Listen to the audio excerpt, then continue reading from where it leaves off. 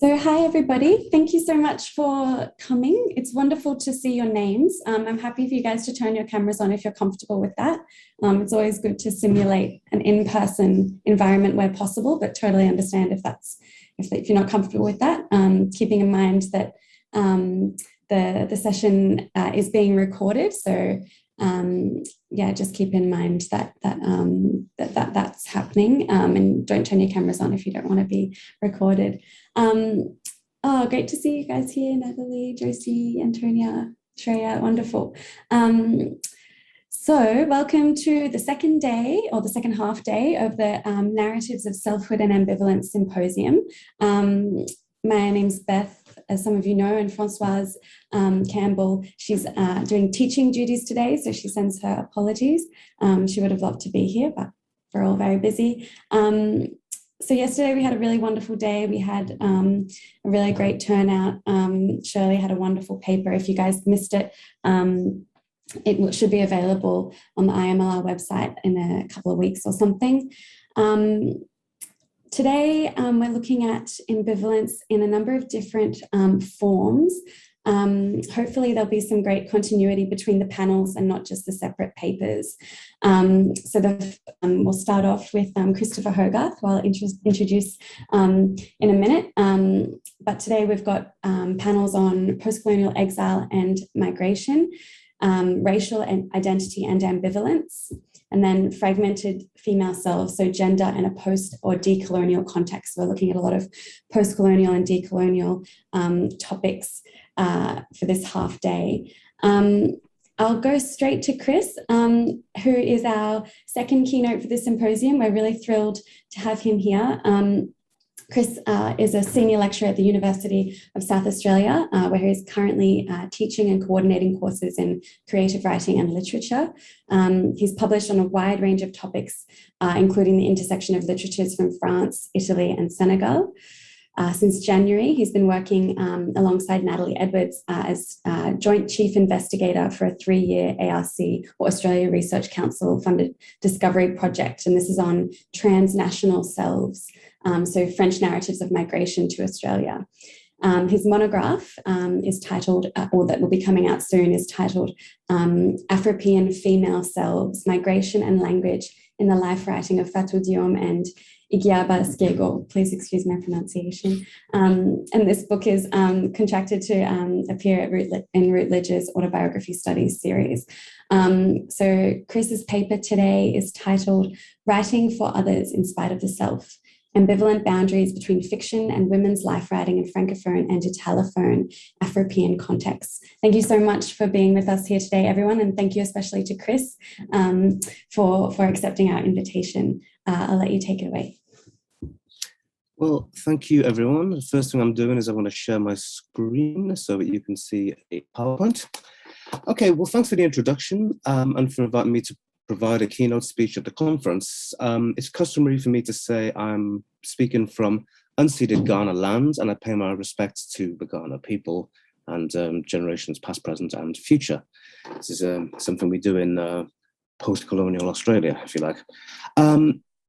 I see that most of you are in French studies, which is my favorite area, but hopefully my approach today, which will take into account Italian studies also, will provide a useful comparative approach. So I'm exploring women's life writing in Francophone and Italophone literature, but most especially in the context of writers who are sometimes called Afropean, so who therefore occupy what you would call an ambivalent position within national and continental canons. They also display ambivalence over narrating selfhood. So I'll start by talking about the history of this subfield of Afro-European or Afropean literature and how it's been linked to autobiography. I'll move on then to talk about how these terms have worked out in the Francophone sphere and how Afro-European literature has found a place in the Italian literary marketplace over the years.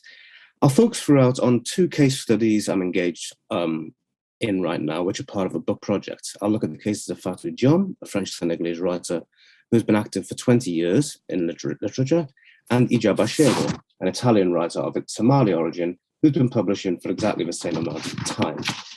My book is to appear in a series on life writing. So I'll spend some time justifying why I'm including writers who would perhaps rather identify as fictional writers in this category. But this isn't just a self-defense, as I'll also discuss how Afropean writers, especially women writers, are cast as life writers, either as autobiographers or somehow ethnographical writers of lives in the markets within which their works circulate, which may have evolved over the last 20 years along with their work. So the crux of my argument is that the boundaries between fiction and life writing are deliberately blurred in the context within which Jom and Szeged write, sometimes by the authors and most often by critics and marketing techniques, producing bodies of work which problematize categories of fiction and life writing, which they've both embraced and resisted at key points over the course of their respective careers. So to start with the Afropean, two of the major works in the ever-expanding canon of Afropean writing, Carol Phillips' 1987 The European Tribe, and Johnny Pitts' 2019 Afropean, are clearly autobiographical accounts of journeys of Anglophone European writers of African descent around Black areas of European cities. Phillips' work's crucial message was to assert the presence of people of African descent in the European social fabric over a longue durée of several centuries, and to demand that these people be recognized and their stories be told.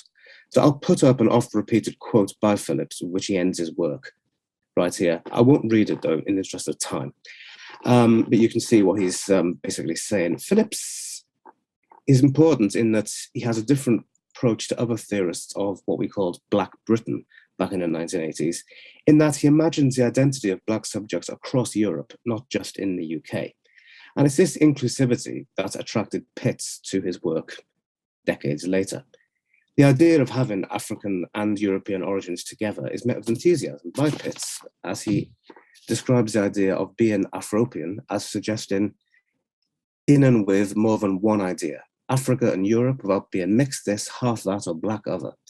Of course, this also means being in and with around 100 countries, with a plethora of languages. So one understands the reservations of Nicky Hitchcock and Dominic Thomas, for example, who, while promoting the idea of the Afropean in Francophone circles, also concede that, although it offers the opportunity to constructively build upon pre-existing categories, Afropean could also be just one more in a long line of labels created in order to homogenize a heterogeneous group of peoples.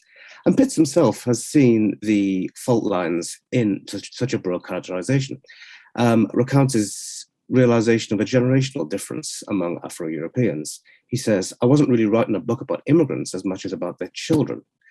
Anyway, no matter what the anxieties over categorization and representation Pitts displays, his work is unmistakably autobiographical. Such terminology is not so easily applied to Afro-European works which appear in Francophone and Italophone realms. For example, although she is the name most associated with Afropeanism in France, Leonardo Ramirez is a fiction writer who only enters the realm of the autobiographical in polemical pieces such as her 2012 Habiter la Frontière or 2020 Afropean. Though she popularized the term Afropean in her short story Afropean Soul and seemed to celebrate the in-between position, that's being of both Cameroon and France, of Africa and Europe, Miano has stated what she sees as differences between Afropeans and Sub-Saharan Africans, immigrants. In Afropean Soul, for example, the narrator says of one of the young characters, Il était un Afropien, un Européen d'ascendance africaine. Miano states she feels a duty to souligner les particularités de l'expérience afrodescendante sur le sol européen. One notes that she does this mostly in her fiction.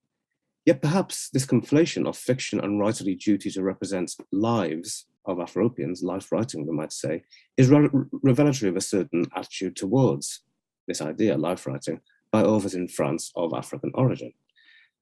There's no clear translation in French for the term life writing. To use the definition of Smith and Watson in Anglophone academic circles, this is taken as a general term for writing that takes a life, one's own or another's, as its subject. Such writing could be biographical, novelistic, historical, or explicitly self-referential, and therefore autobiographical. Life writing has been seen as an especially useful term when dealing with works originating from beyond Europe, since it's more inclusive of the heterogeneity of self-referential practices than the inherited term autobiography in Europe. Now, the extent to which Diom and Szeged wish their writings to be interpreted as self-referential bears some scrutiny. What one finds when investigating the paratexts and publicity surrounding their works provides an interesting commentary on how Afropean writing, especially by women, is received in these countries. So Diom's trajectory from rags to riches is a story worthy of appearing in a novel, which in fact it does in her first and still by far best known work, Le Ventre de l'Atlantique. Rejected by society in Senegal and ignored by her parents on the island of Niodior, she was raised by her maternal grandparents. She defied rules by sneaking into a school and consistently returning to it despite being chased away several times. Eventually, she moved to Dakar to attend university, then on to Strasbourg with a Frenchman in the early 1990s, divorcing a few years later. As in Dakar, she earned money as a domestic worker here while continuing her university studies. I mention these details because they resemble details of the lives of Diom's most famous character, Sally, of Le Ventre de l'Atlantique in 2003 and Impossible de Grandir in 2013, and of the unnamed character in her debut work, La Préférence Nationale in 2001, a group of short stories. Early in her career, Diom seemed unperturbed about any tendency of critics to associate her, the author, with her characters. In a 2003 interview, she's asked, "On sent une continuité entre la nouvelle et ce roman. Cette jeune femme ressemble beaucoup au personnage principal des nouvelles. En même temps, quand vous parlez de Sally, on a l'impression que vous parlez un peu de vous, non?" To which she responds, "C'est absolument vrai. Sally, c'est moi." Wink. "Il n'y a pas de mystère là-dessus. Ce personnage s'est forgé à travers mon chemin à moi." So, in some ways, Diom was doing what was expected of her as a debut novelist from Africa, who made what Claire Ducournau calls la thématique de l'immigration the main point of her early work.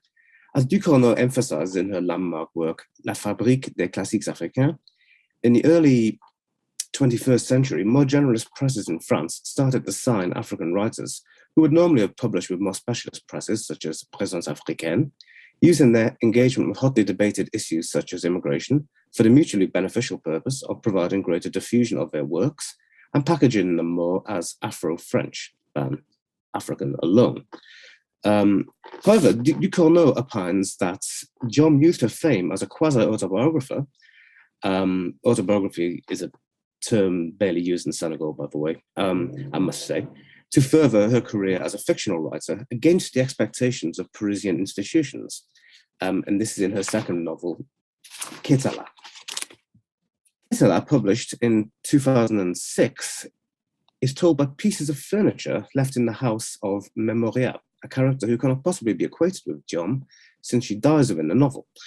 Ducournau's impression is that, now signed with the renowned publishing house Flammarion, Diom escapes the carcan of autobiographical immigrant literature to write what she likes. However, she notes this resulted in much lower sales and quotes a sales run of 45,000 copies, which is probably even lower, as opposed to the more than 200,000 copies that Diom's debut novel sold in its first years of availability. So the consequences of lower sales may be one reason why Diom has not actually departed much from the thématique de l'immigration in her subsequent works.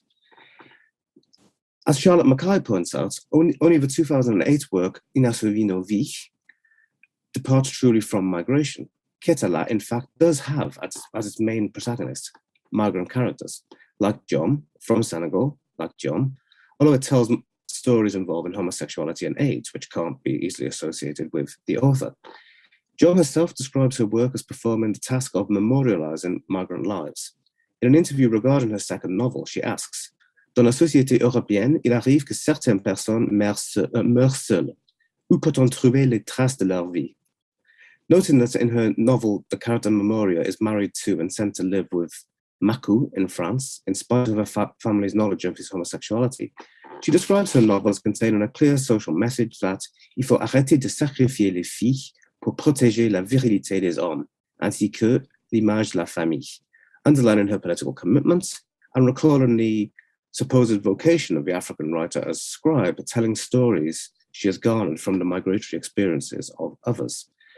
While this is not life writing then, it's cast as writing about tragic lives of migrants around her. And she uses her role as a writer as a means of raising questions about taboos that her communities or community in Africa will rarely bring up, such as sexuality. The few scholarly articles written on this novel, Ketala, indeed focus on Jom's commitment to restoring the dignity of failed migrants who are vilified by their communities. Now, Jom's 2010 novel, Celle qui attend, returns clearly to the subject of migration. While the female characters of the book are the eponymous ones who wait and do not migrate, they're also portrayed as suffering the consequences of migration, as their husbands leave the island of Niojor, Jom's native island, and send financial remittances to them, a common theme of Jom's work, and one that was central to her quasi-autobiographical Levant. In her final novel for Flammarion, Jom returns to her apparently autobiographical character, Sally. If Impossible de Grandir is titled thus in reference to Sally's difficulty of shedding herself with her troubled childhood voice, called La Petite in the novel, it's also a somewhat ironic title from the angle which I'm taking here, as it represents an apparent return to her literary beginnings as what some would call a little autobiographer, as opposed to a great writer. The work is dedicated to Jom's mother, whom she was not brought up by, and wavers between Strasbourg and Niojor, her two focuses of reference in her life. It's advertised as being à partir de souvenirs personnels, intimes, and contains long descriptions of life being brought up as an illegitimate child by grandparents with obvious autobiographical undertones, as well as a photograph of Jom herself on the front cover. So it seems fair to say that Jom came full circle in her literary endeavours over 10 years, which isn't to say that she regressed, but one notes that her return to her best-known character has been followed by several other pieces that one could regard as life writing. In her last work for Flammarion in 2017, she published Marianne Porte Plainte, a polemical work reflecting the kind of mediatized activism that Afropean women writers are often involved in. I mentioned Miano's activity earlier on, for example. Here, Jom defends her right to call herself French and speak in the name of Marianne, the personification of liberty, equality, fraternity, and reason, against right-wing anti-immigrant politicians, among many things. The work is extremely personal, and one sees again the obvious link between details of her personal life and that of many, if not most, of her characters, her fictional characters. Though now writing with a new publisher, Albin Michel, there are clear links to Jom's self in some of the stories that make up the short story collection De Quoi Aimer Vivre, which was released this year, 2021, although it contains some of her older autobiographical short stories. It's perhaps in this work that Jom comes most close to unveiling her authorial self. In the two stories that open the volume, Une fenêtre pour les anges, one reads the story of a friendship between Andy, a man living in Strasbourg, and an unnamed Senegalese Serer-speaking female writer from Manyaminka, Sine Selum Delta. Andy reveals early in their friendship that he knows of his friend's work and promises to defend her against ces loups dont tu parles dans tes livres, clearly recalling the wolves that Sally refers to in Le Vent de l'Atlantique, as well as the title of a 2004 Jom short story, Les Loups de l'Atlantique, which is reprinted in this collection. Publicizing of the work has indeed insisted on its autobiographical elements. Radio France Internationale piece discussing it speaks of l'auteur qui est aussi la narratrice, and for the first time calls Jom's writing récit autofictionnel. Though not all of the short stories herein are autobiographical, the idea that Jom is a writer who writes of real lives is promulgated in another piece. The radio channel France Inter ran a reportage entitled Les vies de Fatou Diom. In the interview which accompanied this, Jom made the comment, Le livre est un espace privilégié pour créer un regard familier et collectif, thus insisting on a collective dimension in her writing of lives. Yet, John continues to produce unusual output, which would be very hard-pressed to call life writing. Her first novel, Alban Michel, Les Veilleurs de Sangomar, has eternal spirits as its eponymous protagonists. The novel is based in her home area and deals with relations of French and Senegalese families following a real-life disaster. Thus, what we can see is John has taken to walk on a tightrope between fiction and life writing, where she popularizes herself by producing the latter in order to gain her, perhaps to grant herself some liberty to produce the former. She has also reaffirmed a strong engagement with the media, so that a casual spectator reader would easily conflate the author and her work. Such tactics and engagement are discernible in the career trajectory of an Afropean female writer from the Italian language tradition, Ijaba Shego. Excuse me.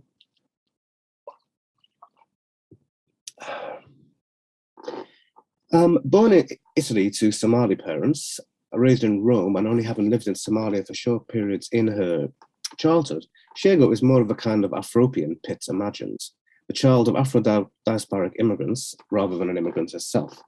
The market in which she has operated is also quite different to that in which John works. Institutions such as the specialist press Présence Africaine have cemented the presence of Francophone African literature, somewhat paradoxically, at the heart of metropolitan France for over a century.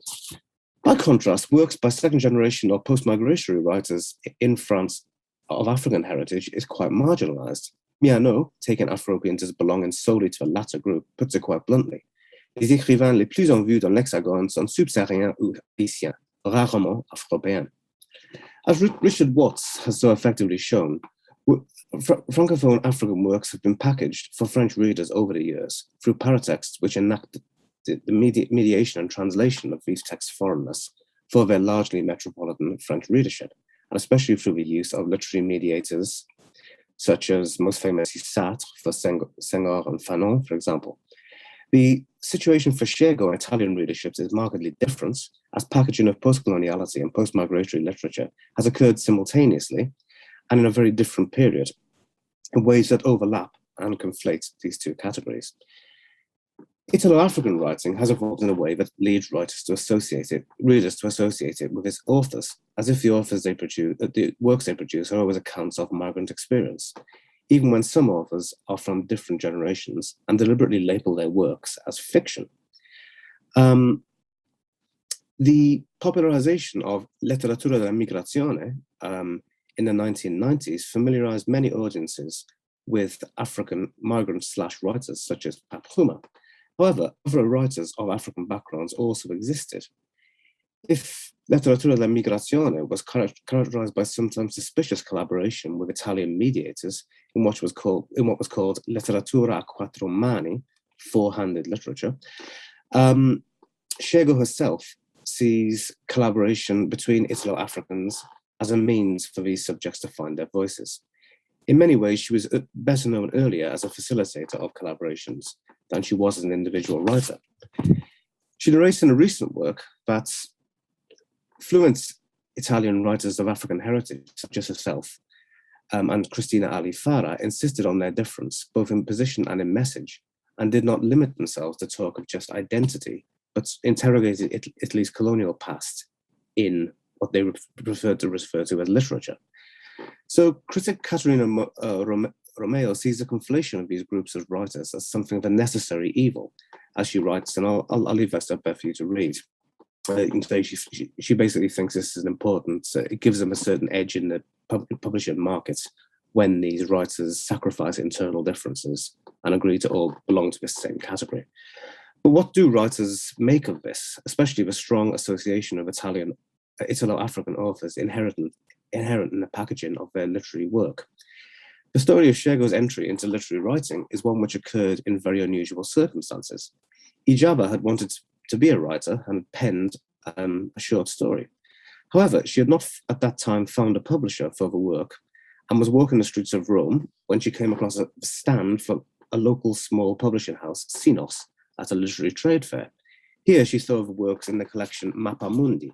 The aim of this series is to increase the linguistic awareness of Italians by producing bilingual works by authors from around the world. She noticed there was nothing in Somali.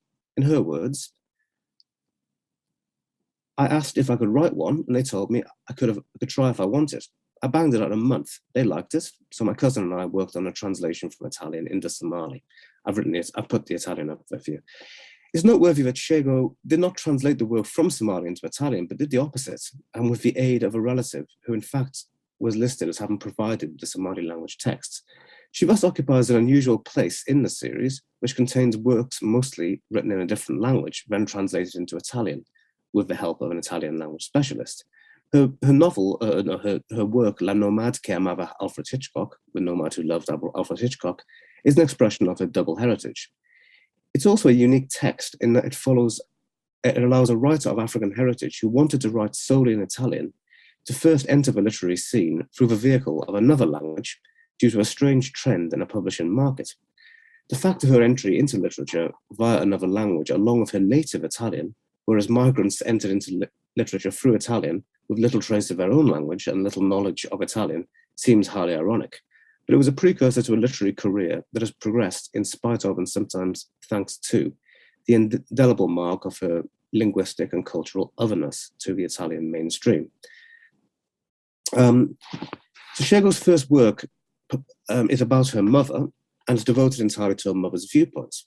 Although Ijaba is the author of the text, she portrays her mother as the sole narrator of it.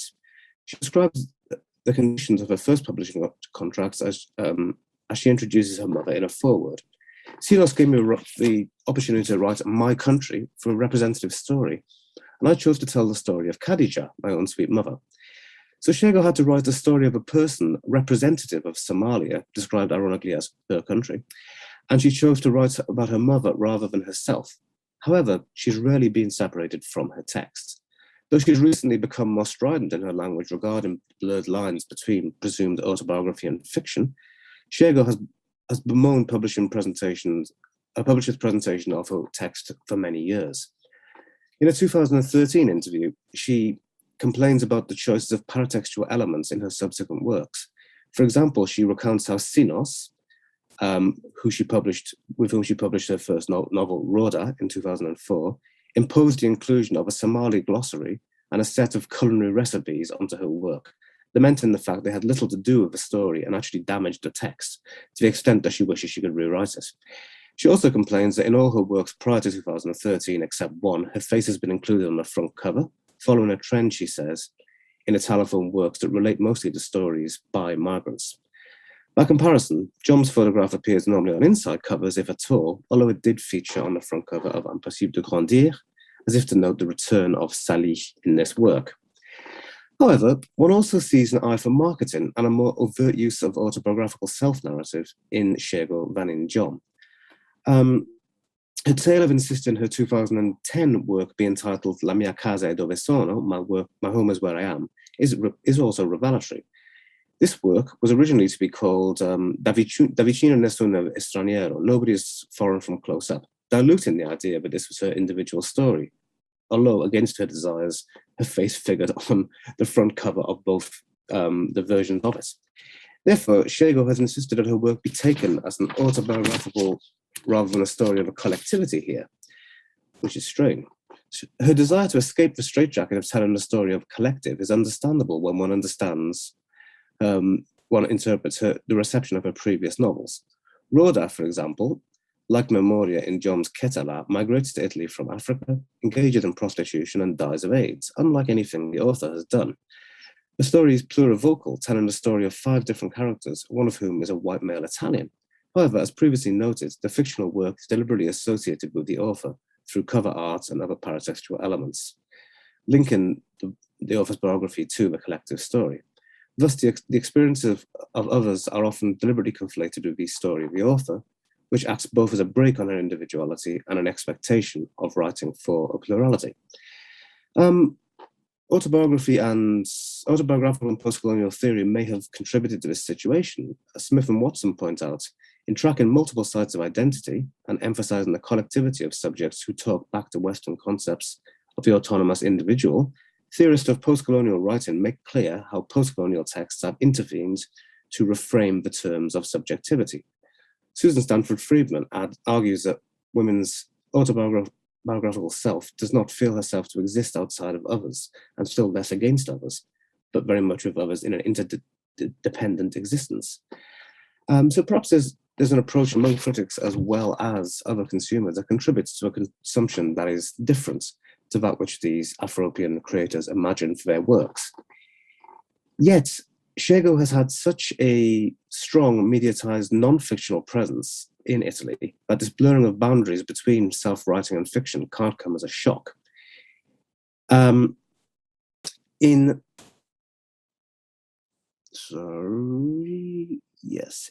recent pronouncements, she has indicated as much, if not without some frustration, and hinted at strategies she is using to subvert expectations of autobiography in her work. When commenting on her latest novel, La Linea del Colore, she notes that Black people are always somewhat pinned down to their personal experiences and laments the possibility of invention is always systematically denied us. Recounting with some humor how she is still asked about details of her life based on her first short story. However, she remains somewhat good-humored in this video, comparing the reception of her work to that of African-American writers over the years. Szeged's works often contain themes upon which she has made public pronouncements, such as repressed homosexuality in the Italian Somali community, and she has also taken advantage of the increased popularity of certain neologisms, such as Afro-Italian and an Afropean, to boost her public profile in recent times. She's also benefited, unlike John, from an opening to new markets through a vehicle of translation, which may have affected her choice of topics of her latest books.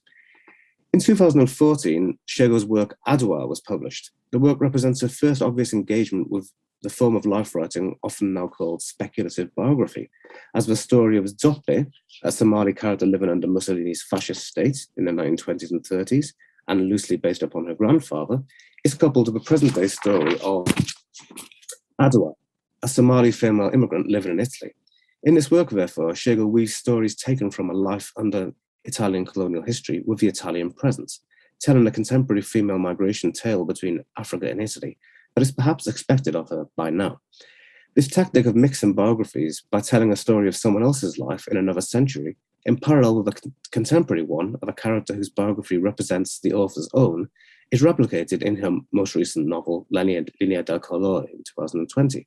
Here, the story of Lafanu Brown, an American woman of African and Native American heritage in the 19th century, based on two real-life characters researched by Szeged, goes to live in Italy thanks to a patronage of several women, and her story is paralleled with the contemporary stories of Leila and Binti.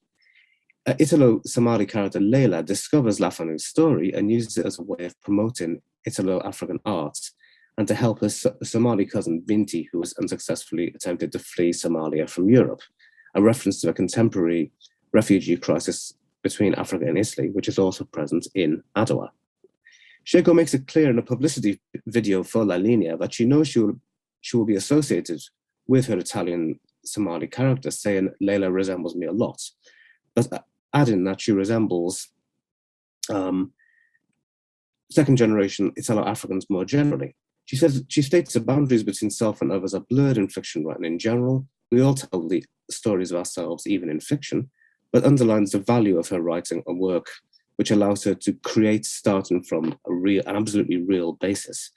If I describe John as walking a tightrope between fiction and life writing by producing some of the latter in one work in order to produce some of the former in another, then Szeged seems to have taken to walking such a tightrope within the most recent works, doing both at the same time. So the difficulty of detaching author from work is augmented in La Linea del Colore by the fact that it comes with a quite lengthy afterword by Szeged. Here she describes her process of creating the story, il making of, she calls it, and sees her employment of the term Afro-Italiana in a sustained manner for the first time. She previously saw this as a very ambivalent character and characterization and tried to avoid it. But now she starts saying that thanks to reading works on Black Europe by the likes of Liliane Thuram, I lit up my Afro-Italian heavens, if belatedly. She also proclaims at the book's end, I the author, am an Afro-Italian. Thus, she's found comfort in this ambivalent category at a time when popular songs evoke and popularize it will no doubt help her progress as an author. Moreover, Szeged has also discovered the very ambivalent term Afropean. Um, so she wrote an opinion piece on it in 2017 in which she cast some doubt upon the usefulness of the word, and you can see it here. She calls it strange, oxymoronic, but then speaks of we Afropei, and does seem to conclude at the end of the article that this circumscribed term, as Thomas put it, is motivated by the shared experience of discrimination, either in recent history or extending as far back as slavery. These days, Szeged was being used as an emblem for the Afropean in Italy, hosting many recent presentations in the popular online Afropean Bridges series, for example. Thus, both Szeged and Jom have occupied ambivalent position categories which have significantly affected the progress of their writing careers. Although the theme of migration appears to have been the one common driving force in garnering readership, the expansion of categories, both of writing and writerly identity, have helped at times. But these categories have been expanded most significantly in the Anglophone world is of particular import, I believe, and the direction of the careers of each writer over the last few years underlines this.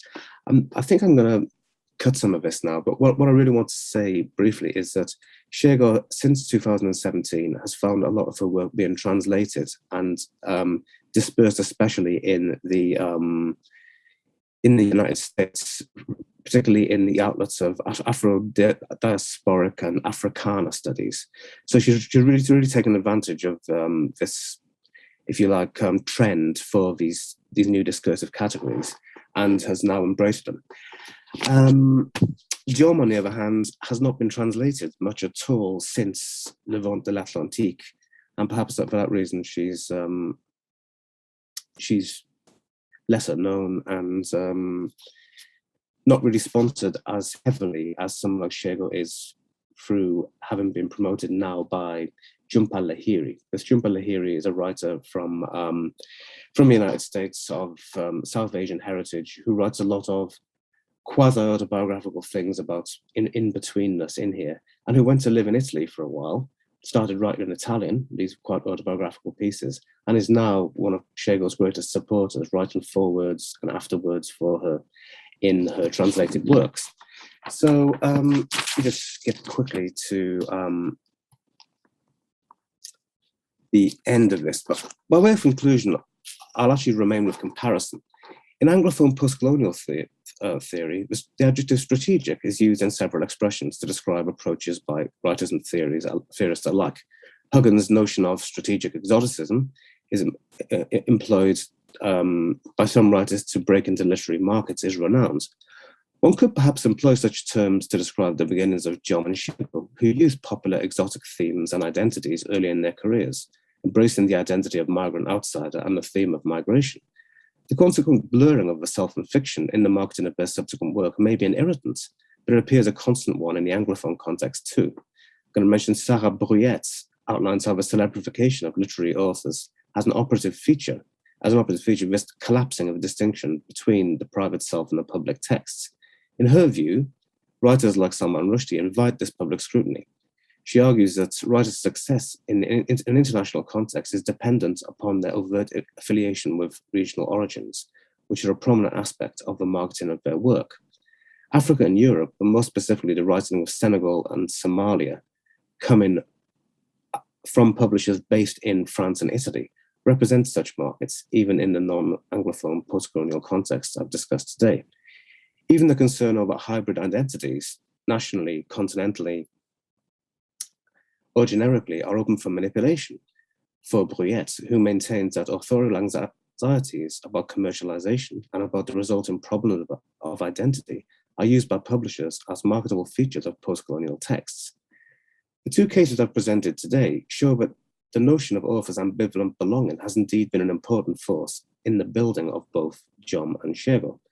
And whether they can be said to contain selfhood depends on which of these authors' works we are talking about, or indeed which reader is talking about the authors in general. Thanks.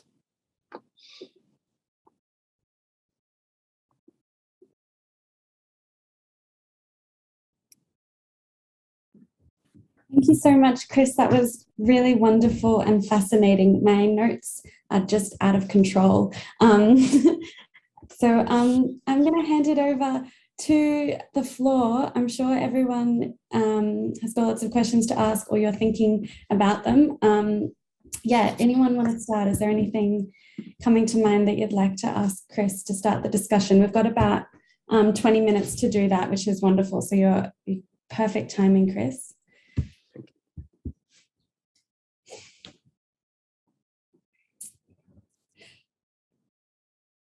Okay, while everyone's thinking, I might just start us off with a quick question. So throughout my notes, I was really thinking of something and trying to find words for it. Oh no, actually, I'll let Ruth go. Sorry, you go, Ruth.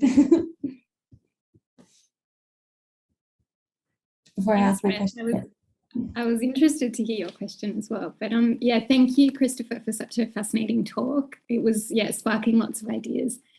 I was really struck by the phrase literature of migration when you were talking about the Italian context. And I was wondering if you see or have come across any connections between the history of emigration and emigrant writers from Italy with this kind of newer literature of immigration that's being recognised, and if you kind of perceive any differences perhaps in the way that the idea of migration, emigration, immigration might be different in Italy from France in this context. All right, okay, yeah. That's fascinating. I mean, the one thing I would start by saying is that in the very early literature, letteratura della migrazione works, there were these enormous parasets, enormous dossiers that spoke about the place of these people within Italy, these African people within Italy. And a lot of the dossiers actually also focused on what happened to Italians when they went abroad. So immigrant experiences. And there was a very, very deliberate comparison, I think on behalf of the actual Italian editors who were helping these writers a lot, in basically saying, do you see what happened to Italians when they went abroad? Do you see the racism they faced? Do you see the problems that our people have faced over many years? Can you see what a bad thing it is that we are doing to these poor migrants now, mocking them and vilifying them? It doesn't seem to have done much good over the years, because it's probably worse now than it ever was, the racism in Italy. But at the same time, the links between Italian diasporic literature and the Italian diasporic tales of migration has been there from the start. It's probably moved a little bit in the writing that I'm looking at, in that some of the writers now are more interested in dispensing with Italian helpers and talking instead about their own experiences as Italians and as victims of racism. But yeah, it was there earlier. The Italian-French connection, yeah, it's very hard to go into in great detail right now. But what I'd say simply is that the idea of the idea of migrant literature in France, it's I think Juana Sabo says it's basically a whole sort of industry. If you well, no, it's not Juana Sabo. Zuba Xavier says it's a whole industry. It's a whole sort of thing that goes around the world. Not so much so in Italy. I think it's more of a localized issue of the idea of a migrant text. You do get some great writers, if you like, Taha Benjaloun, Jhumpa Lahiri, and so on, trying their hand at writing Italian as temporary migrants sometimes. But other than that, there are no Milan Kunderas and things writing in Italian in that respect. But I could probably go on a lot longer answering that question, because the migrant literature over in France is treated in a very different manner, I think, to what it is in Italy. Thanks.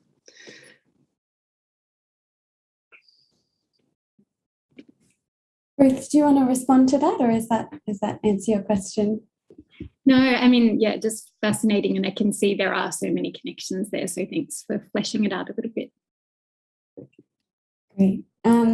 So we've got a question from Gabrielle, who says, thank you, Chris, for an enlightening paper. She's wondering, would you say that the burden of representation and strategic life writing are more specifically gendered in Afro-French writing? Yeah, yes, I would, yeah.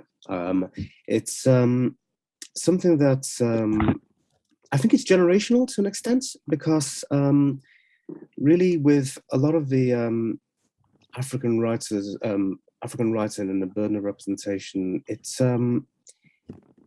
started with men who often returned to Africa and wrote about France from Africa.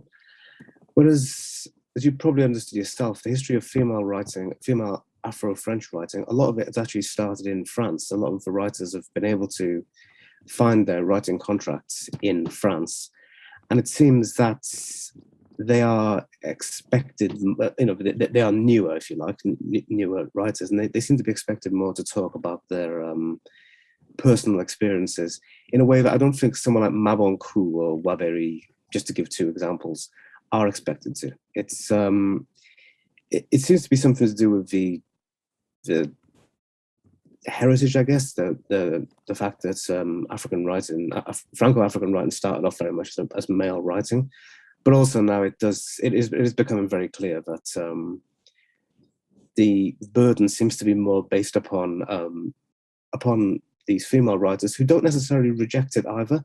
Mabonkou in particular made a big hullabaloo saying, I'm not Africa's fireman. I shouldn't be expected to be a politically committed writer.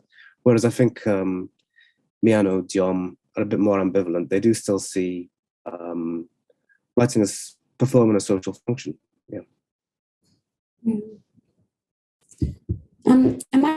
I've got a question from Ursula, but I might just keep going with this a little bit in a slightly different angle. I'm just wondering whether the fact that that not just their gender, but also their mixed race nature of their identity, so they're not so that ambivalence there, does that play into this kind of strategy, or this kind of almost this exoticizing of them as authors? Does that kind of add anything to the way they're received or to their mediatized presence, the fact that they do have that ambivalent kind of ethnic identity, if we can speak in terms like that? Yeah. I think it's fair enough to say. I mean, but both of them, as I say, in a way, have exploited this. I mean, Diom had her own literature show earlier in her career, where she would interview lots of different authors, and she was very much seen as the sort of voice from Africa. She's very different to Shego, and this is part of my book's argument, is that she's a very different Afropean, if we're going to use the term Afropean, because Diom, for example, has a very thick Senegalese accent when she speaks. You can hear her. She speaks several languages anyway, but she speaks brilliant French, and she could speak classical French and so on. So it's sort of very much played on this this fact of being French and something more. And as I say, the fact that she was brought in to that Café Voltaire series to make this book of Marianne Porte-Plainte, being a black Marianne, is very much playing on something that's been written about a lot more recently, this idea of the black woman representing a certain new type of freedom fighter, if you like, in this area. But at the same time, Diom's quite different from most of what would be called Afropean, because she really is African, of African heritage, somebody who has lived in France for 30 years, but is of clear African heritage. Shego is part of a very different generation, which is Italy's new generation. They call it the Balotelli generation, if any of you follow football, but which is basically of black people who speak fluent Italian, who speak often with a regional accent, which is not African, it's Roman in the case of Shego. And I mean, she's brought in as a curiosity maybe sometimes, but also she does have like an increasingly strong voice. As I say, this voice, so I find that scholarship in America has done a lot to popularize, as much to popularize that voice as anything in Italy has done. So that's an ambivalent part of, I think, the academy having an impact, if you like, upon other developments in literature. Yeah, no, absolutely. So we will get to Ursula's question soon, but we've got Gabrielle kind of responding to that, saying that autofiction in French may be gendered anyway. And Ruth is saying that Frenchness is already personified as Marianne too. We've just got those in the comments.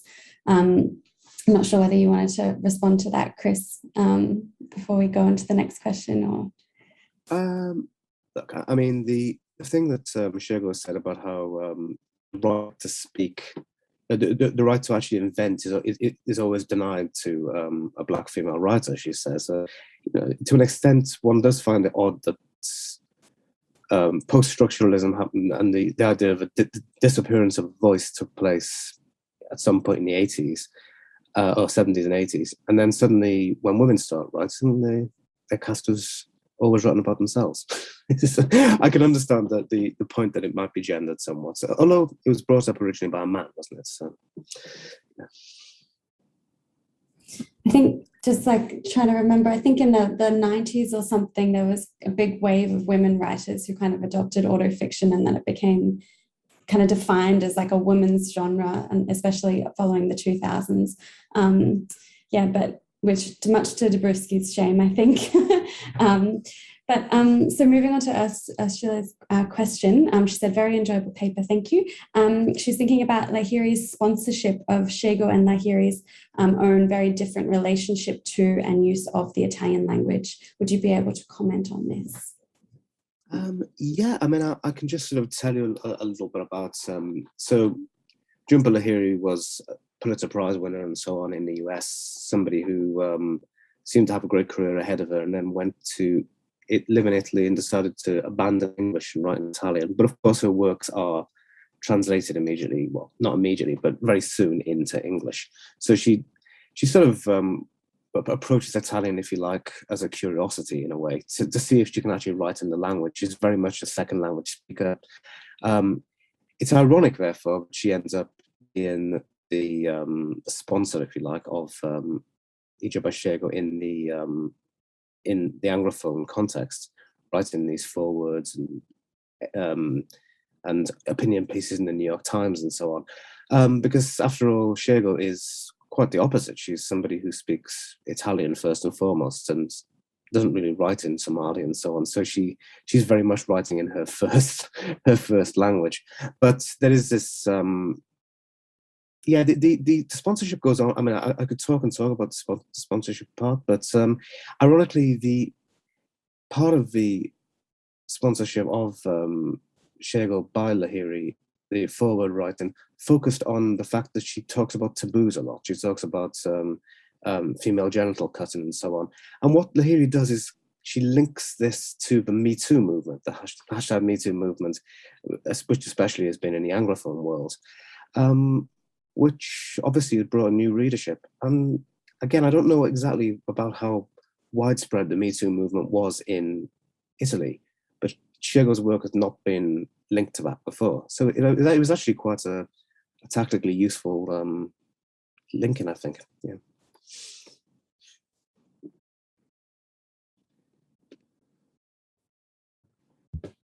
Yeah, and Ursula adds that this is the irony that she's getting at, that Lahiri becomes a mediator for Szeged in Anglophone culture. We're very, very ambivalent territory here, I think. Yeah, you go. No, I was going to say it's something I've really I've struggled with myself, but it's that link of the post-colonial too, which of course is such a maddeningly wide term, and this was a hard thing for me when I worked in the US. Was they said to me, "You work on post-colonial literature, you can teach post-colonial literature classes," which meant that I taught Lahiri, I taught right the way across the canon, and of course they're very different. I mean, the post-colonial Szeged was pretty different to the post-colonial Lahiri, and yet maybe they can be mutually beneficial, which isn't such a bad thing. There you go. Absolutely, but I think grappling with the complexity of this, that's precisely, especially in the classroom, it's precisely why it's so great to teach these kinds of texts. It's teaching people how to have a kind of a vocabulary for that complexity and to appreciate the nuance. I think it's wonderful. Does anyone else have any questions that they'd like to follow up on? Any other points?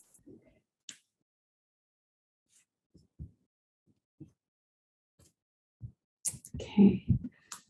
Well, I guess then if no one has any other questions, I'd maybe encourage a 3 or 4 minute pause before we start the next panel, which is at 9 a.m.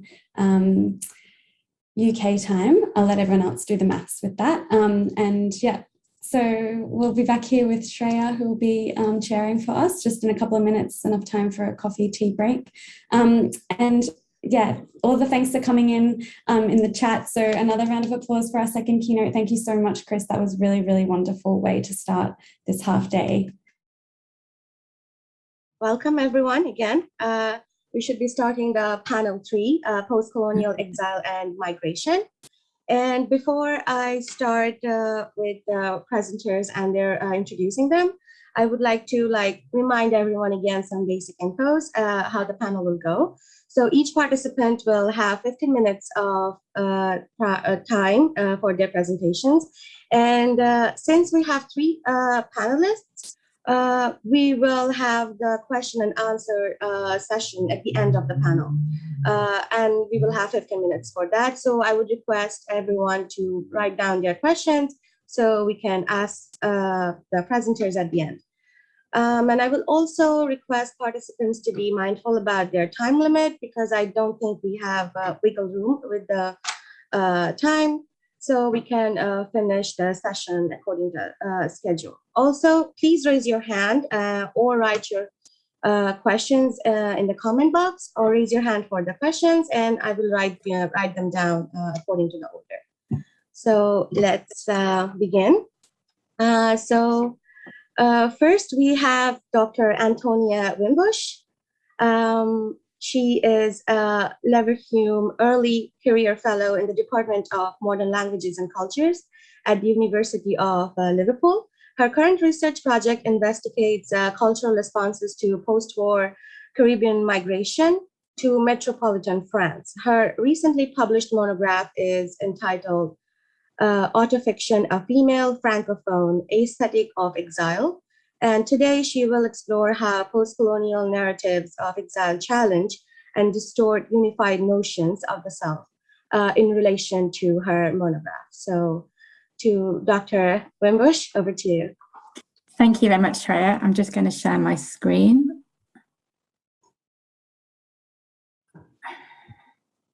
I'm not sure, actually, I can share my screen. If I could be able to, that would be great, please. I'm so sorry, that's me. That's all right, don't worry. Being a bit of an amateur at technology. Should be good to go now, I think. Fabulous, yeah.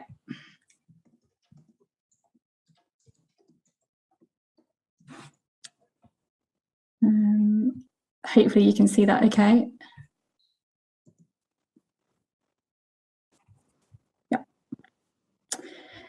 Okay, thank you very much. And thank you very much to the organisers of this conference, which has been wonderful so far. And I'm really looking forward to hearing the rest of the presentations. So my presentation today is going to explore my new book, which was published in August of this year by Liverpool University Press, which is entitled Autofiction, a Female Francophone Aesthetic of Exile. And the book really examines these connections between displacement, exile, belonging, and identity, which I think are core issues in today's world, which means that the book is particularly timely in the 21st century. So the 21st century is an era of globalization and mass mobility, as increasing numbers of people are moving across the world, whether by force or through choice. And so the book really investigates how these issues resonate in the Francophone post-colonial context, in which the nation state of France is constantly being reconfigured by the arrival of people from the former colonies across the world. The book asks how women writers, who have traditionally been locked out of these debates of exile and displacement because of their gender, write about their gendered experiences of exile. The book dialogues with post-colonial studies, gender studies, and autobiographical studies, and so it is interdisciplinary in scope. And here you have my corpus. So I really wanted to make sure that my corpus was a wide-reaching corpus of contemporary female Francophone authors in order to investigate how the cultural, political, and historical specificities come to bear on experiences of exile. I also wanted to put established authors such as Nina Bukhari, who you can see on the screen, into dialogue with lesser known voices to really diversify Francophone scholarship of exile and displacement.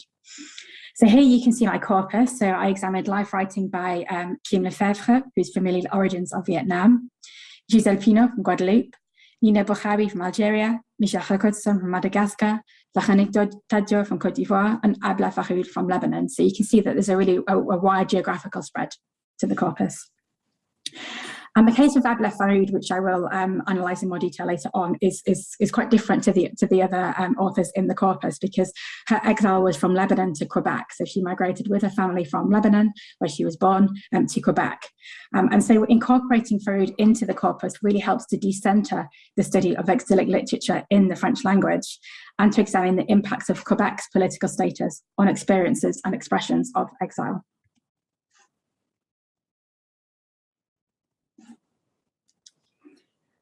So responding to gaps in the critical discourse of exile, which is mostly gender, so that's what I argue that's often been lacking in these discussions.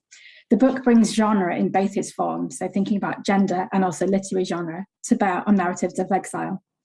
And I argue in the book that the reconceptualization of these categories of mobility occurs specifically in women's autofictional writing.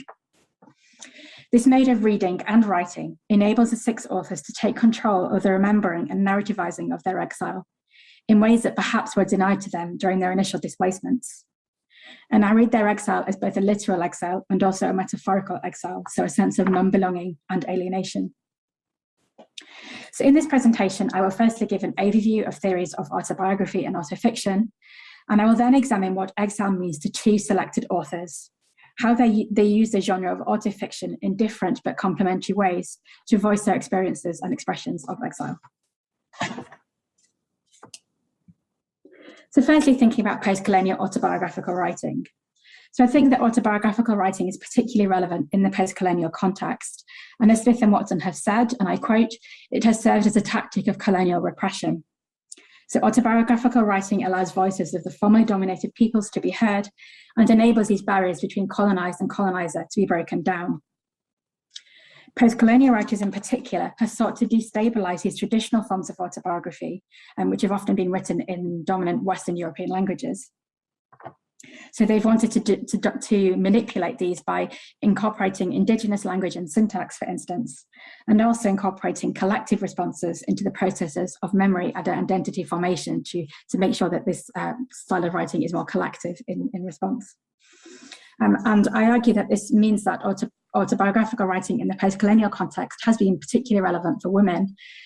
It's enabled them to claim ownership of their life story and to gain agency where perhaps they didn't have agency in other types of writing. So what forms does this autobiographical writing take? Particularly in the French context, Philippe Legeune's Le Pacte autobiographique from 1975, so the Autobiographical Pact, remains a very important work. In the Autobiographical Pact, he states that the author, narrator, and protagonist must be one and the same person for an autobiographical narrative to occur. But of course, as we know, there's been lots of critiques of his writing, and I've given an overview of some of the critiques that scholars have made over the years. So Claire Boyle, for instance, argues that it is in fact the reader who seals this autobiographical pact rather than the writer. And so according to Boyle, the reader could project an identity onto the author through these images gained from the text, which may or may not be accurate, which means that autobiography appears as a place where the autobiographer experiences a loss of sovereignty over the self.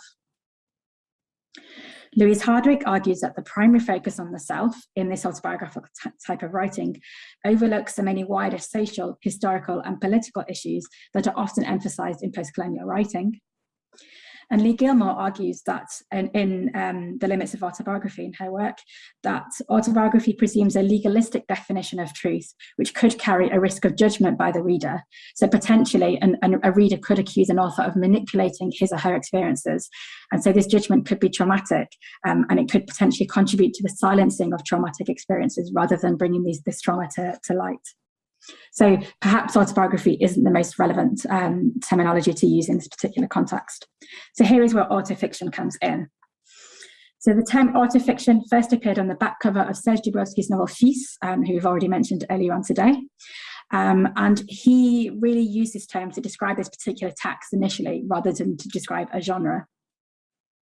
And it was initially brought about because he was contradicting Legeune's claim that a book whose author and narrator that has the same name cannot be a work of fiction. He describes autofiction as, and I quote, une fiction d'événements et de faits strictement réels. So thinking about a fiction of events and facts which are strictly real, that did actually take place, and that are written by ordinary people rather than by important literary or political figures. Like Lejeune, he places emphasis on this identity of the author, narrator, and protagonist, but states that autofiction texts can be much more creative in narrative form. So we can see a distortion in narrative time, so going backwards and forwards in narrative time. There's usually a focus on a particular time in an author's life rather than a more chronological account of life. But again, of course, we do see critiques of this kind of theorization of autofiction, mostly about this notion of autobiographical truth. So how can texts that overtly manipulate autobiographical truth be considered within this wider category of life writing? But of course, this then brings up another question: what is autobiographical truth? And how can we measure autobiographical truth? How can we know whether an author is telling the truth, whatever that is, or not? And in response to this, Beth and Pike has argued that, and I quote, not all fiction is autobiographical, but on this deeper level, all autobiography is fiction, because the writing of the memory of a past event automatically involves a reinterpretation and a reimagining of that particular event. So we already see some kind of fictionalization there. Arnold Schmidt prefers the term self-narration. He says that term is better than autofiction because autofiction places too much stress on the non-referential parts of the discourse. Autofiction has been popular in French language writing, so many French language writers, and particularly women writers, have adopted this genre in recent years, such as Marie Darrieussecq and Chloé Delhomme. We've also seen an increased academic interest across linguistic boundaries, so not just in French language, scholarship on French language writing. For instance, in 2018, Harold Dix edited a volume, Autofiction in English. And in 2019, there was a conference that was held at the University of Oxford, which looked at autofiction from a comparative and transnational perspective. So we can see that autofiction isn't just something that occurs in French language writing, but has also been made popular in recent years in different languages too. So thinking about my own argument then, I argue that the representations of exile that were written by these 6 authors really expose the limits of traditional models of autobiography and call for a reimagining of the genre. And so the ability to manipulate reality through autofiction, to distort the chronology of events, and to create this layered text allows the authors to gain control of their exile in ways that perhaps they weren't able to before. They are able to suppress, perhaps, or fictionalize particularly difficult elements. They are able to reflect psychoanalytically on the impacts of their exile, and this helps them to gain agency. So for the remainder of the talk, I'm going to give a brief overview of 2 of the authors that I discussed in the book. Firstly, Gizelle Pino. So what does exile mean to Gizelle Pino? Exile really is a continuous displacement between France and Guadeloupe. So Gizelle Pino was born in 1956 in Paris to Guadeloupean parents. She spent her early childhood in Guadeloupe before traveling with her father, who was in the French military, across Africa and to France. The family returned to Guadeloupe via Martinique when she was an adolescent. Pino then returned to France to complete her studies and to begin her professional career as a psychiatric nurse. And she now lives in Marie-Galante, which you can see on the map is an island just off the 2 main islands of Guadeloupe. And her mobility is really an example of this aller-retour structure, this toing and froing, which is experienced by many Caribbean people between the Caribbean and mainland France, for work or for study or indeed for family commitments. And this is really both enabled and encouraged by the Département et d'Outre-mer structure, the fact that Guadeloupe was a former French colony and is now administered politically as part of France. Pino engages with theories and practices of autofiction a lot through her writing, and autofiction plays a fundamental role in her corpus. Her most famous autofictional text is L'Exil selon Julia, or Exile according to Julia, and this is perhaps her most personal. The narrator is a young Pino, and we learn about her alienation through that of her grandmother Julia. But she has written other autofictional texts too, such as Mes 4 Femmes from 2007, which can be translated as My 4 Women. And this text sits in a hypertextual relationship to L'Exil selon Julia, according to Louise Hardwick, so you can see the parallels between these 2 texts. And in Mes 4 Femmes, he traces the lives of her ancestor Angélique, her grandmother Julia, her aunt Giselle, and her mother Daisy from a more detached viewpoint.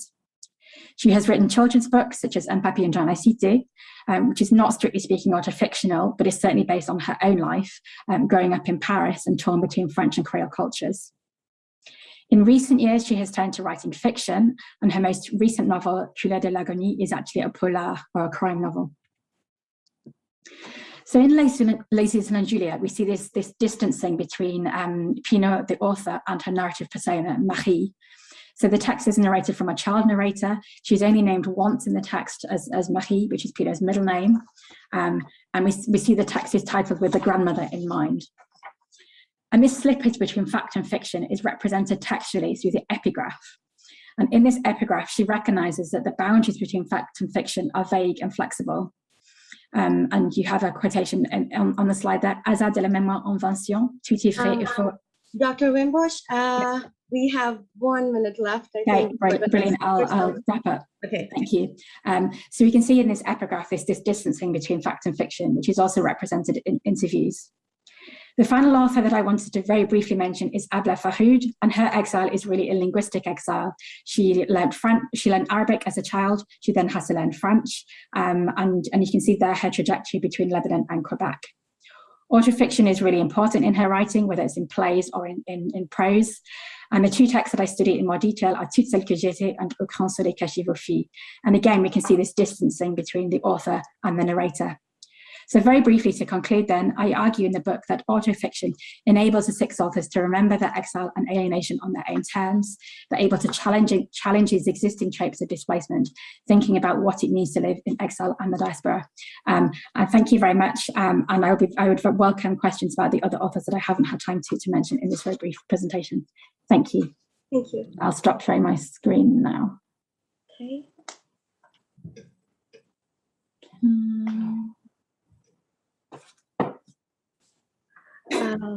Thank you, Dr. Wimbush, for your very enlightening presentation.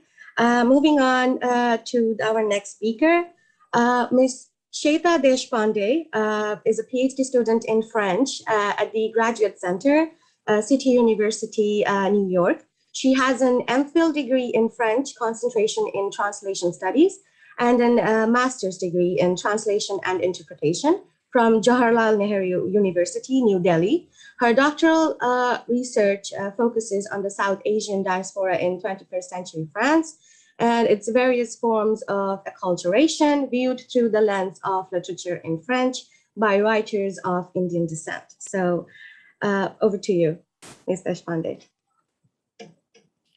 Thank you so much, Shreya, for the introduction, and thanks to Beth and Françoise for having me here this morning. It's like 4:21 in New York here, but we're looking forward to my presentation. So I'm just going to start sharing my screen and I will get started with my paper. I'm trying to find the, oh, okay.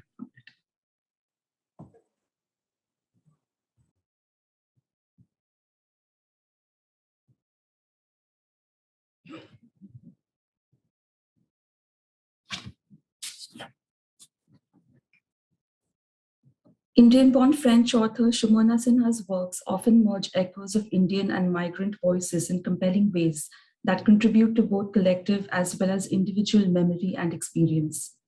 Sinha's 2011 novel Assomo les Pauvres is a Francophone narrative that focuses on illicit migrations to France from the Indian subcontinent.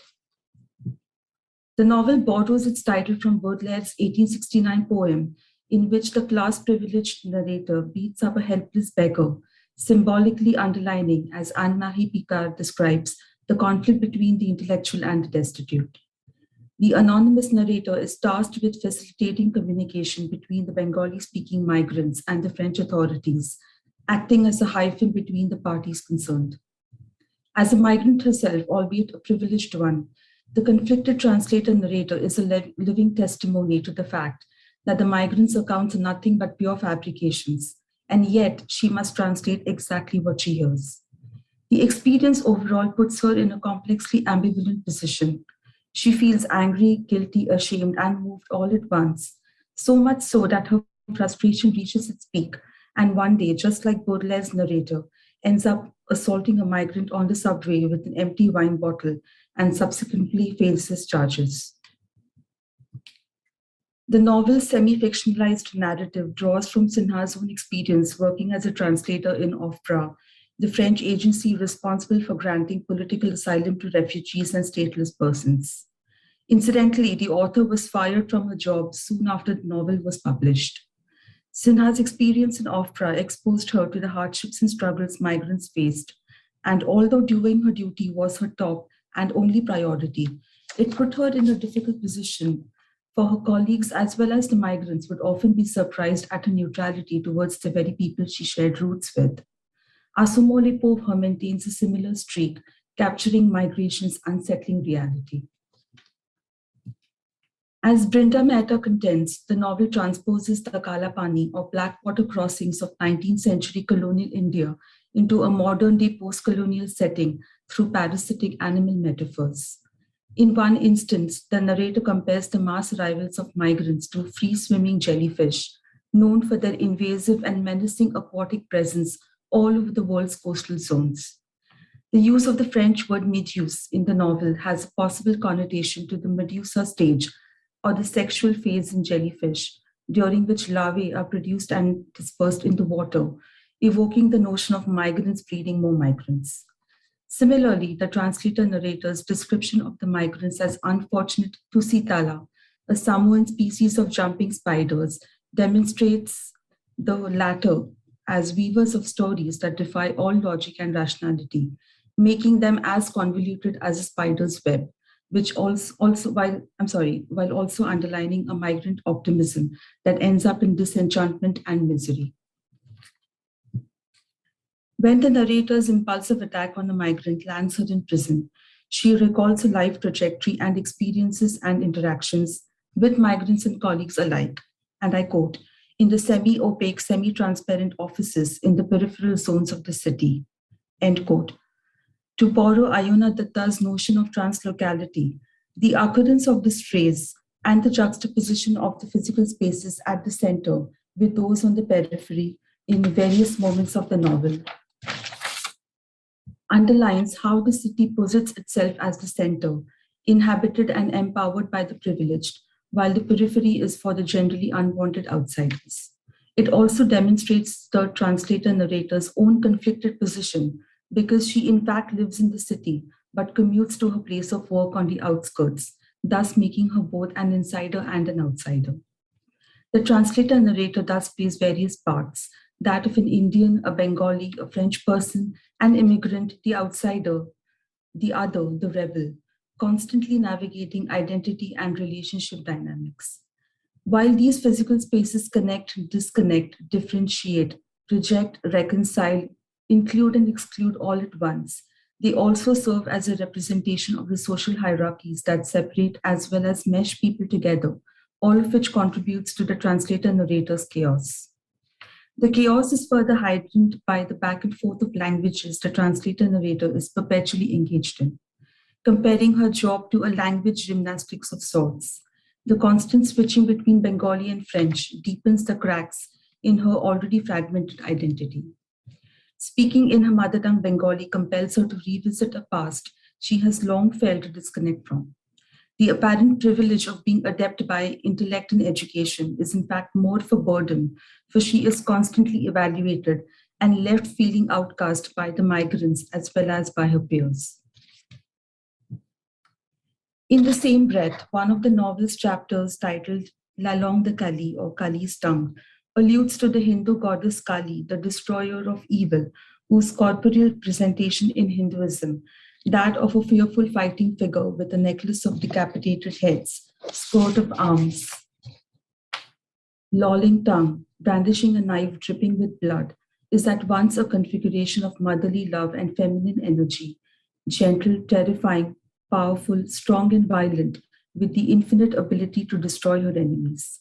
The translator-narrator is portrayed as a tangible representation of Kali, occupying a seat of authority with the power to make or break a migrant's case. When probed further to answer her questions, the migrants display a language territoriality that suggests only they, not her, are entitled to their language, often accusing her of not translating faithfully. Moreover, they cannot bear to have the official be a woman who is questioning, probing, and interrogating them, and to whom they, the men, must answer. To conclude, the migrant's predicament and the protagonist's own highs and lows, Sinha demonstrates one of the major paradoxes of migration that defines a diffuse diasporic existence, one that comes at a price and poses its fair share of hurdles, while also challenging the fragmentation and reconstitution of the self. Thank you.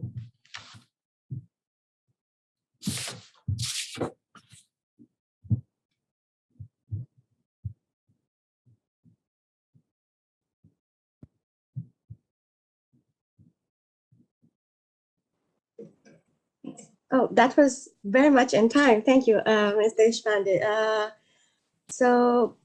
Should we, Beth, move on to the next speaker, and then we have enough time at the end for all the questions? More time? Okay. Dr. Joseph Ford is a lecturer in French Studies and director of the Center for the Study of Cultural Memory at the Institute of Modern Languages and Research. He specializes in 20th and 21st century Francophone literature, with particular interest in post-colonial literature relating to France's former empire in North Africa. He's also co-founder of the Decolonizing Languages Network, which aims to interrogate the development of decolonial praxis in languages research and education. He recently published his first book titled Writing the Black Decade, Conflict and Criticism in Francophone Algerian Literature. Today, he will be walking us through works of Kaouther Adimi. Sorry, pardon my pronunciation, I probably butchered the name already. So I will not take much of your time, and please lead us to the work.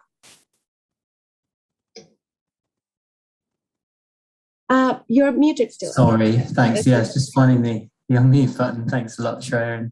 And thanks to Beth and Françoise for inviting me and for convening this brilliant conference.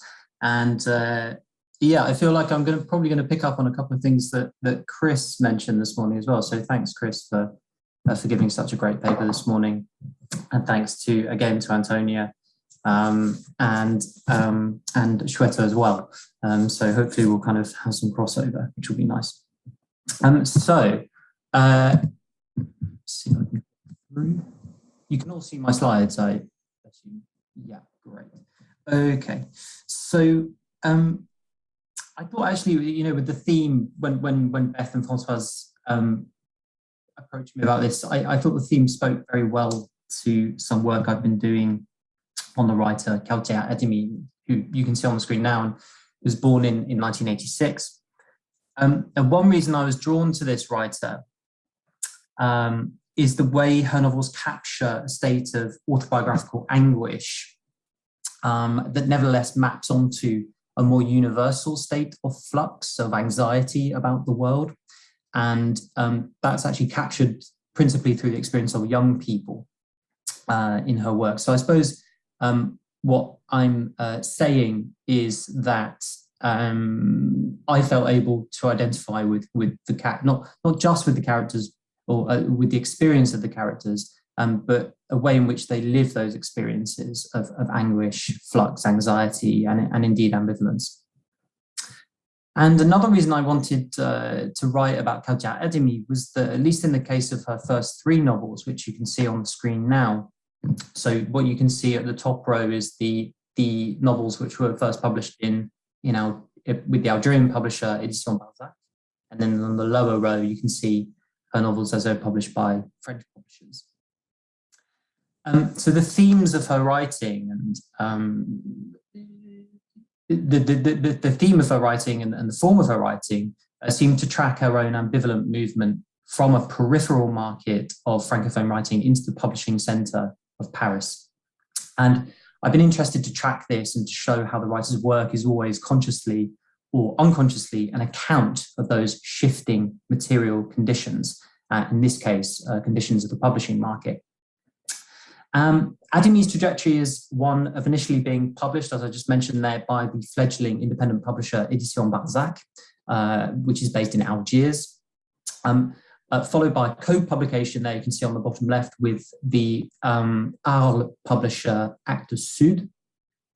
And in fact, that first novel, as you can see, has been subjected to an intralingual translation. So written in French, but some of the kind of local terms have been translated or given footnotes. And of course, you can see the title has been translated there. Adimi published her second novel, which is in the middle there, with Barzac, and shortly afterwards with Édition Seuil. And then her third novel followed in 2017, which was published by Seuil, and then back in Algeria by Barzac. So we kind of flipped the order. So she starts publishing with Barzac, and then she kind of gets this place of publishing with the French publisher. So I think here, I thought I had a kind of perfect case study of a writer who had consciously desired to move from a periphery into a center, and whose work, I would argue, unconsciously registered this movement in content, form, and aesthetic. And I'll try to tease out how Adimi's work reflects ambivalently about this process of moving into, what Casanova famously called the République mondiale des lettres. And then in a final part of my paper, I want to look back to Adimi's first novel. So I'm not going to talk about the middle novel. I'll look back to her first novel and look at how that novel begins to kind of deconstruct dominant accounts of the world and unsettles the self as we've come to understand it through a kind of dominant global north lens. So as I've suggested, Adimi is a writer who desired to move from the kind of provincial Algerian publisher into the center of French language publishing in Paris. But she also uses this experience of literary migration in both conscious and unconscious ways as a theme in the novels that she writes. And this is most evident in Adimi's third novel, Nos Richesses, which was published by Seuil in 2017. And the novel is structured around three interlinked narratives. The first, purely fictional level of the narrative, concerns a young Algerian student, Riyad, who has been asked by his uncle to help a friend who needs to clear out an old Algiers bookshop, which he plans to transform into a cafe. The second level of the narrative is told through a series of fictionalized first-person diary entries made by the Quinois publisher Edmond Charlot, who ran the bookshop between 1935 and 1961. And then the third level of the narrative is kind of more strictly historical. And this third level of narrative kind of frames Charlot and Riyad's stories.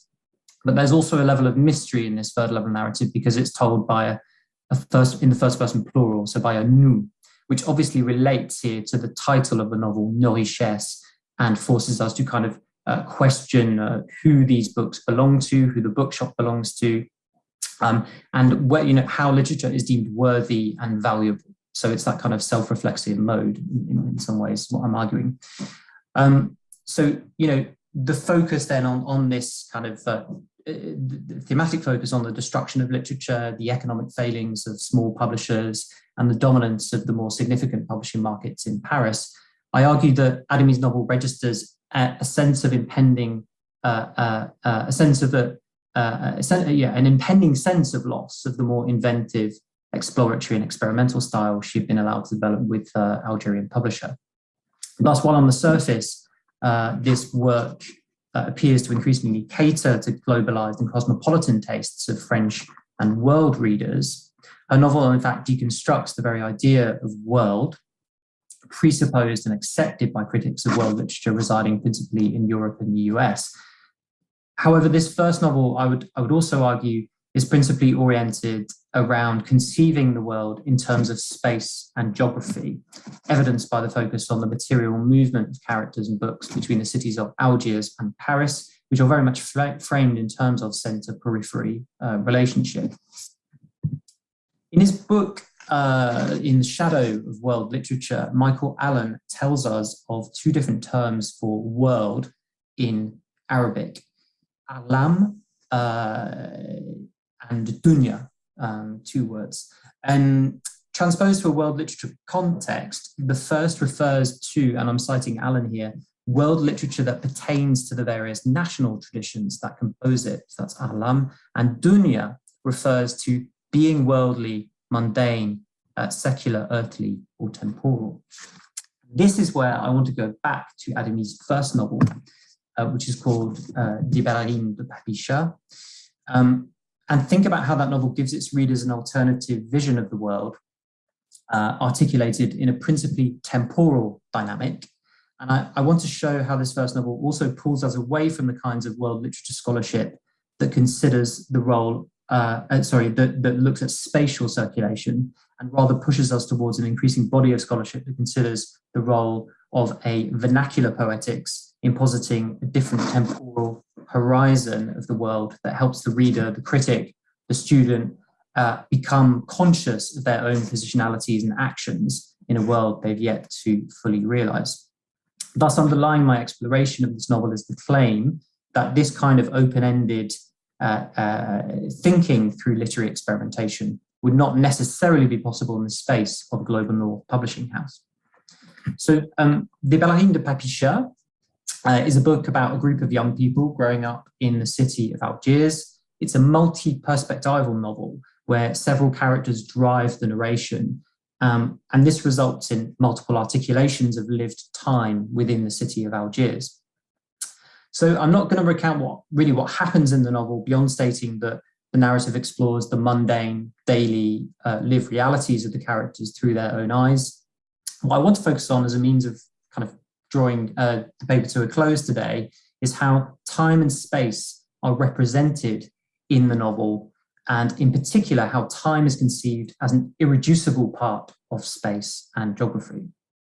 And the novel shows us how different spaces hold distinct temporal dynamics that challenge dominant understandings of space as articulated from the global North. And I deliberately want to contrast this first novel with the third novel that I've just been speaking about, which was conceived, I think, for more deliberately for a French and perhaps a global audience.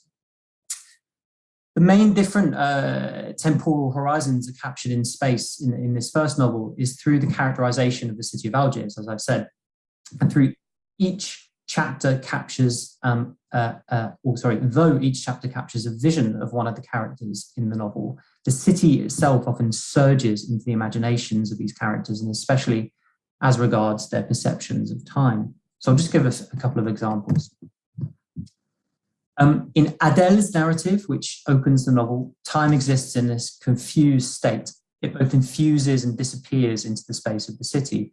I'll read the French and then you can read the English quote below, translation below. Le jour se lève timidement, il n'y a plus rien à espérer. Une lumière inquiète tremblote dans le ciel, lueur de soleil, lueur de lune, les deux astres se confondent, le tic-tac de l'horloge est à peine perceptible dans le bruit confus de la ville. And yet, Adèle closes this opening chapter by announcing that this day is like any other mundane day. La journée débute exactement comme à son habitude. For Sarah, it's the present that represents a piling up of inescapable pasts in which the future cannot be glimpsed, as she confronts the challenge of caring for her mentally ill husband.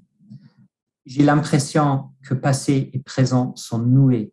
Je n'arrive plus à situer les événements dans le temps. Les siècles s'empilent les uns sur les autres, se désintègrent, se marient. And then this final quote, which comes from Muna and which captures how time is lost in the city space, as she describes the kind of scene of traffic as her and her auntie try to move between it. And the city kind of comes alive here as a character in and of itself. So, nous zigzagons entre les voitures qui filent à toute allure, différentes à nous, qui sont comme deux malheureuses taches de couleur, perdues dans un flot de carrosseries ambulantes. Des automobilistes klaxonnent fiévreusement, s'interpellant méchamment, stressés par la nuit qui vient de mourir. Ils foncent vers le travail, arruis par l'immense soleil. Tata Yasmine dit toujours que les gens sont comme ça, parce qu'ils oublient que la nuit va revenir. Ils ont peur d'être obligés de passer leur vie dans la lumière du jour. So the historical is absent in this novel, in its framing. The characters are, the chapters rather, are designated by names of the characters.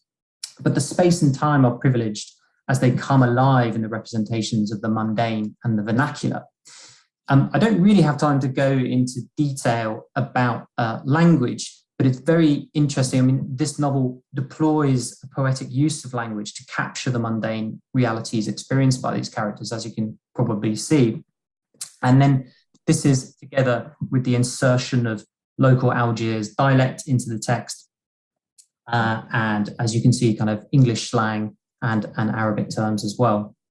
And the text deploys this vernacular poetics, presenting the world in terms of dunya, which, as I mentioned earlier, Michael Allen defines as this worldly, mundane, earthly, temporal. And this is all contrary to the presentation of time in Adimi's third novel that I discussed earlier. Here, in that third novel, the historical is framed in stable articulations of dates, subsections in the novel that are more comprehensible, I think, to a French and global North readership. In Nos Richesses, I think, which is translated as our riches, there is an English translation. Time does not emerge organically through representations of space, but is rather used to contain the spatial representations in the novel. And indeed, instead of the multiplicity of voices we see in Adimi's first novel, a set of more controlled and contained selves pervade the narrative of the later novel. Indeed, to refer to Natalie Edwards' work, which was cited in the call for papers for this conference, in Adimi's later novel, the self is portrayed as divided across geographies, whereas the first novel offers a vision of the self as already multiple and fractured within a single space. Indeed, the city space is constructed by the diverse perspectives and temporalities of a set of plural selves that never clearly make the city whole. So to conclude, I want to ask a question about the feasibility of thinking world literature in a vernacular mode. And I'm very interested to hear people's thoughts about this and whether they've come across other examples that seem similar to Adimi. We're increasingly asked, aren't we, what is the point of the humanities? What's the point of literary research? And I really wanted to highlight that literature, you know, in this case, I think, in the case of Adimi's first novel, doesn't have to be this lofty ivory tower affair, and perhaps ask whether books such as Adimi's, read by young people, and I'm also pointing to the fact that her books have won prizes such as Prix Renaudot des Lycéens, so they are being read by young people, one can assume. They open up the possibility of action to genuinely transform the world. The challenge, I suppose, is how do we unblock the dominant marketplace, the logic of centre periphery, self and other, and how does one give prominence to books that might be viewed as underdeveloped or immature, perhaps ambivalent, but that are actually genuinely transformational. Thank you very much.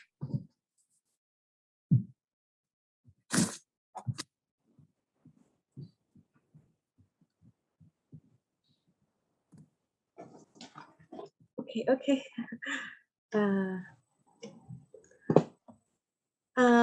Thank you, Dr. Ford, for your amazing presentation, and thank you to all our presenters for your presentation. That was very enlightening. Let's start with questions. I'm seeing a lot of hands raised. Maybe Ruth, you would like to take the floor with your question first? Shall I just read what's in the chat? Yeah. Yeah, sorry, I didn't see it. Thank you for each of your really interesting talks. I had a question specifically for Joseph that turned into 3 questions. I'm sorry. I was really interested by this brief mention at the beginning of the intralingual translation. And especially as your talk developed and you were talking about the vernacular poetics and kind of the possibilities of this in maybe taking literature out of the ivory tower. And so I just had a few questions. I wondered if you could just talk more about what kind of changes were implemented in the French translation, what that means, you know, to kind of Frenchify French. And yeah, the other question I guess I had was, do you know what the author thought of this decision? I imagine it was kind of a publishing decision. Yeah. Yeah, thanks, Ruth. Well, I start with the final question. The answer is I don't know because I have been in touch with Adimi, but I haven't managed to pin her down for an interview yet. So I do need to kind of put these questions to her. But yeah, thank you very much for those questions. I did in the past actually give a paper on the changes that have been made quite a while ago now between these two versions. So I can speak to it a little bit. So there's about, I mean, really, there are some interesting changes in terms of within the novel.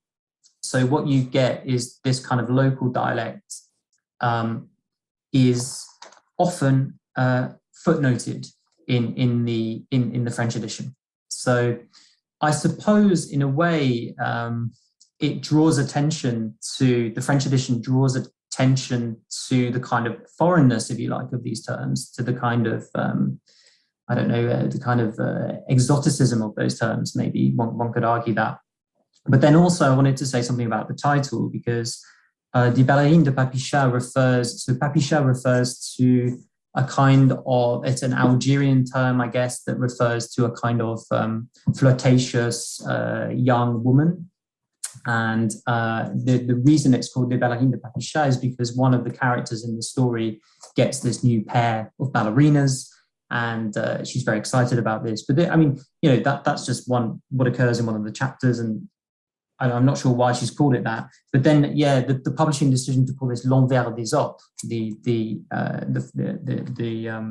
French edition, I think is quite interesting. I mean, when we think about that question of self and other and setting up those kinds of binaries, and it strikes me the decision to change the name is a little bit kind of reduces the text in some ways. It reduces it into that kind of self-other kind of dyad and binary, and obviously trying to get it to appeal to a French readership.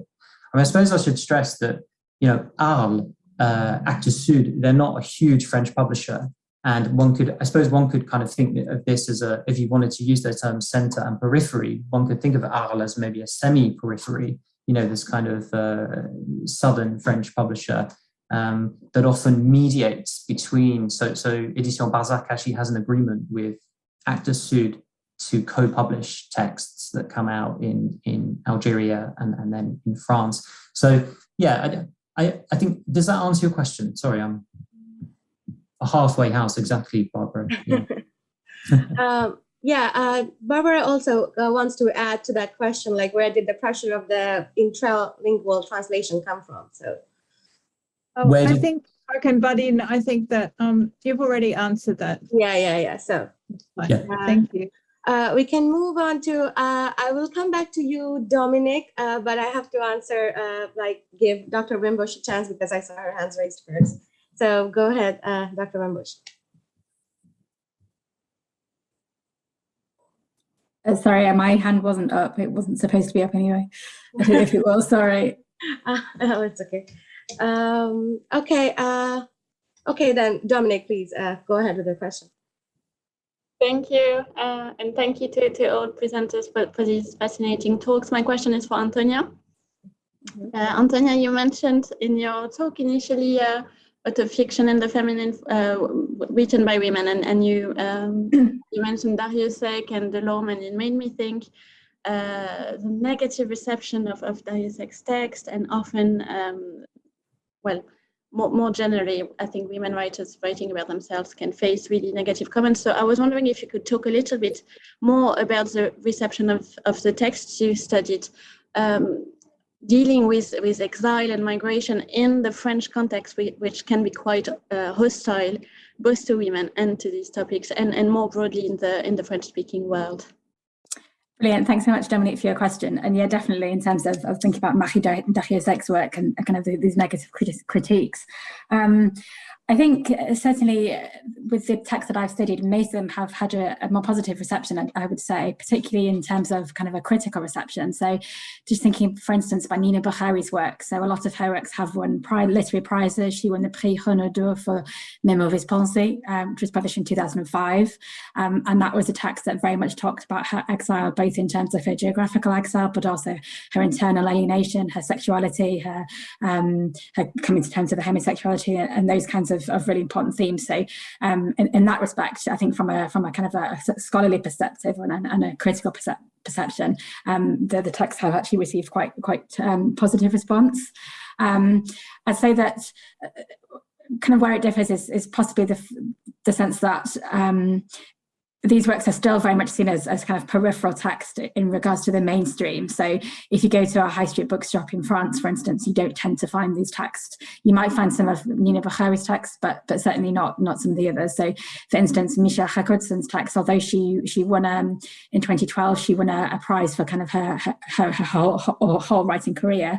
It's almost impossible to find her work in a kind of a mainstream bookshop. So it's quite kind of, in the mainstream, I wouldn't say that they are particularly well accepted, but I wouldn't say either that they receive particular criticism for some of the topics that they raised. I hope that answers your question. Also, Dr. Wimbush, Ariadna has 2 questions for you. Yep. She wants to ask if they have some disruptive syntax in common, and if the answer is affirmative, how the disruption appear in their syntax. Yes, I think different authors in my study use language in different ways. Thinking about disruptive syntax, the text that I mentioned previously, Mes mauvaises pensées, my bad thoughts from 2005, is an example of this very disruptive syntax and kind of disruptive of writing style in general. So the text is written as in one go. There are no chapters, there are no paragraph breaks.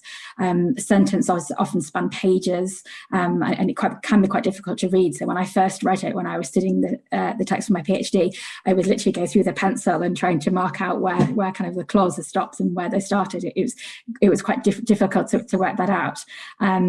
Whereas for an author such as Véronique Dadjo, for instance, her writing style is very different. She uses very simple language, and she said in interviews, and I managed to interview her, and she explained her writing style. She says that she writes things and then she goes back and she kind of cuts out things that she doesn't think is very necessary. So her disruptive syntax is kind of almost the opposite. It's very simple and plain, and she kind of uses that almost to kind of detach what she's thinking to that of her narrative persona. So I think language is used in very different ways, but certainly this disruption definitely comes out through their writing and through the language process that they use. Thank you. Amina, it's your turn for a question. Maybe. Yes, thank you so much. So thank you for the speakers for these very stimulating papers. So I have a question first for Antonia. I'm sorry to bombard you with questions, Sonia, Antonia in every event. So my question for you was, have you been able to establish a relationship, Antonia, with transnationalism in light of the authors you have engaged with and the different intercultural communication between all the authors and the different settings, of course? Sorry, were you going to ask another question? Yeah, the other question was for Joseph and Shweta. Can I carry on with the questions? And I think, yeah, maybe sure, just carry on and we will maybe ponder on the questions and give you the answers. Okay. Okay. Yeah. So, and my question for Joseph and Shweta was, I was very interested in your papers, and I was wondering if you have been able to identify a form of self-orientalist representation that is maybe a consequence of this anguish of belonging in the authors you've engaged with.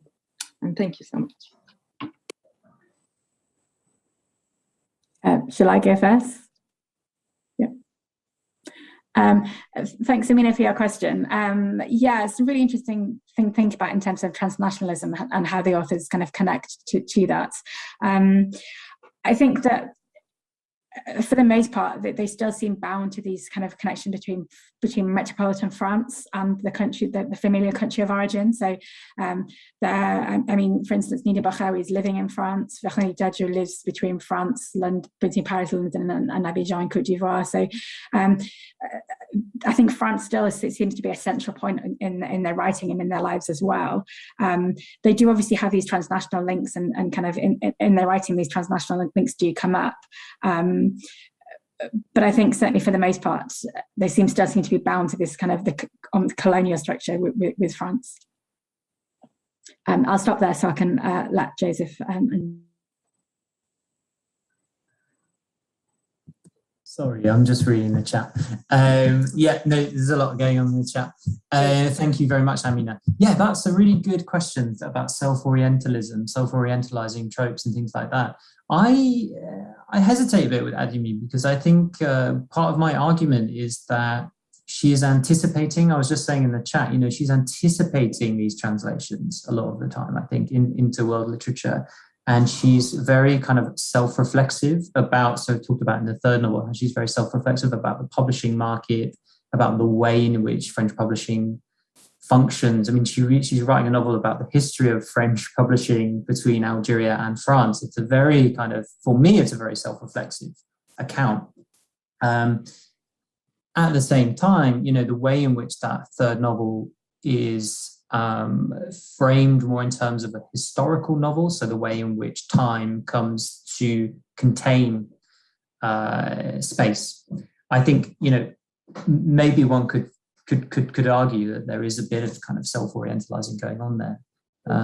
So yeah, I think it's a really good point, and yeah, something I'll take away and think about more. Thank you. Hi, Amina. Would you mind repeating your question once again, please?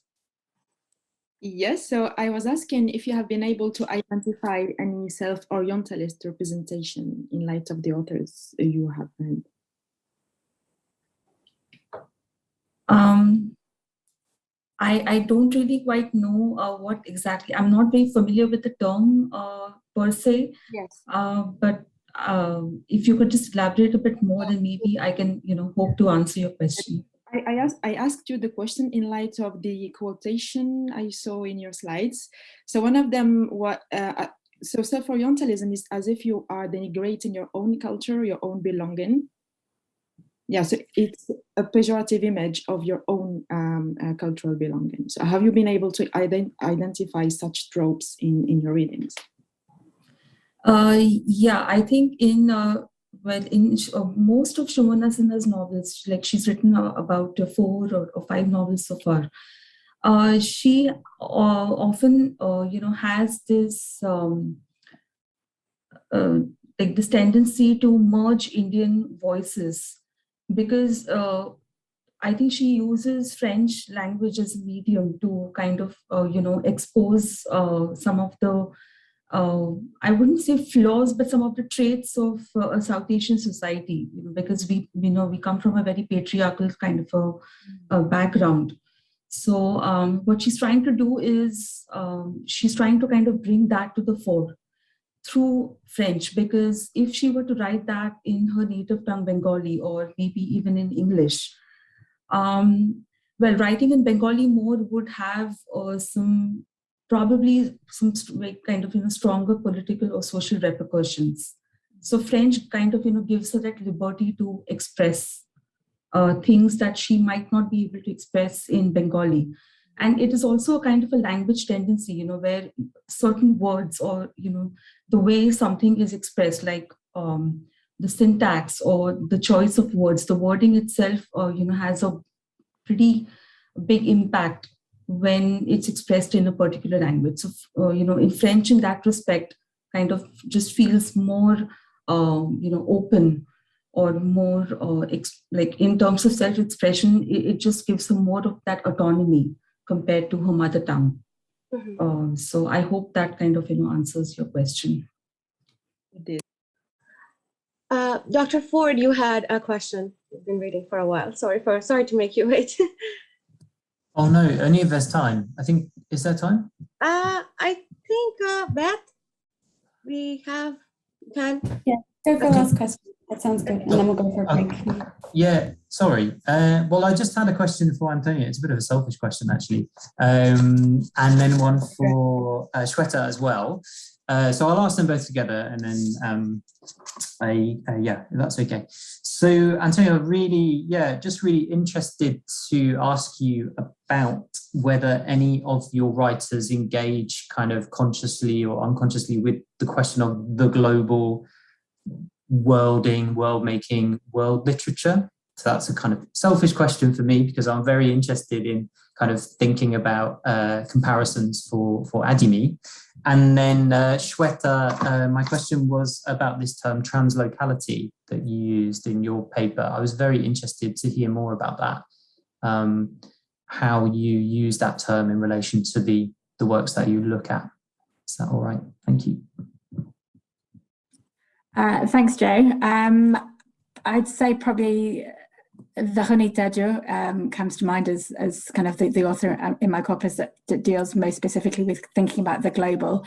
A lot of her early work is very much related to the African continent and thinking about concerns that focus on Africa. But she said in interviews that she's concerned not only with problems and social issues that occur in Africa, but also in the world more generally. And she's very much aware of kind of wanting to raise issues that are faced by young people, but also by other generations and so on. And so thinking about her text in a world literature setting, she's probably the author in my corpus that I would think would most closely fit with what you're looking for. So hopefully that could be useful. Thank you. That's great. Thanks for the question, Joseph. So basically, Ayona Datta, she is a sociologist, and in this book on transnationalism and diaspora, I came across this very interesting article of hers where, she works on establishing connections between and across locales. So basically, she asserts that translocality can be seen as like a fractured collection of mundane spaces or places and locales within and beyond the city. So she kind of analyzes the role and the position of the migrant within a number of spaces and scales, and as well as the connections that might exist or made possible between these spaces is like something that would kind of constitute the translocal geographies of those who moved from their homeland and those who remained immobile. So that for me was kind of very interesting because Shimona Sinha and the other author that I'm working on, Natasha Panna, who is of Indian descent, a Mauritian writer of Indian descent, both talk a lot about physical spaces in their narratives. So that for me, that in connection kind of for me was very interesting. I hope that answers your question. It certainly does. Yeah. Thank you very much. Beth, I actually had one question. I don't know, I'm probably pushing it, but if there's enough time or not. If it's not, I will just it's fine. Yeah, that's fine. Yeah, we'll go ahead. Why not? If we're all interested, people can go on a break if they'd like to, and we'll be back at I think it was 10:15 UK time. So in another 10 minutes. But you can ask a question and people can stay or leave if they wish. Okay. Thank you so much. I actually have a question to Dr. Wimbush. I saw in your slides the concept of sovereign subject. I think these two were part of your slides, these two terms. And I'm particularly working with the Kantian aesthetics, especially the theory of the sublime. So I kind of wanted to ask you, would you say that exile is somewhat has turned into a post-colonial mechanism that showcases breaking of the mold, breaking of the hostile relationships that a person has with the origin or the homeland or whatnot, and somehow achieves that sovereign self, like Kant would say, the transcendent self. Yeah, definitely. I think exile can be seen as a productive space in that sense, to do exactly what you said, to kind of have this split between the different selves. But of course, I guess. And what I try to do very much in the introduction to the book is to obviously ground this in very real instances of exile, and to make clear that obviously for people who are forced into exile or forced to leave their home, wherever their home is, and however we might conceive of home, that obviously that could bring up real difficulties and cause real traumatic experiences. So yeah, I think on the one hand it can be a productive space, but also it can also be very difficult and very traumatic. like in terms of real life experiences. So I'm very keen to kind of make sure that this is grounded in that kind of reading. But yes, effectively, definitely. Okay, thank you. Thank you so much. All right. We might go to a break now. I might get our next panelists to come and test their screens if they'd like to. Sorry to cut you off, Shreya, you were going to close. That's okay. So yeah, thank you so much to our panelists. That was so rich, and thank you for all of your questions. That was wonderful. I think everyone's gone now. Thank you, Joseph, and Shweta and Antonia and Shreya. Thank you so much for chairing. Welcome to panel 4, which is entitled Racial Identity and Ambivalence. So I'm really looking forward to trying this session and hearing your papers and the discussion afterwards.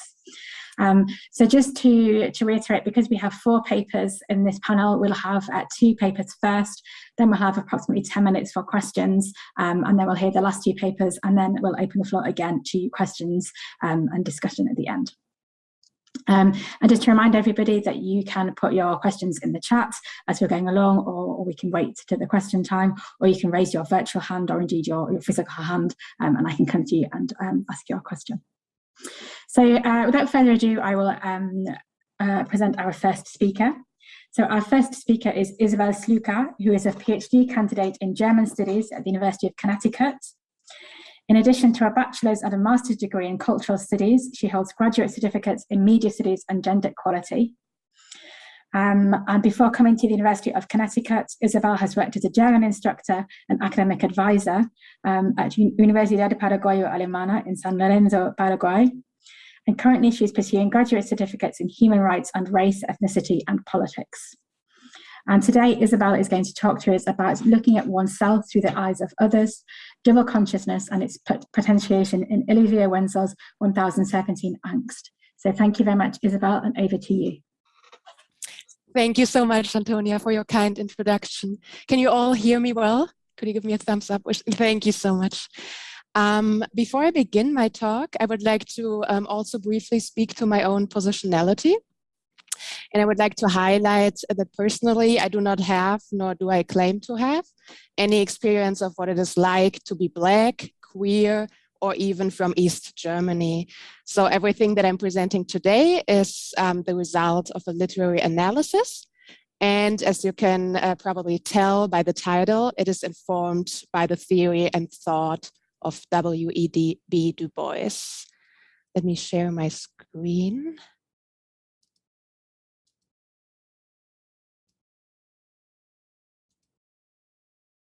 You can see my presentation now, right? And you see it moving back and forth? Yeah, great. So in the minds of many, in order to qualify for Germanness, one is expected to be white, fair hair, and blue-eyed. This observation, stated by Obute in 2019, is clearly not a new one. Instead, it draws up on a problem that has accompanied the long and varied history of cultural interactions between Africans and Germans. From the 1400s, when Africans were enslaved and held in European courts as servants, to the pinnacle of German colonization in Africa and the post-World War I Rhineland occupation, Germany's dominant culture has always viewed Africans as foreigners. According to Obute, it is for this reason that until today, Germans of African descent need to actively situate their belonging within German society. They cannot take it for granted as white Germans, by contrast, can. In addition, Black Germans find themselves under constant scrutiny by the hazard of the white gaze. They are defined as the other, and I'm quoting Obute here again, as the figure of the strange and the direct opposite of all that the white body represents. Accordingly, many Afro-Germans find themselves in a field of tension between self and outside perception that can pose severe challenges, especially in regard to one's sense of self.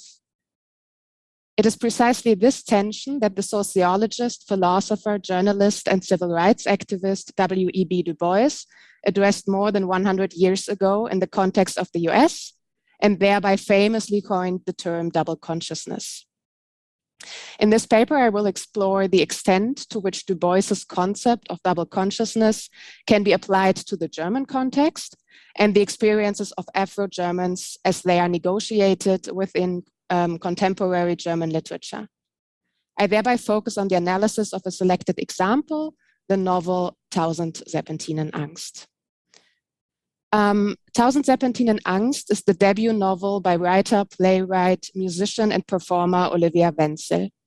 It was published in 2020. The novel's protagonist is a first-person narrator who remains unnamed, but strongly resembles Wenzel, especially in terms of her biographical data. Just like the author, she was born in Thuringia to a white mother and a black father, and moved to Berlin later in life. Both places are incorporated into the novel. In addition, the protagonists' travels to the United States, Morocco, and Vietnam play an important role. Regardless of where the protagonist is, she wrestles with identity crisis, anxiety, and panic attack. As it becomes clear throughout the novel, these are to a large extent caused by the experiences of growing up Black in a white dominant culture and a racist society. But not exclusively. The reader also learns that being East German, a woman, and queer, or rather the combination, contributes to the protagonist's marginalization and her suffering. All things considered, I argue that the novel exemplifies the experiences of a character whose life and perspectives are decisively shaped by double consciousness, and that this holds true not only for her experiences as a German of African descent, but also as a queer woman born and raised in East Germany. But what exactly is double consciousness? As I mentioned before, double consciousness is a concept from social philosophy, primarily associated with W.E.B. Du Bois. In its original sense, Du Bois used double consciousness to refer to a particular mode of perception that African Americans developed at the turn of the century due to their permanent devaluation and oppression in a white dominant culture. In Souls of Black Folk, Du Bois describes double consciousness as follows. We have the quote here. After the Egyptian and Indian, the Greek and Roman, the Teuton and Mongolian, the Negro is a sort of seventh son, born with a veil and gifted with second sight in this American world, a world which yields him no true self-consciousness, but only lets himself see himself through the revelation of the other world. It is a peculiar sensation, this double consciousness, the sense of always looking at one's self through the eyes of others, of measuring one's soul by the tape of a world that looks on in amused contempt and pity.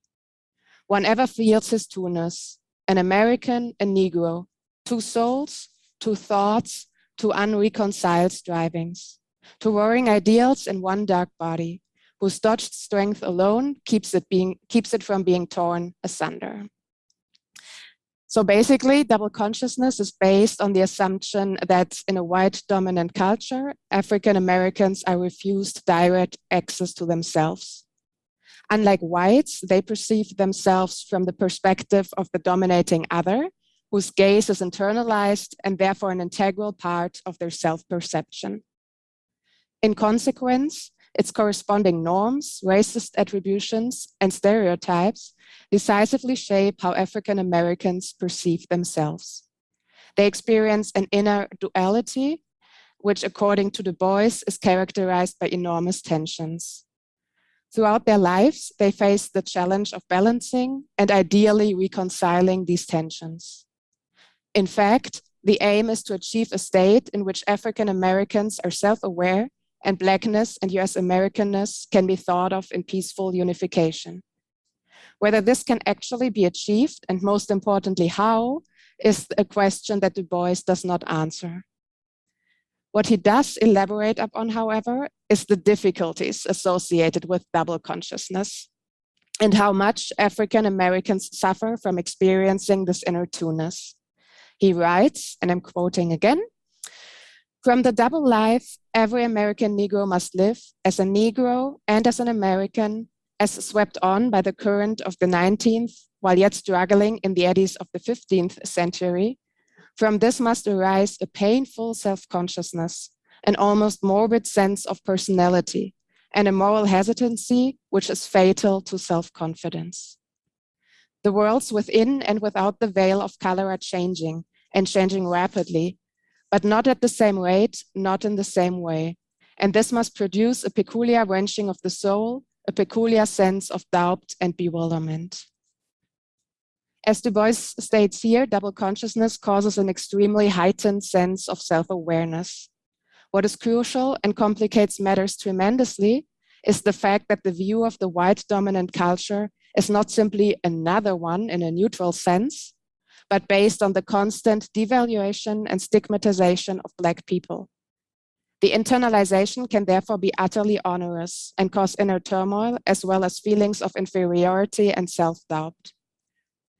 In what follows, I will explore the extent to which the concept of double consciousness can be retraced in Olivia Wenzel's novel, and how it has shaped her experiences not only as a German of African descent, but also, and you can see those points listed here, as a queer woman from East Germany. In Tausend Serpentinen Angst, double consciousness is primarily linked to the protagonist's experiences of growing up Black in Germany. As the reader learns, she has encountered both overt racism and microaggressions from her earliest childhood on. It is for this reason that equally early in life, the protagonist has developed a double consciousness. This becomes clear, for example, when she recalls how as a child, she wanted nothing more than a cream, a miraculous ointment that she would apply before going to bed, and that would make her white overnight. In a similar manner, the protagonist used to comb her hair for hours on end, trying not to stand out and to be absolutely average. All this, and especially the extent to which she practices looking at one's self through the eyes of others, strongly resembles Du Bois's conception of double consciousness. It suggests that the protagonist cannot access herself directly. It is an access that is always mediated through the gaze of the white other, and that comes into conflict with what is. While as a child, the protagonist was hoping to become white one day, we see that with increasing age and the realization that this won't happen, her double consciousness becomes more troublesome for her. At the point when the reader meets the protagonist, she is in her mid-20s and suffering greatly, both physically and mentally. She has had to live through countless incidents of racial discrimination and continues to do so, which has caused a variety of feelings, including fear, anger, resignation, and above all, exhaustion. As the reader learns, this also manifests physically in the form of panic attacks and insomnia. Taking all this into account, the physical and psychological suffering described by the protagonist corresponds in many ways to what Du Bois has described as a painful self-consciousness and as a peculiar wrenching of the soul. Interestingly, and this is where the novel exceeds Du Bois's original conception, the protagonist experiences double consciousness not only as a Black person, but also as a queer East German woman. And I cannot go into detail here because of time constraints, but what is important is that all these facets of her identity are aspects due to which she experiences discrimination and marginalization, and that similar to her experiences with race, she develops a consciousness of the gaze of the other in each case respectively. Accordingly, one could argue that the protagonist in Wenzel's novel possesses not only a double, but a quadruple consciousness, and thereby constitutes a refinement of the Du Boisian concept. This quadruple consciousness has adversely affected both her mental and physical health, and thereby conforms with Du Bois's description. Yet, this is not the only effect it has. As Du Bois claims in Souls of Black Folk, and also in the quote presented earlier, double consciousness is also a gift, namely that of what he calls clairvoyance, or a second sight with which African Americans observe and examine the white dominant culture. In Dark Water, Du Bois describes this sight as follows, and I'm quoting again. I see these souls, and here he's referring to white people, Undressed and from the back and sides, I see the working of their entrails. I know their thoughts, and they know that I know. According to Du Bois, this ability to second sight stems directly from the two-ness that African Americans experience, and that puts them into a position where they look at whites as non-whites, yet not solely from the perspective of outsiders. In a positive and empowering sense, consciousness can thus enable precisely those who are permanently discriminated against to have a clear understanding of the power structures at work in discriminatory societies, and an equally clear understanding of those who make up the majority society and who are exposed as either weak or cruel beneficiaries of the hegemonic order. Getting back to the novel, this clear understanding is exactly what we see in the protagonist. In fact, it is right from the beginning of the novel that the reader learns about her ability to clearly name discriminations and thereby dismantle the underlying power structures. Probably the most impressive example in an intersectional sense is the passage in which the protagonist describes what it means for her to eat a banana in public. Almost scientifically, she dissects the various meanings with which this is charged for her as a Black person, an East German, and a woman. And I'm quoting again. The triple problem with the banana. Let me explain. Eating a banana in public as a Black person. Racist monkey analogies. Ooga, ooga, ooga, ouch. Eating banana as an Aussie. The banana is a symbol of the inferiority of the beige East to the golden West. The banana as a bridge to prosperity. Exotic southern fruits as a symbol of economic superiority. Oh, and the stupid Aussies, after the fall of the wall, stood there waiting for hours, eh? Eating a banana as a woman, blowjob, this, that. The banana as a penis analogy and tool of sexism. Insecure pubescent teenagers traumatize other insecure pubescent teenagers. Go ahead and do deep throat. Ha ha ha ha. As this quote shows, the protagonist manages to find a language for the experiences of discrimination that is not limited to her personal ones, but includes those of many who are Black, female, and/or from East Germany. The protagonist thus highlights that these are by no means individual cases, but rather racisms and other forms of discrimination that are inscribed in a system of white, male, and West German supremacy. In Du Bois's terms, we can therefore speak of a clairvoyance and a second sight that enables the protagonist to look beyond what is supposedly true. Ultimately, and I will keep this very short now, my paper has thus shown three things. First, a double consciousness is an essential part of the protagonist's experience. This holds true primarily, but not only for her skin color, which is why I propose that we speak of quadruple consciousness instead. Second, I've demonstrated that this has caused both suffering as well as a second side. And third, and this is something one should definitely look into deeper, my paper suggests that literature, and especially the act of writing, can play an important role in expressing double consciousness, and thereby in reclaiming and exercising agency. This holds true not only as a way of finding clarity for oneself, but also because it confronts a predominantly white, and you might add a heterosexual and West German readership with the violence of discrimination that is deeply embedded in society. Thank you so much for your attention.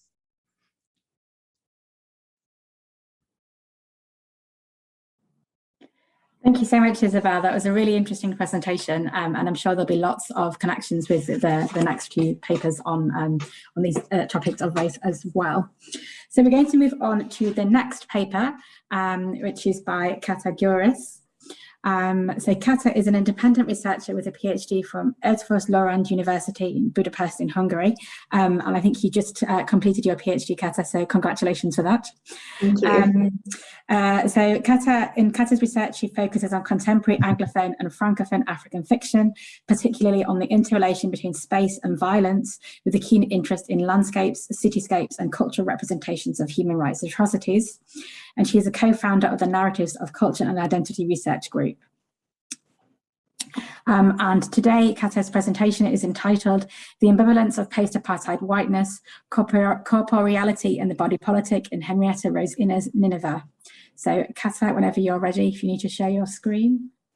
Thank you for the kind introduction. I'll share my screen in a minute. And yes, can you see it? It should be full screen now. Yeah, okay. So thank you again, Antonia.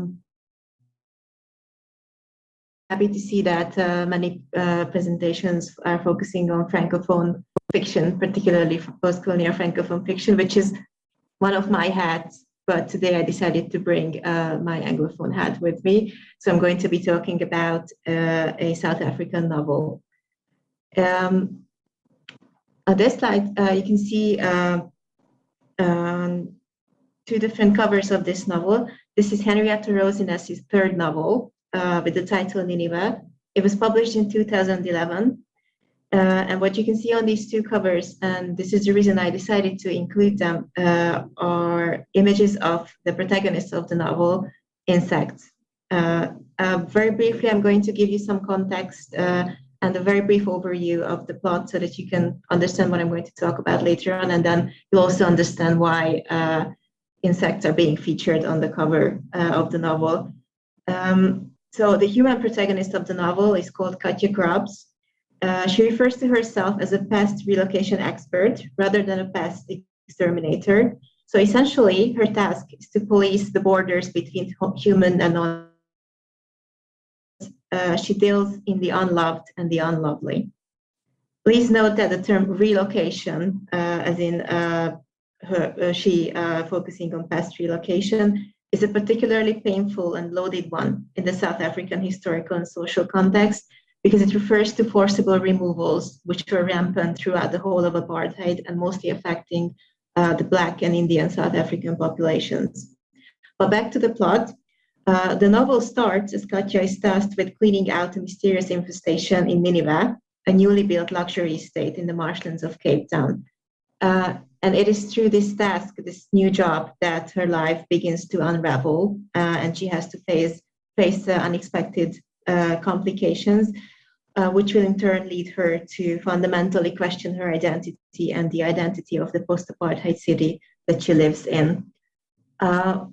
Just in a few sentences, I'm also going to run you through the sort of the body of my presentation before we go into the real substantial stuff.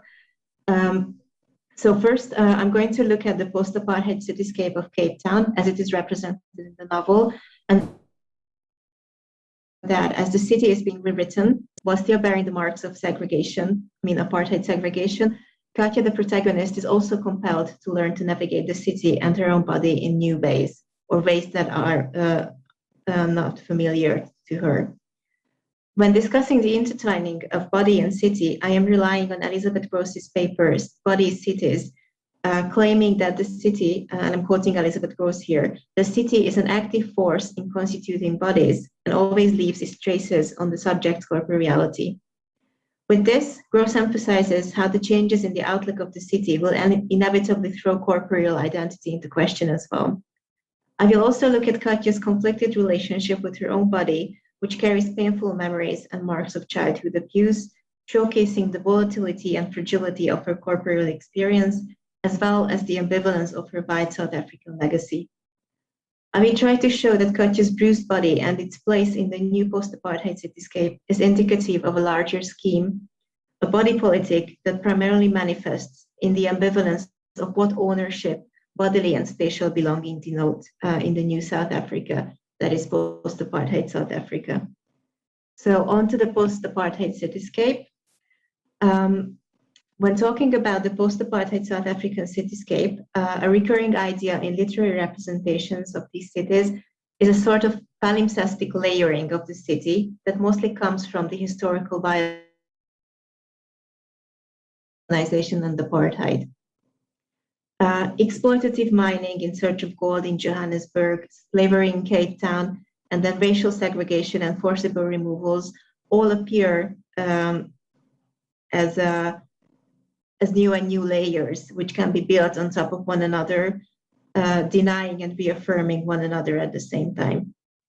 Edward Soja, one of the most prominent human geographers, remarks in his book, Seeking Spatial Justice, that the urban policy of the South African apartheid era was the quintessential manifestation of and the denial of the right to the city for disenfranchised peoples. Discussing specific case studies of spatial injustice, Soja emphasizes how the system of apartheid has resulted in a socially produced geography, the legacy of which is still expressed in cityscapes, most notably in Johannesburg and Cape Town. In fact, he goes on to claim that the story of apartheid revolves paradigmatically around struggles over geography. This remains mostly invisible to inhabitants and outsiders alike, but not to Katia, and this is the first quotation. Easy to think of Elan as sterile and controlled, but the past relocation expert knows there is a world beneath. And later on, as she leaves through a picture book of Cape Town, featuring a collection of pictures of Cape Town dating back to the 1950s, she also remarks that in none of the pictures does the city seem to be sitting easy with itself. And then later on goes on to say that it is impossible, in fact, to fix the city into one stable image. She says, when she's looking at this picture book, that each person snapping the shutter had been trying to fix the city as it was, but there is no fixing such a shifting, restless thing as a discontented city. If you strung these pictures together in a giant flip book or put them together to make a jerky film reel year on year, the city would be hopping and jiggling, twitching and convulsing in a frenzy of urban ants in the pans. Colonial cities are itchier than most, no doubt, fidgeting in the Sub-Saharan light, harsh, even in a sepia world. This idea of the fidgety city, of the unfixable city, is going to be significant later on towards the end of the presentation when we return to the idea of shifting positions and uncertain ownership. Let's move on to the corporeal legacy of urban whiteness. What is important to emphasize here is the in-between position of Katia and her family.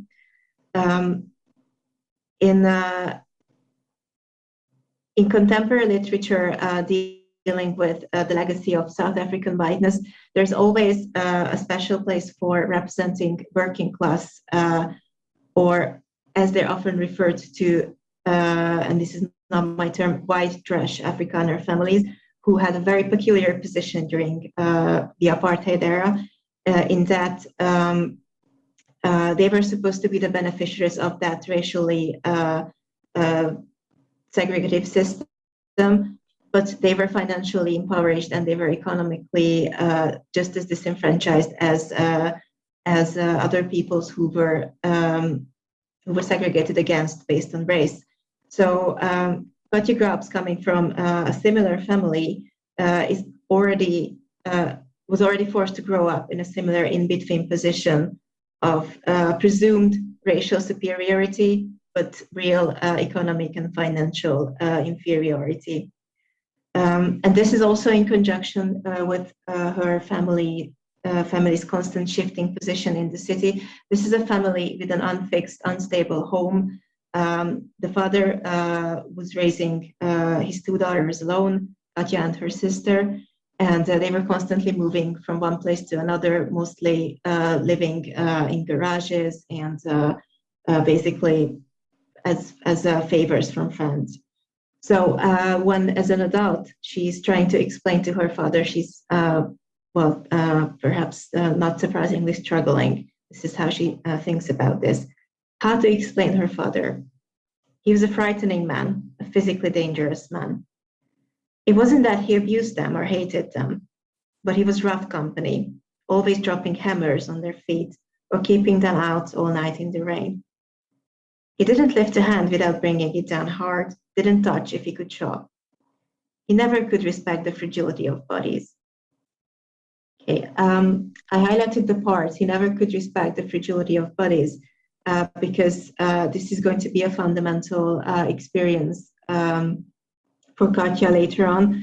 She talks about bodily memory and how her own body bears the marks of childhood abuse, what she, in this quotation, terms basically carelessness in a sort of mitigating moment for her father, but it is childhood abuse. And so as she remembers this abuse and their very, very untypical urban lives, this is how she ponders this experience and its effect on her today. She still bears 2 narrow arcs of puncture wounds, now shiny and slightly indented. A small triangle on her foot is from when Len, her father, dropped a box of engine parts on her when they were settling rat traps in a warehouse. Many of her scars have interesting shapes, suggesting the imprints of man-made objects. If you transcribe them, copied them all down neatly on a page, they'd make an expressive alphabet.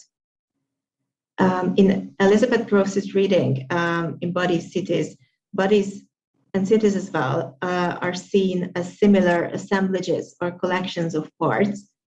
Nothing that is fixed, nothing is fixed or nothing is unalterable. And this is sort of the image that we get of Katja's body herself and also her relationship with the city of Cape Town. It's a collection of scrap material, it's a collection of different pieces that are constantly changing, that are non-fixed. And this is essentially the idea that will lead us to the notion of uncertain ownership and the notion of the ever-shifting image of the city and the ever-shifting image of the body. So the body politic and shifting positions.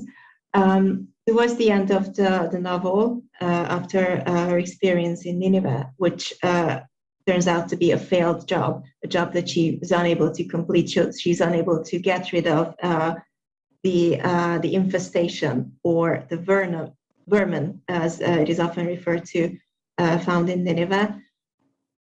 So she fails in the job, but she feels like a transformed person, as is exactly what she says, or she feels. She's transformed like something that's lain under the earth in larval form through a long damp season, waiting to emerge. And with this, Katja's transformation happens at the same time as the cities. At the end of the novel, Nineveh, this luxury estate in the marshes of Cape Town, is reclaimed. Katja is relocated. She's moved from her own home. We will see her at the end of the novel as constantly being on the road, as living in her van instead of staying in a fixed position in a home. And Lan, her father, remains impossible to exterminate. So in this sense, the terminology that was being used was in the first half of the novel to describe the pests and the vermin that she was supposed to help people get rid of. This terminology is now used to describe her and her father in turn. What I would like to conclude with is this idea of uncertain ownership and the ever-changing spaces and bodies, again in connection with this idea of a larval transformation into something new. So this is a quotation from the book. Out there, Katja sees many such places. Out there in the city of Cape Town, domains of uncertain ownership, unfinished boulevards, the smoky glitter of settlements still to be named, the nebulae of black between the lights. Everything's in motion, changed and changing. There is no way to keep the shape of things. Even human skin, Katja has read, is porous and infested, every second letting microscopic creatures in and out. Our own bodies are menageries. Short of total sterility, there is no controlling it. What conceit to think that she could capture any of this with her bags and nets and boxes. These are her basic equipment, as she is a pest relocation expert rather than a pest exterminator.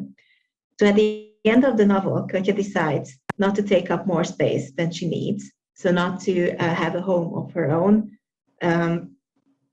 She rather decides to stay permanently in her van and really just occupy that small amount of space in the city of Cape Town that is needed for her van and her inside it. And she realizes, as you could see in the quotation before, she realizes the futility and perhaps the wrongness of her profession, because it was conceited of her to think that she could capture any of this life, any of this movement, and she could be ever be able to police the boundaries that exist between the human and the non-human. So in a way, her body bends to the city, and its constant shifting becomes sort of an allegory of the country that is similarly in a constant shift and very of final commitment. And I think my time is also up. So thank you for your attention. This will be my conclusion. Thank you very much, and any questions are welcome. Thank you so much, Kaouther, again, for a really interesting presentation. It's a context and a novel that I don't know much about, so I'm really interested to hear more. So thank you so much. We now have a few minutes for questions. So I'd like to invite anybody who has a question either to raise your virtual hand or your physical hand, or you can put your questions in the chat before we hear the next two presentations. So does anybody have any questions they would like to raise?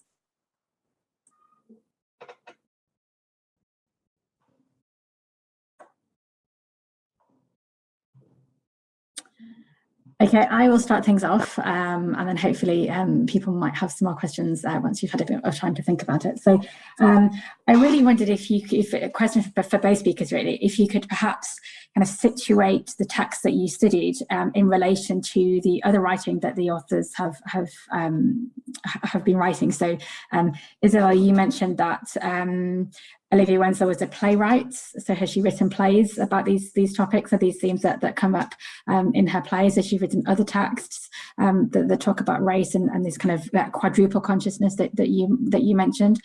And Kaouther, I also wondered about the other writing that the author has written about, and are these themes that come up frequently, or is this something that's kind of a difference or a departure? Or yeah, I was just curious really to learn more about the authors themselves and their work. So Isabel, perhaps do you want to go first? Yeah, thank you. That's a very good question. I have to say I'm not familiar with her plays in detail, but they all circle around the topic of race and growing up Black in Germany. What is really interesting that there are several interviews where Olivia Wenzel also speaks about the concept of double consciousness.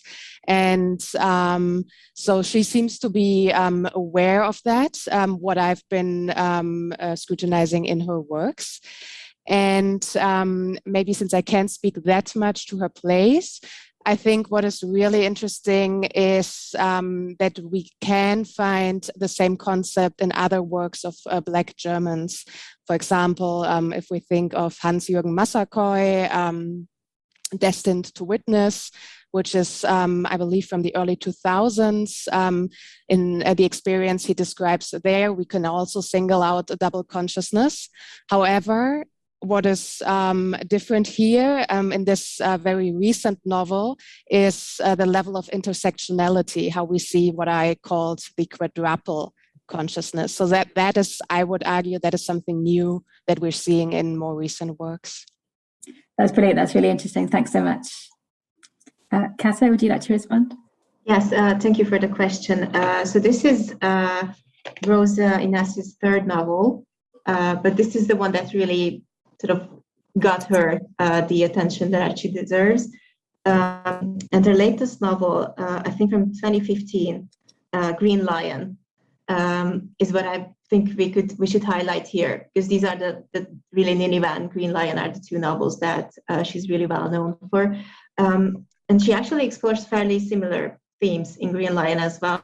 That one is more in line of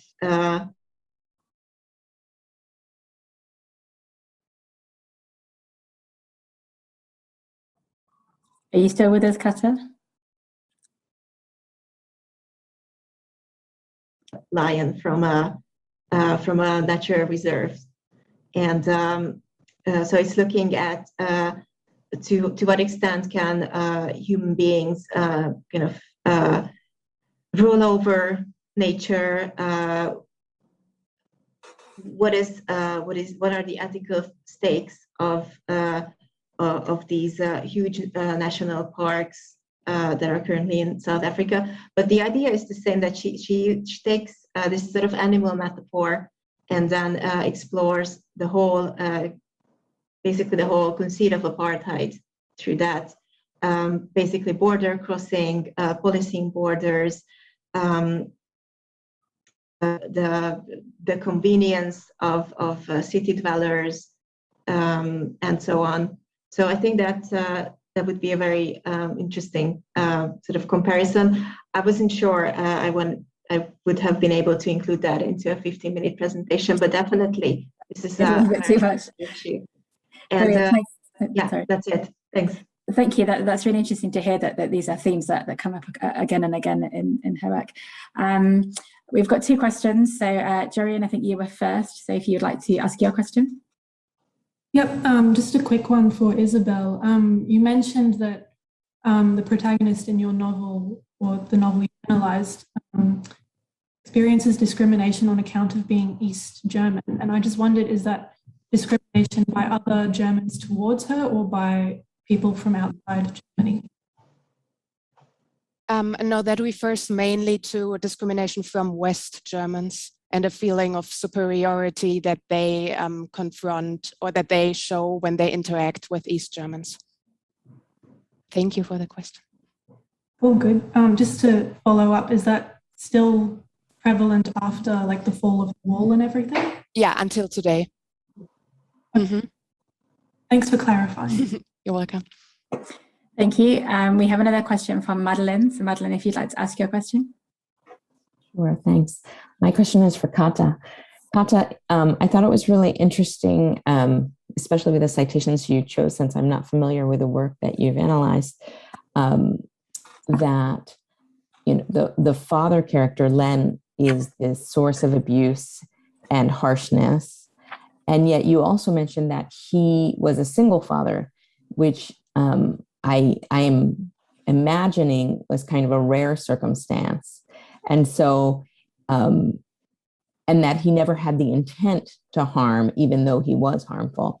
And so it's an interesting juxtaposition or contradiction that on one hand, this man assumes this non-traditional role actually to keep his children alive, ultimately, to take on that responsibility. And yet the way in which he does so, from what you describe, is harmful.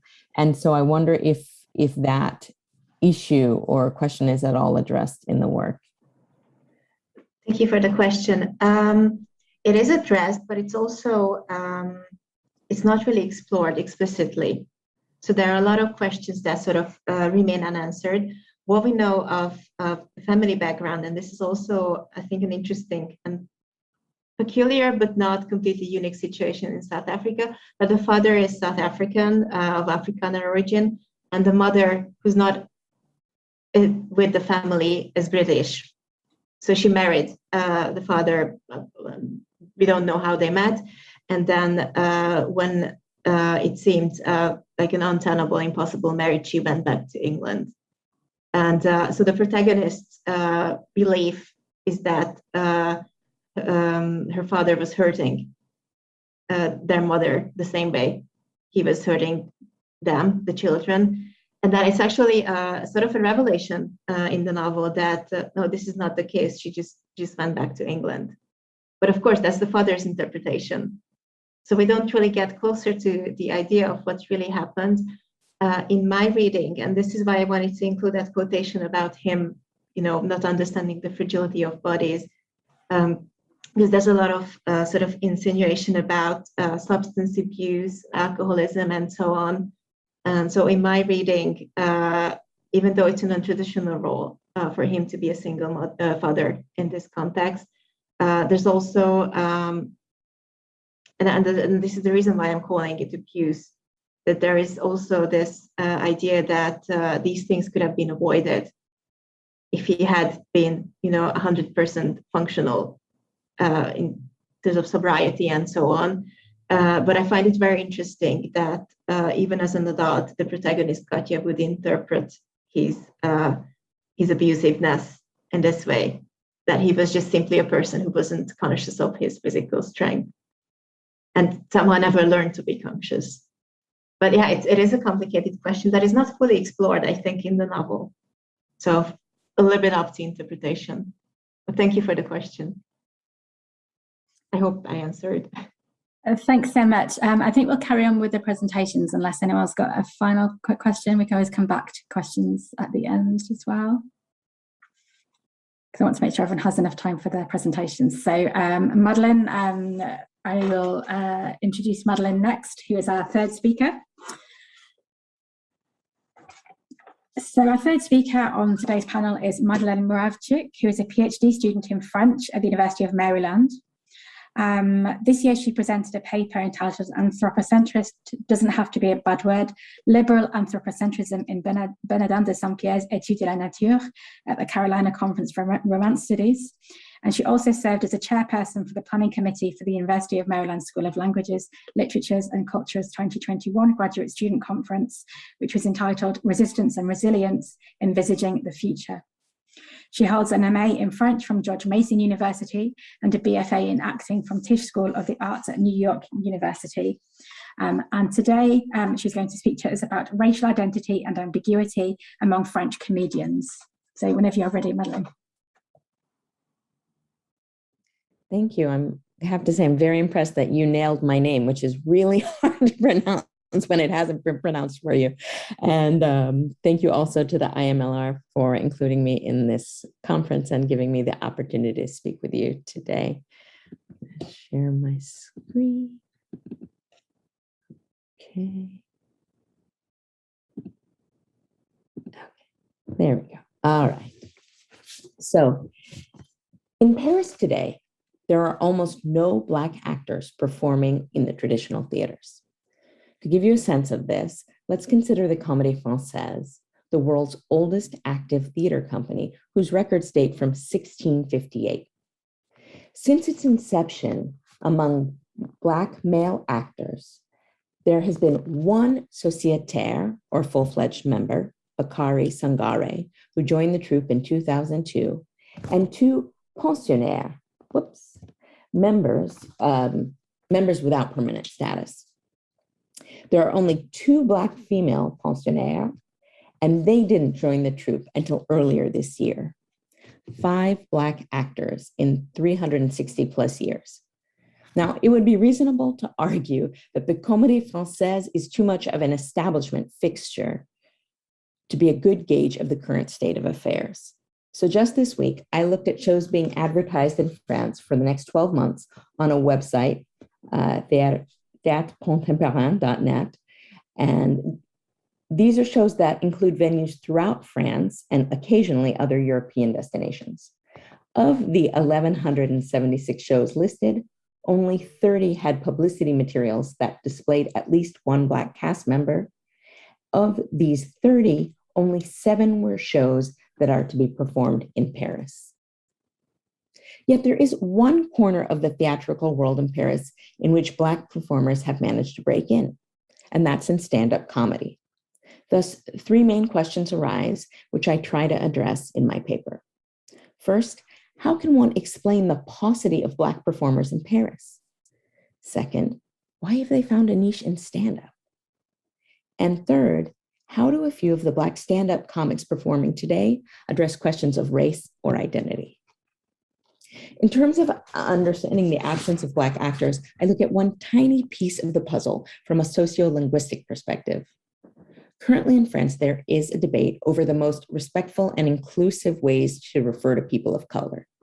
Many argue in favor of the French word noir, which means Black, maintaining that it isn't an insult or a bad word, it is simply a straightforward description of certain people. Yet other individuals prefer the English word Black, citing the discomfort that is readily evoked by noir, which is associated with painful historic memories of slavery and colonial domination. This debate is complicated and fraught not only because of France's colonial history, but also because France does not officially acknowledge race.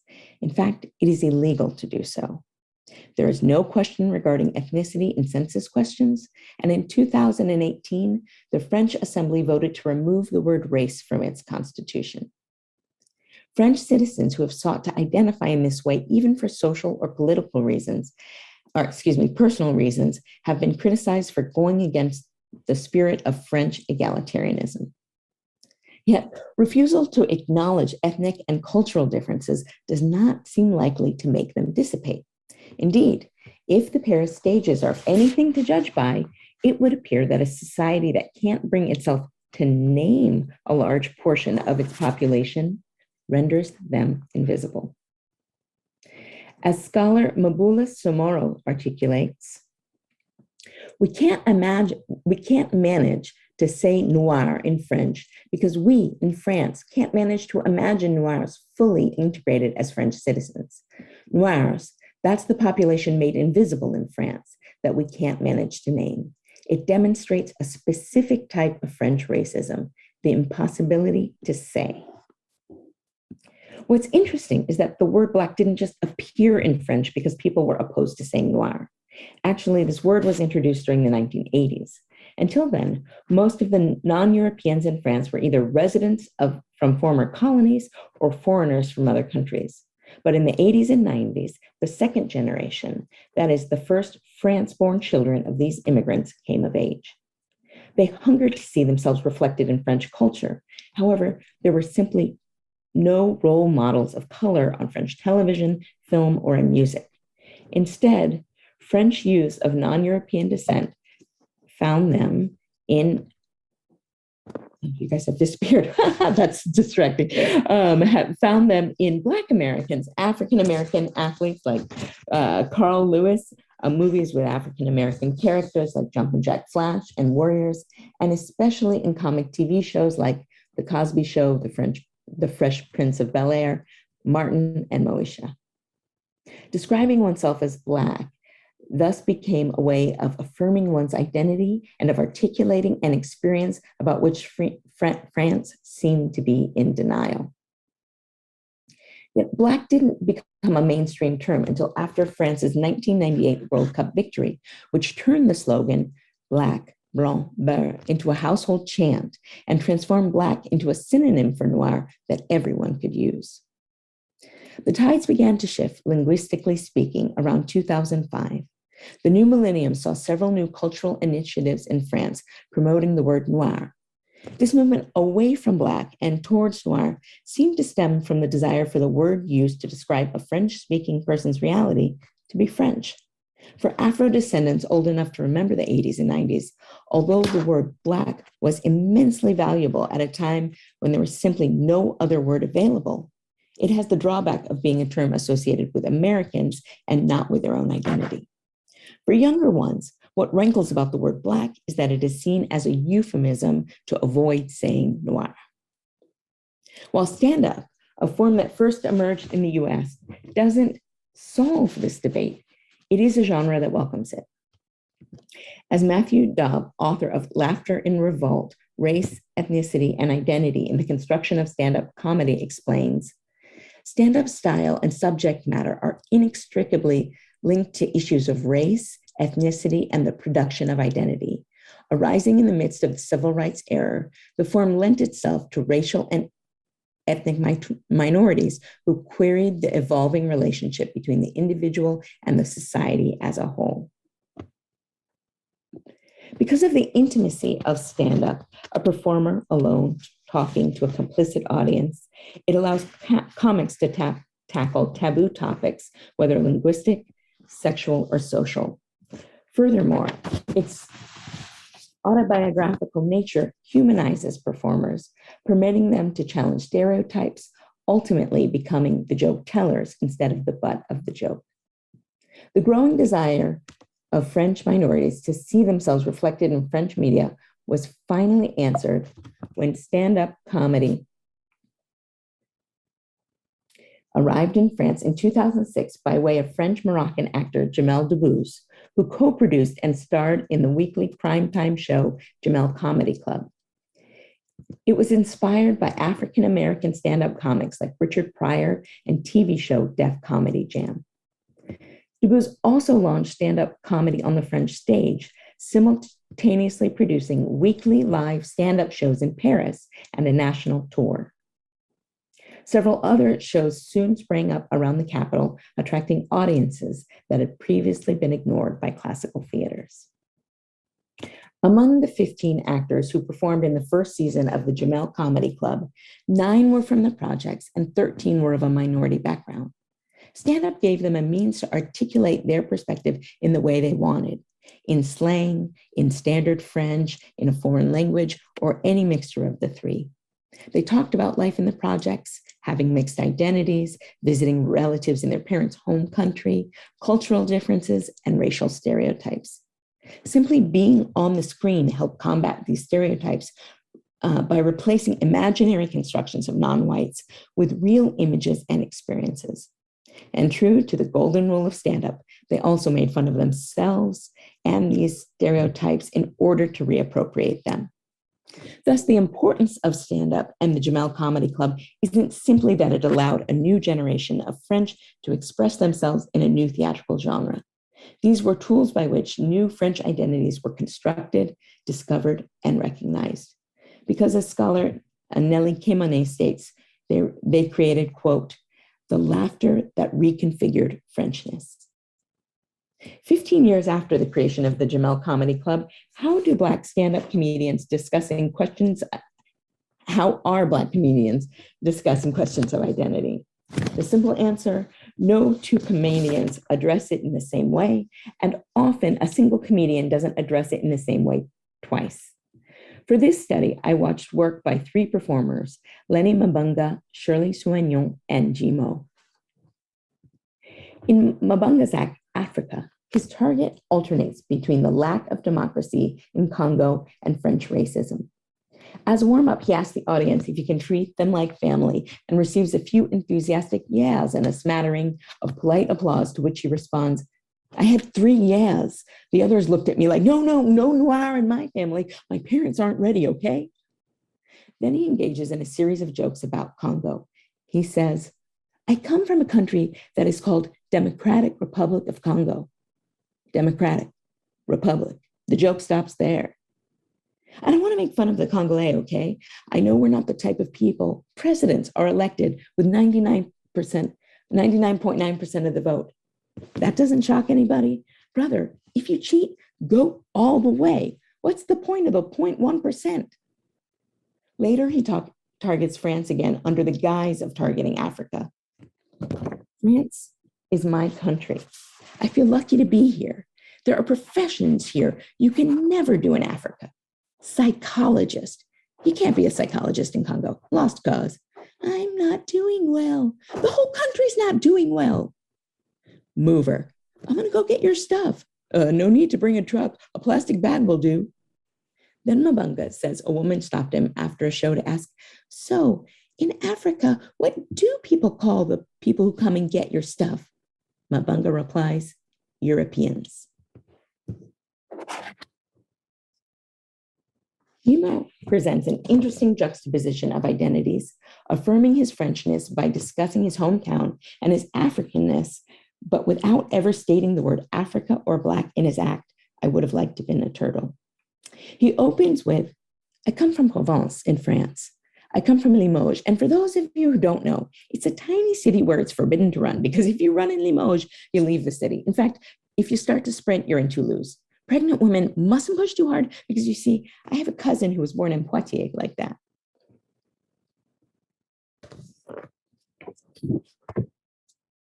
Later, Jimo delivers a series of jokes admitting he'd never have survived slavery. He imagines a conversation with the slave owners, treating them like regular managers. Sorry, gotta quit, don't want to spoil the ambiance. Beating me isn't gonna help. I'm just not up to snuff. Thanks for the cruise, I'll be back when there's basketball.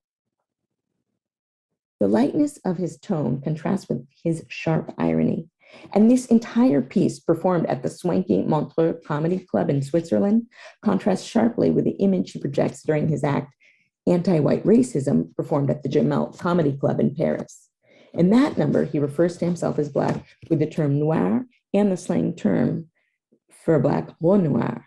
In it, He laments that Black people aren't better at hiding their racism and suggests they ask whites for their advice.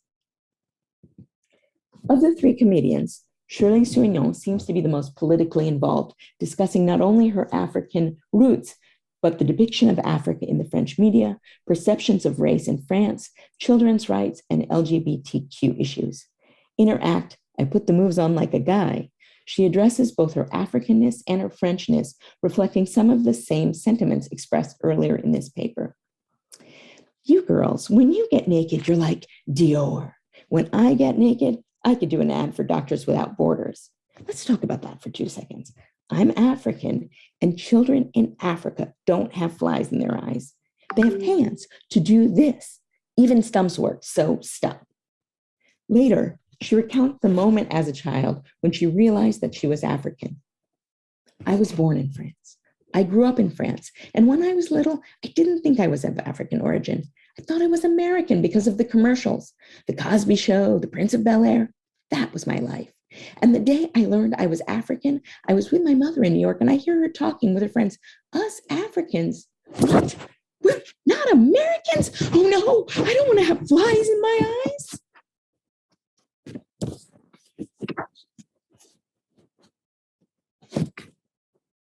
What I hope these all too brief snippets show is that stand-up is a forum for discussion of race and identity. As such, there is no systematic way to express these. There's no systematic way performers express these issues, just like there's no systematic way one defines one's identity. Also, although stand-up begun as a purely live art, it is now a hybrid one thanks to the internet. Whether it will be able to maintain its intimacy and authenticity in front of the camera has yet to be seen. But for now, it's providing opportunities to a wider range of performers and reaching a broader audience than ever before. French Cap-Verdean actor Fari has a new blockbuster hit on Netflix with his stand-up show, Fari is the New Black. Meanwhile, Soignon's act about giving up her iPhone has over 1 million views on YouTube. Unfortunately, there is no evidence to suggest that Black actors' success in stand-up will translate to more opportunities in the traditional theater world. As Soignon jokes in her own Netflix show, what's the difference between French theater and stand-up? The color. Thank you. Thanks so much, Madeleine. That was a fascinating presentation, and I'm sure we'll have lots of questions for you at the end. So moving on now to our final presentation in the panel, which is a presentation by Jorian van Beukering, who is a PhD student and research assistant within the School of Languages and Cultures at the University of Queensland. Her research interests include Dutch post-colonial memory, memory, trauma and identity studies, and French and Francophone culture and history. Her PhD explores the identity of illegitimate Indo-European children born in the Dutch East Indies during the late colonial and immediate post-colonial period. And today, her presentation is entitled Using Ambivalence to Understand Illegitimate Mixed Race Indo-European Identity. So thank you very much, Jorian, whenever you're ready. Thank you. Thanks for the kind introduction. I have to say it's a bit daunting to finish up such a great panel, but I will do my best. So I'll just share my screen. There we go. Yep. Okay. So today we're taking a detour to colonial Indonesia, or the Dutch East Indies, and I'll be presenting about the portrayal of biracial identity in the life writing of a man named Adolf Birnie. So I'm just going to briefly introduce Adolf Birnie and the social context in which he grew up, because that frames his life writing, and then move to some analysis.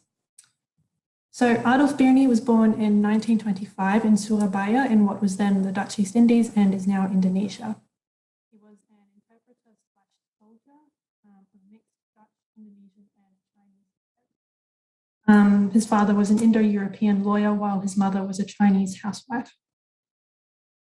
His parents weren't married, and as a result, he was illegitimate, as were his 4 siblings.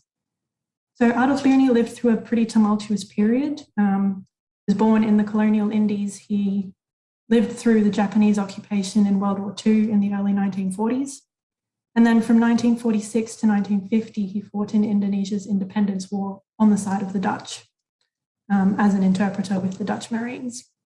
After that, he was forced to migrate to the Netherlands in 1950, where he eventually had 5 children. And then he moved to Spain and passed away there in 2005.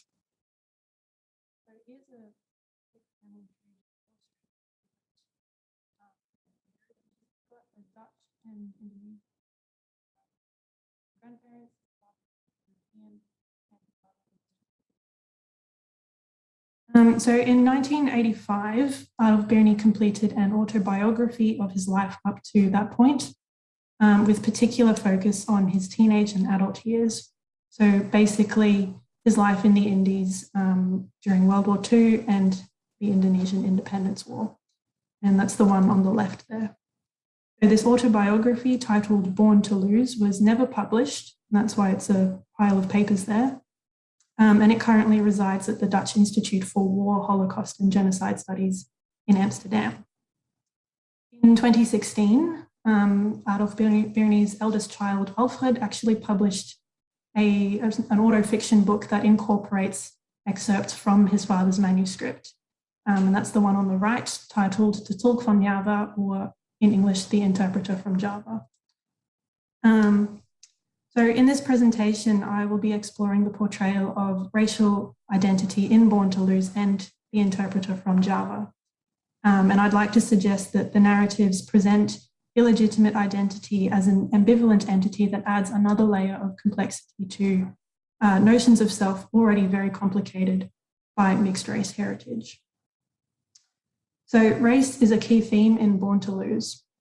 In the colonial society that Adolf Birnie grew up in, one's rights and privileges were pretty much dictated by the legal category to which a person belonged. For context, in the colonial Indies, people were either categorized as Europeans, foreign Orientals, or natives. And these categories weren't particularly straightforward. So, for instance, Japanese were considered Europeans in this system. But they did dictate the opportunities available to people. And for instance, Europeans tended to have better job opportunities, better education than people in the native category. And for people of biracial heritage, legal category could also be influenced by whether or not your European father, acknowledged you as his child.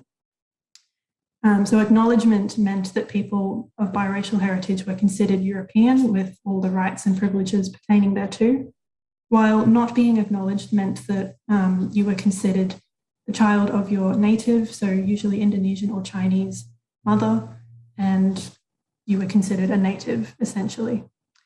So for Adolf Birnie, because his father didn't acknowledge him, he was Chinese through his mother and fell into that native category. So in Born to Lose, Adolf Birnie writes about his identity struggles growing up. And because of the colonial context he grew up in and World War II and the Indonesian Independence War, these identity struggles are inherently racial. And in his autobiography, he variously presents himself as either Dutch, Indo-European, or as Chinese. And there is a lot of tension and ambiguity within and between these different identities. So Born to Lose recounts that during World War II, Birnie stayed out of Japanese-run detention camps by obtaining a Chinese identity card. What this identity card did is it marked him out as a sort of neutral third party to the war. Born to Lose also presents the Chinese identity as useful during the Independence War a few years later. And in the narrative, Birnie recounts receiving a little pin of the Chinese flag from his uncle to pin on his shirt while out in the city where the Dutch and Indonesians were fighting. And here too, the autobiography presents the Chinese identity as protective. The identity is presented as a sort of shield that marks him as neutral and protects him from violence from the Indonesians.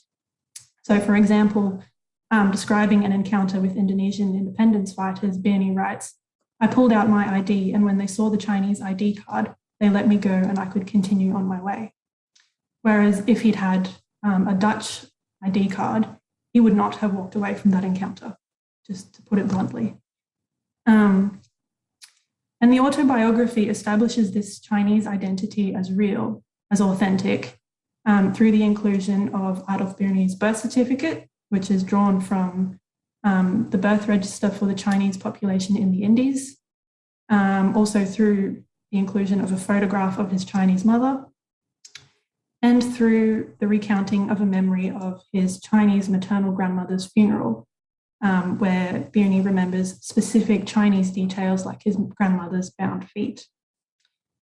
But the narrative presents Birney as ambivalent about his Chinese identity, because at the same time that he writes all these things about using it to get around the city as a shield sort of thing, he also writes that he wanted to renounce his mother's surname, Si, which he had as a child because he was illegitimate. And he writes that he wanted to change his surname to one that resembled his father's European name. And this is how we get the surname Birney with EY. So he drops the C and then changes his father's surname Birney with IE to a sort of bastardized version of it with EY. And in doing this, the narrative portrays him as distancing himself from his Chinese heritage. And it's also noteworthy that the change in surname might also have been influenced by his physical appearance, because in photographs that are included in the manuscript, Birney actually looks a bit more Indo-European than Chinese. So that might also come into the equation. And at several points in Born to Lose, the narrative also appeals to an Indo-European identity, or an Indonesian one. And the most significant of these appeals occur in the context of conversations with Indonesian friends who want Birney to side with them in the independence war. This slide shows one such conversation, and I do apologize for the wall of text. That was unavoidable. So the way these conversations are written show that the Indonesian friends emphasize the Indo part of Birney's identity, while which he expresses in the narrative in terms of civilization versus barbarism, and of East versus West, as is demonstrated by that quote there. Since my youth, I had felt that I didn't belong in the Indies. I couldn't express it very well. My Western feelings predominated over the Eastern. There's a few points throughout the whole autobiography where Birney sort of quotes Rudyard Kipling's East is East and West is West.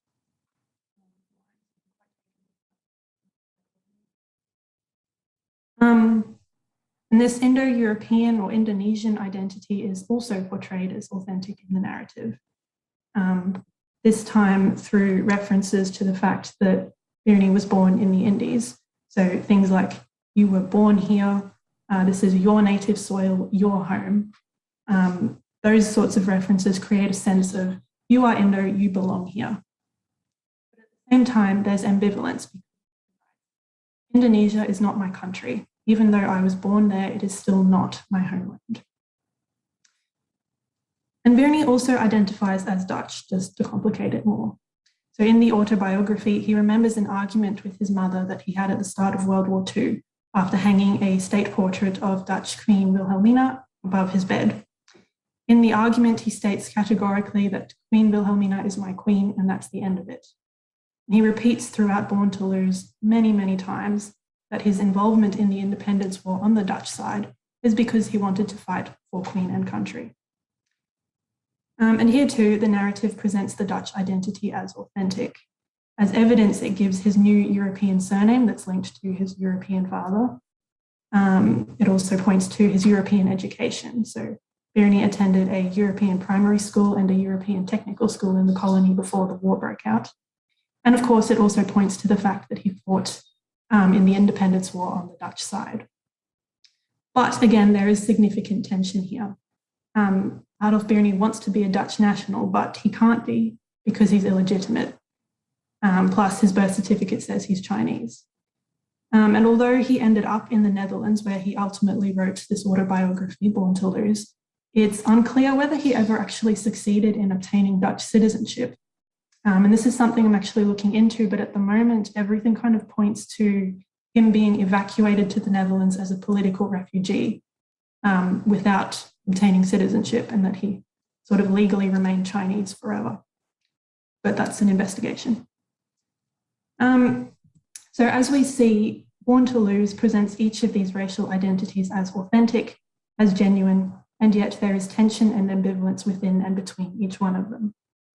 So I'd like to suggest that Kearney adopts these various identities at different points in his narrative, slipping between them like a chameleon, availing himself of whichever one fits the situation the best and will benefit him the most.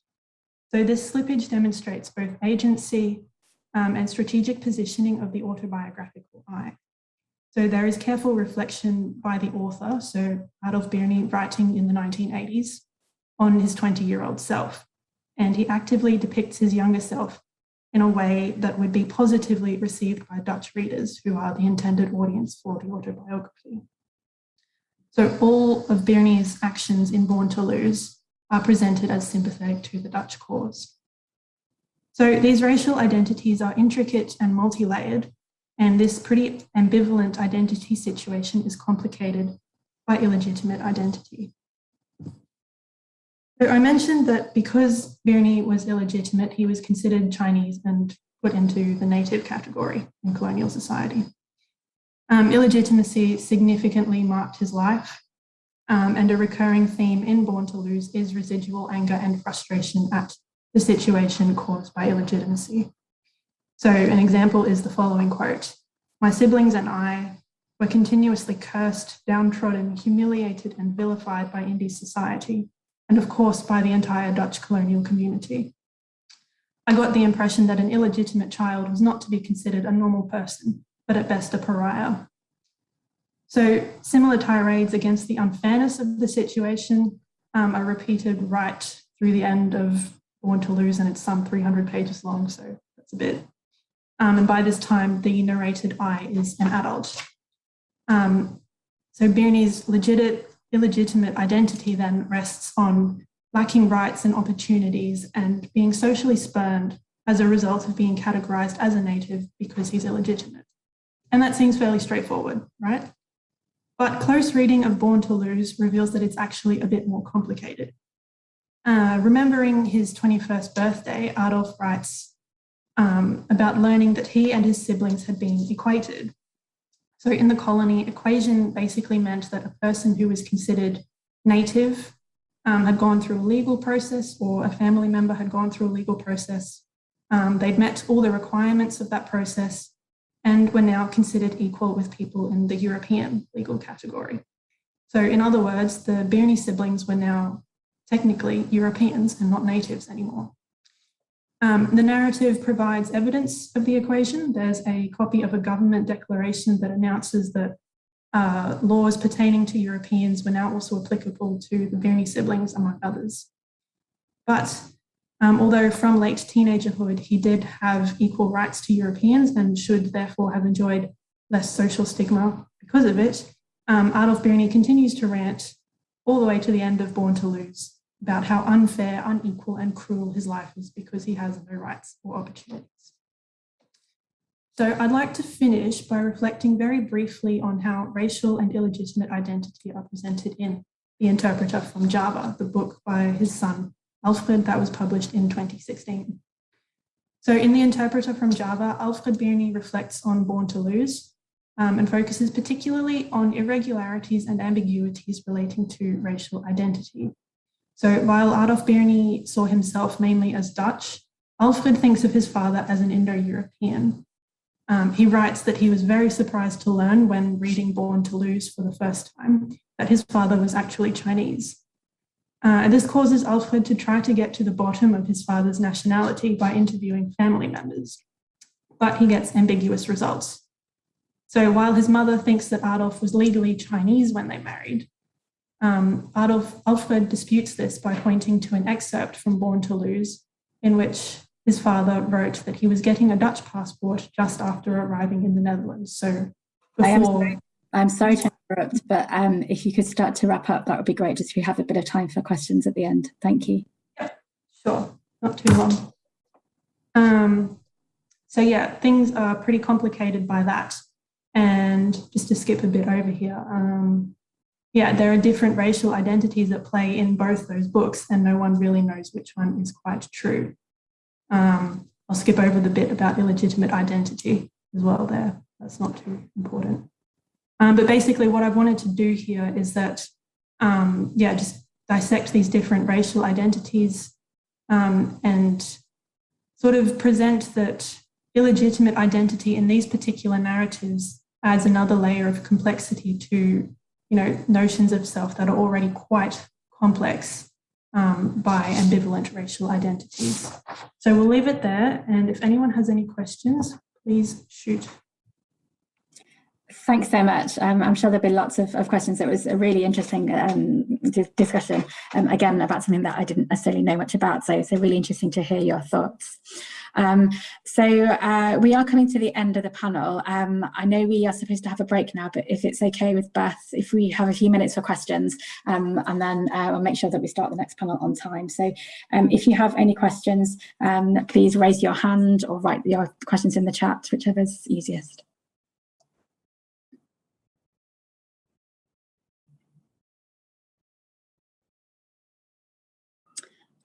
So I believe Barbara has put something in the chat for Madeline, a link that hopefully might be. It's only a minor point, Madeline. But I think that I heard you say in your setup that there hadn't been any Black sociétaires in the Comédie Française until this year. But I know that I saw Léonie Simaga play in La Malade Imaginaire in must have been like 2009. So it doesn't mean that there have never been Black performers.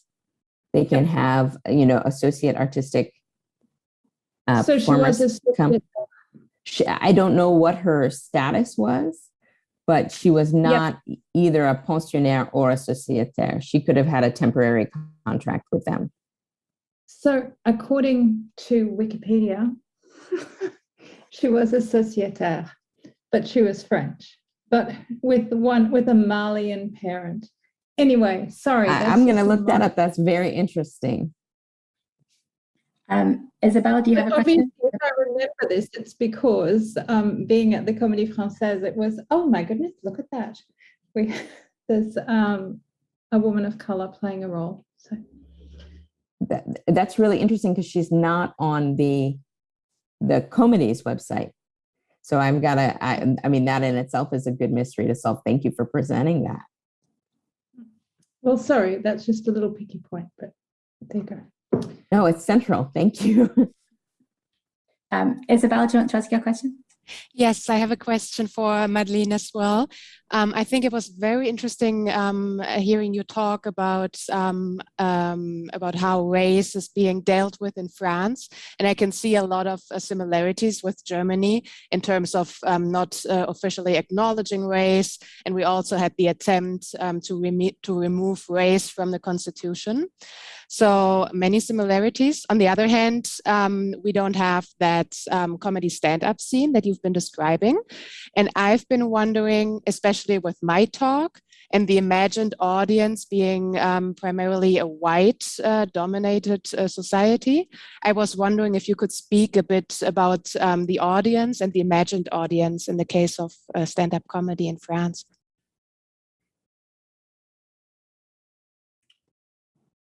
If I understand your question, you're saying who's the audience? Mm-hmm. Well, I mean, I think the audience is the world. I mean, that's the beauty of the internet now. I mean, when, I don't know if this is true today in 2021, but there was a moment, for example, when Farid had his Netflix special where it was the most watched special on Netflix. That might have just been for the moment in 2018 when it first appeared. But I think that the audience is the general public, now much broader, not just France. What I've begun to see with Jimo's work is that there are certain venues that are more live venues that are more segregated, not intentionally, but by choice, that tend to cater to different audiences. And in fact, there this is outside the scope of this paper, but there are many live performances in France that are targeted to the Black population, of which the white population doesn't really know anything about. That there are, national, but really international tours of Black and African performers. I mean, when I say African, I mean people who live in Africa and might speak French, but don't have any connection to being a French citizen. That's its own circuit. But those performances aren't just stand-up, and so they were outside of what I could talk about today. Thank you. Thank you. Barbara, I think you have a question for Dorian. So your question is, you said that the Sun's book is partly fictional. Can you elaborate on that? And that was something that I was going to ask as well. So thank you. Sure.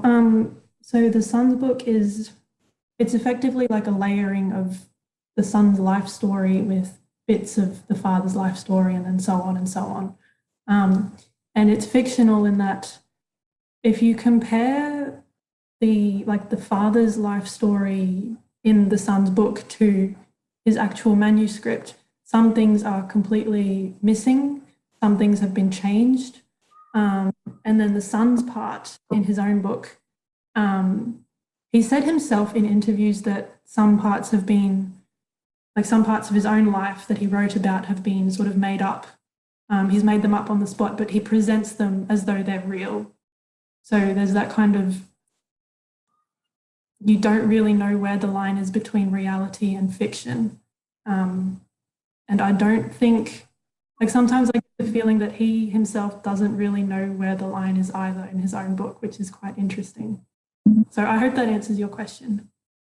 Great, thank you. Did you have a quick question? We've got time for one more very quick question. Your hand was... Yes. Yeah, go for it. How did you get to the topic of comedy? Because that's really interesting, and I never would have thought to look there. I was doing, I'm so distracted by what Barbara said. Barbara, I think you could be right. I gotta look that up. I was looking at performers of specifically Sub-Saharan African descent at that time, because I started my research before noir or Black, or not before Black, but before noir was popular. So we couldn't even rightly talk that way. So Sub-Saharan African performers. And I kept being shocked over a large period of time that there were none. And from my American perspective, it just didn't compute. It didn't compute. So I just kept looking for material. And what I found was an article by an African journalist that referenced African and French African humorists making fun of Africans in France, and why were they doing this? And that was kind of the beginning chip of, wait a minute, if she's writing this, then there have to be there, and then discovering this niche. Brilliant. And if you haven't seen in the chat, Madeleine, Elizabeth Robinson has said, have you heard of the Juste pour rire comedy series in Montreal? If not, let's go. So I think you've got an invitation there. So I think, unfortunately, we're going to have to draw this panel to a close, but I'd just like to thank our four speakers once again for really interesting presentations. And I'm sure the next panel will also be interesting too. So thank you very much. Welcome everyone to the last panel of today. Thank you for bearing with us. This is looking to be, I think, a particularly exciting panel called Fragmented Female Selves, Gender in Post or Decolonial Context. We have 3 presenters today, which means that we're going to have 15 minutes of Q&A at the end of the session. Please don't forget that this session is also being recorded, so if you don't want to appear on camera, then switch off your camera. But if you want to ask questions or if you want to interact with the presenters, please switch on your camera so that we can simulate kind of an in-person conversation. The presenters, I'm going to let you speak, and if I see that you're so if you're going over your time considerably, I'm just going to let you know in the chat, or I'll just raise my hand, okay? You have each 15 minutes. Right, so without further ado, let me introduce our first presenter, Daisy Savage, who is a part-time PhD candidate in the Department of Modern Languages at the University of Birmingham. Currently in her third year, Daisy's research brings decolonial and queer feminisms into conversation with the work of the Franco-Algerian writer Nina Bouraoui. She's particularly interested in exploring how literary works can be read as a mode of doing decolonial feminist theory. And Daisy earned an MA in Translation Studies from the University of Birmingham, as well as a postgraduate diploma in French Culture Studies and a BA in French Studies, both from the University of Sheffield. She's also a secondary school teacher and a singer in a band. And the title of her presentation is Mixed Métissage, Split Subjectivity and Fragments of Self in Nina Bouraoui's Nos baisers sont des adieux. So the floor is yours, Daisy. Thank you. Excuse me. Thank you, Kata, for that lovely introduction. I'm just going to share my screen. So hopefully you guys will be able to see this. And yeah, there's been a very slight change to my title, but hopefully that won't affect things too much. So I'm just going to start my timer off and I will crack on. So inspired then by my own doctoral research on decolonial feminisms in the work of prolific French-Algerian writer Nina Bouraoui, this paper will examine Bouraoui's 2010 novel Nos baisers sont des adieux through the lens of Gloria Anzaldua's notion of the borderland as a space of ambivalence and uncertainty, but also of performative possibility. The paper will also bring the novel into conversation with Audre Lorde's uses of the erotic and Sarah Ahmed's notion of disorientation to demonstrate how Bouraoui's text simultaneously creates an artistic space of self-formation and self-discovery and queers the tropes of autobiography. In her influential work, Borderlands, La Frontera, Anzaldúa defines the borderland as a space, quote, where the third world grates against the first and bleeds, and before a scab forms, it hemorrhages again, the lifeblood of two worlds merging to form a third country, a border culture, end quote. It is this border culture which, for Anzaldúa, forges the mestiza or hybrid identity and creates within the individual an ambivalent sense of being an outsider within, existing both inside of but apart from the rules and expectations of the dominant culture. It is women of colour, Anzaldúa asserts, who feel this most keenly. Quote, alienated from her mother culture, alien in the dominant culture, the woman of colour does not feel safe within the inner life of herself. Her face caught between los intersticios, the spaces between the different worlds she inhabits, end quote. Bouraoui's intersticios vacillate at the intersection of race, nationhood, gender, and sexuality. Her early forays into autobiographical writing are beset by ambivalence, illuminating the borderland as a space of identity crisis, a fault line caused by her mixed ethnicity and gender ambiguity, as these four quotations highlight. The quotations are obviously all in French, but I'm happy to translate later on if anyone wants a sort of English translation of these, but just to point out the top quotation here is probably the most frequently quoted Bouraoui citation, and it's taken from Garçon Manqué. Just a brief sort of English translation of that. Every morning I check my identity. I have four problems. Am I French, Algerian? Am I a girl? Am I a boy? And I think that kind of perfectly encapsulates this kind of existential crisis in a way that she's having in these early autobiographical texts. What makes this process of alienation so problematic is that it is policed from without. As Bouraoui herself states, again in Garçon Manqué, auteur français, auteur maghrébin, certains choisiront pour moi, contre moi, ce sera encore une violence. And again, just a quick English translation, am I a French author, a Maghrébin author?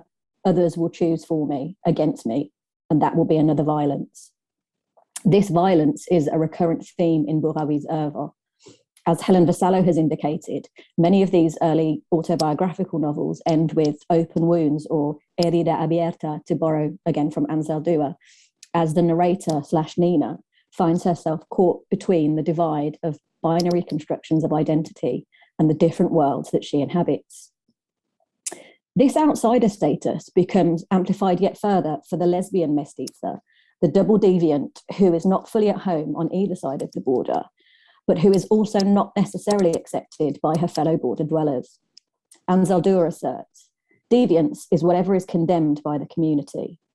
Most societies try to get rid of their deviants. Most cultures have burned and beaten their homosexuals and others who deviate from the sexual common. End quote. This notion of deviation, of course, suggests that there is a preordained route which should be followed, and that to divert from that path is to invite at best alienation, at worst annihilation. Internalizing these prejudices and expectations can lead to an ambivalence or even a disconnect from the self. As Sara Ahmed highlights, the lesbian body does not extend the shape of this world as a world organized around the form of the heterosexual couple. The world that Ahmed describes here is organized in straight lines and clearly defined identity categories. What happens then when one refuses to or is unable to follow those lines? For Ahmed, this is a process involving disorientation. She says, quote, "Becoming a lesbian taught me about the very point of how life gets directed and how that point is often hidden from view. Becoming reorientated, which involves the disorientation of encountering the world differently, made me wonder about orientation and how much feeling at home or knowing which way we are facing is about the making of worlds," end quote. There are then empowering creative and performative possibilities in this process of disorientation and reorientation. Indeed, it is very often this uncertainty and exclusion which gives those in the borderlands the impetus to forge their own existence, which in Anzaldúa's conceptualization is often artistic. A state of psychic unrest, she says, is what makes poets write and artists create. Bouraoui herself echoes this sentiment. L'écrivain est forcément un marginal. C'est forcément quelqu'un de très seul et différent, qui n'appartient pas au monde. Les livres, c'est sa façon de s'inscrire dans le monde, d'y trouver une place. If the early novels demonstrate Bouraoui's process of disorientation, Nos baisers sont des adieux could be read as an example of the writer's reorientation on her own terms. The next section of this paper will examine how Bouraoui brings together art and memory, making a world, to borrow again from Ahmed, and forging a space of self-creation and celebration precisely through the medium of her own desire and sexual deviance. In her paper, Uses of the Erotic, Audre Lorde argues that the erotic is a measure between the beginnings of our sense of self and the chaos of our strongest feelings. Within the celebration of the erotic in all our endeavors, my work becomes a conscious decision, a longed-for bed which I enter gratefully and from which I rise up empowered. Of course, Lorde reminds us, women so empowered are dangerous. Bouraoui's 11th novel, Nos baisers sont des adieux, is a celebration of the erotic as described here by Lorde. The narrative portrays desire, and particularly the desire of women, as a replenishing and provocative force. The text is made up of a series of short stories or portraits, as Bouraoui has called them, each bearing the name of a person, an object or an artwork, as well as a place, which is usually a town or a city, and a year. And some of those are highlighted here, both the artists and the places that she uses to kind of situate her text. The entries span the years 1972 to 2010 and notably are not printed in chronological order. The epigraph, which is reproduced here, offers an early clue that the text may mark a shift in focus from the earlier autobiographical concern with not belonging to one side or other of a binary identity, and instead towards a process of becoming and construction through a connection with desire. Le désir n'est pas isolé, she says. Il est multiple et secret. Il est par les autres et pour les autres. Je me suis raccordée aux hommes, aux femmes, aux objets et aux images qui ont construit la personne que je suis. Rather than suggest that it is other people who are responsible for her experiences, the text which follows demonstrates how Bouraoui's encounters with others, with desire and the erotic, provide one possible route towards her construction of self. This is not the first time that desire is employed as a narrative device by Bouraoui. Love, desire, and sexual attraction are key elements of many of her texts, both autobiographical and fictional. But how she writes about desire here and how it is employed in the service of experiencing the self and constructing a self mark a shift. Excuse me. Consider, for example, the two entries cited here. Again, for those who aren't familiar with the French, the key thing here is the word plaisir, which is highlighted. These are the first entry on the left when read in print order, and the first chronologically on the right. In both entries, with a partner, Sasha, on the left, and on her own on the right, what Bouraoui is doing here is celebrating what Lord calls the erotic's electrical charge, as that which is beyond language, but simultaneously deeply connected to one's own experience of self. Many of the portraits which follow, as these two here do, contain either the words désir, desire, or plaisir, pleasure. Describing the text, Bouraoui explains how each of the entries, though geographically and chronologically diverse, are connected to one another through desire. Desire, then, is the red thread which weaves through the text, opening up a path through the borderlands, connecting moments of the writer's lived experience. Bouraoui reads desire as un désir d'appartenance à l'autre, non pas soumission, mais par connexion. It is the desire for connection, chosen, not enforced, which drives the narrative. This is particularly well demonstrated through the text, through the artworks that Bouraoui chooses to include. Many of the pieces, particularly the paintings and photographs, and some of which you will be able to see in the background of a lot of these slides, privilege the naked female body and serve to depathologize the sexual experiences and pleasures of women. Her depiction of the Egon Schiele piece, for example, which you can see here, depicts un tableau sans tristesse, un tableau d'attente et de silence. Le corps n'est pas épuisé, mais offert, son plaisir imminent.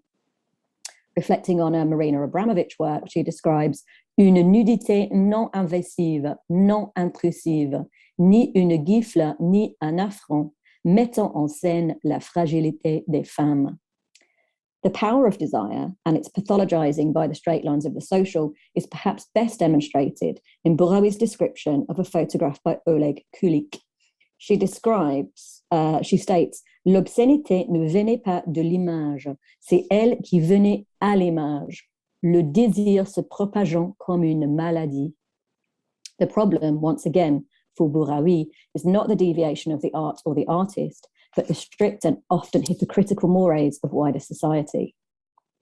All of these works provide Bouraoui with an outward visual representation of the inner imaginative work that she is engaged with throughout the text. The artists, as well as their work, are also notable for their own challenges to conformity. As Anna Rocker attests in her article on the book, all of the selected artists are revolutionary, transgressive, subversive, liberating, visionary, and prescient. By using these artists and their works as waymarkers in her autobiographical journey of desire and the self, Bouraoui makes a clear case for the power of the erotic. Returning to Lord once more, Lord states, when we begin to live from within outward, in touch with the power of the erotic within ourselves, then we begin to be responsible to ourselves in the deepest sense. Our acts against oppression become integral with self, motivated and empowered from within. This is not to say that the text is a vision of queer utopia or an idealistic portrait of desire. Indeed, Bouraoui revisits some particularly troubling past experiences, not least the attempted abduction which takes place when she is a young child, and which is referred to throughout the oeuvre as l'événement. However, reading the text through the theoretical positions outlined here, as embracing disorientation and rejecting straight lines, perhaps offer us a new way to consider how identity and agency are portrayed throughout the writer's oeuvre. Describing a dream late in the text, Bouraoui echoes Ahmed's call to deviation. Quote, en me réveillant, je me disais que je prenais des chemins compliqués, mais que je savais changer de direction au bon moment.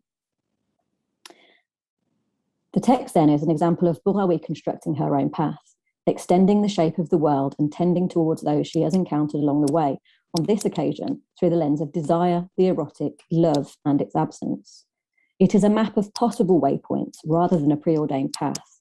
So we see a queering of chronology and space as she rereads events and encounters from the position of the erotic. The novel in many ways reflects what Ansel Dua terms a mestiza consciousness. To quote again from Ansel Dua, the new mestiza copes by developing a tolerance for contradictions, a tolerance for ambiguity. Not only does she sustain contradictions, she turns the ambivalence into something else. And I'll just finish up with this point. In Nos baisers sont des adieux, Bouraoui has turned ambivalence into a celebration of her own sexuality as one possible means through which to express herself as both an artist and a woman. Juggling memory, desire, love, violence, and the power of art and imagination, Bouraoui queers the tropes of autobiography and celebrates desire and disorientation in a textual collage in which the reader must, to return to Ansel Dua once more, do the work of piecing together a fragmented and interrupted dialogue. And I will end there. Thank you very much for listening. Just stop sharing my screen. Thank you, Daisy, for this extremely rich presentation. I'm sure there will be many, many questions. And also, thank you for keeping with the time. It's also perfectly done. Got my timer on. Perfect. Okay, so let me introduce the second speaker in the panel, Lucia Richard, who is a third-year PhD student in Francophone literature at UCL. After a BA in social sciences in France, she studied European literatures at the University of Cambridge, where she worked on the uses of voice in Monique Wittig's fiction. She then went on to study the phenomenon of voice in her PhD research at UCL. She uses the tool of voice in texts written by contemporary Francophone women writers to explore questions of representation and female writing in the context of Francophone studies and contemporary feminism. And today she's going to talk about Assia Djebar's Bastille Prison, more specifically about writing the post-colonial self, fragmentation, fluidity, and plurality in this novel. So the floor is yours, Lucille. Thank you very much for the introduction. Okay, so I will share my screen with you. Is that all good? Can you see it? Okay, great. Today I will be talking about Assia Djebar and about her novel, So Vast the Prison. So all the quotes I'll be using are on the slides. So I'll be reading them selectively, but I can happily send the slides to anyone who's interested. Okay, so as we have heard this morning, ambivalence is a central part of post-colonial identities, and it is strongly reinforced by the question of gender. So the process of writing the female self in a post-colonial setting is complicated by conflicting notions of womanhood, which can make it more or less difficult to write about oneself, and also by different understandings of feminism. So my work focuses on the role of writing in the construction of more flexible subjective spaces, which could allow complex female post-colonial identities to thrive.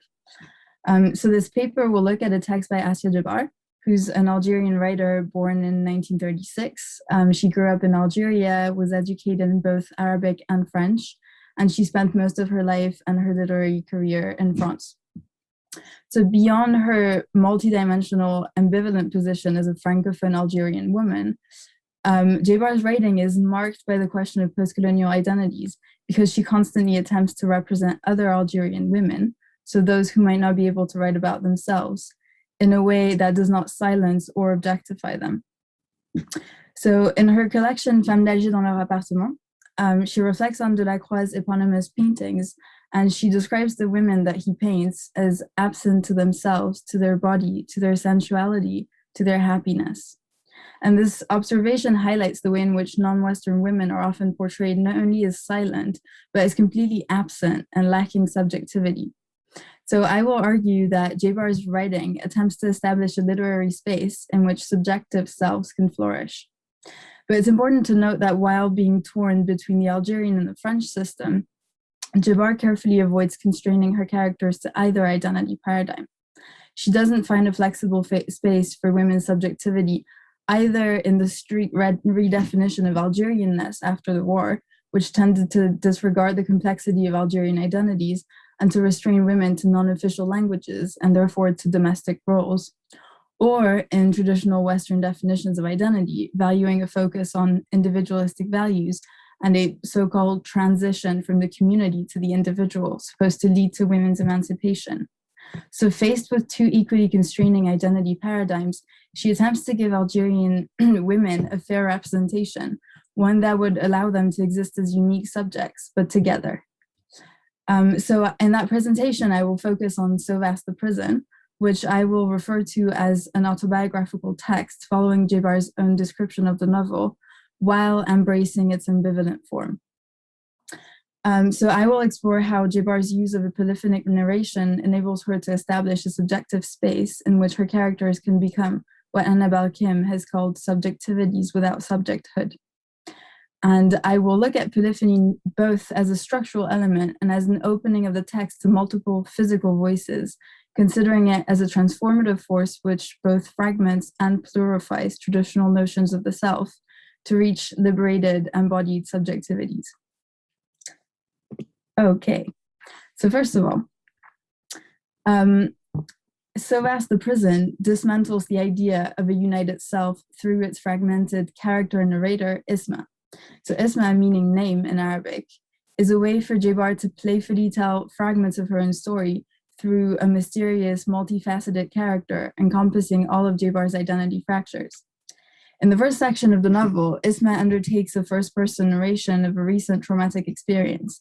She's emerging from 13 months of depression caused by her husband's violent repudiation after she confessed she had fallen in love with another man. And her narrative of these events is highly lyrical and introspective, and her poetic monologues seem to resemble traditional romantic love stories from the Western tradition, focused on psychological introspection. So the extract I put on the slides is a good example, where she says, "I have forgotten exactly when the long, slow, inexorable gnawing of absence began, and then second by second would not let itself be forgotten. Had my beloved vanished? Into what void? Was I not the one, rather, who found myself shifted into another reality?" But this lyrical first-person narration is constantly mixed with fragments from Isma's Algerian culture and from her scholarly work on Arab philosophy. So her introspection goes back and forth between different cultural settings as she finds refuge, for example, in explorations of 12th century North African history. So this fusion of cultures in the autobiographical text is very meaningful, as it seems like all of Isma's selves only come together in the space of writing.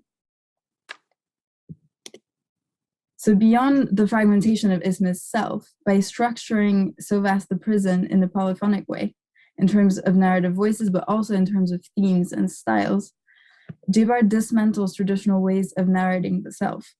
So the structure of the novel itself subverts traditional autobiographical genres. The first section, What is Erased in the Heart, as we have mentioned previously, focuses on Isma's intimate experience and seems to announce a traditional first-person narrative.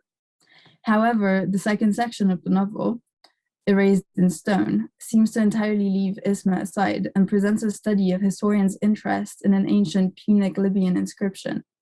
So by exploring the gradual disappearance of the Berber alphabet, the section places Isma's self-narrative within the wider history of her multifaceted country and its multiple languages kept alive by generations of women. And last of all, the third section, which is the last substantial one, mixes short narrations of Djebar's work as a filmmaker and a detailed exploration of the lives of her female ancestors. And in this section, Djebar offers a close-up on her own family, letting the voices of her ancestors enter her self-narrative. And the emergence of these two sections disrupts the flow of the text by inviting the other into the narrative and by forming a type of altruistic autobiography. As Brigitte Weltman-Aron describes it, the goal for Djebar is never simply to say I, but to undertake a writing of the self that does not leave others behind. So the main consequence of this fragmentation of the autobiographical text is that the boundary between the self and the other is blurred, and the other is invited into the self-narrative. So while a focus on the collective could seem to prevent the construction of a sense of self, I would like to argue that Djebar's polyphony embraces the plurality of her characters' identities and turns the process of identity construction into a liberating collective activity. So first of all, J-Bar's emphasis on the fragmented nature of post-colonial identities attempts not to deplore, but to embrace plurality. And she encourages a plural definition of the self by inviting complex female characters into her text. So in So As the Present, she observes women from her mother's family, and she highlights their plural identity through an emphasis on their multilingualism. So her description of her mother, for example, who's an Arabic speaker of Andalusian origin, who only masters oral French, it's particularly striking because she describes her mother's linguistic identity through her attachment to Andalusian songs from her childhood. She says she knew the couplets by heart and could read and write them in Arabic, so she could not be classified as illiterate, though otherwise she might have been so in our circle. So by blurring the boundaries of literacy, J-Bar turns Algerian women's inherent multilingualism into a strength, making them the guardians of lost languages, but also flexible beings able to navigate public and private languages and to adapt to a complex post-colonial world. So these proudly plural selves cohabitate in J-Bar's writing as she populates her autobiographical text with a community of voices and emphasizes the role of exchange in the construction of emancipated subjectivities. So the writing process, which is often a solitary activity, becomes a space of interaction where characters can experiment with self-expression. And the importance of community and women's exchange is particularly striking in J-Bar's description of the impact of local dialects. Brendan Labelle, in his work Lexicon of the Mouth, refers to a voice of the neighborhood, which carries an immediate feeling of belonging. And this idea is perfectly illustrated in exchanges between women from Isthmus tribe in the third section of the book.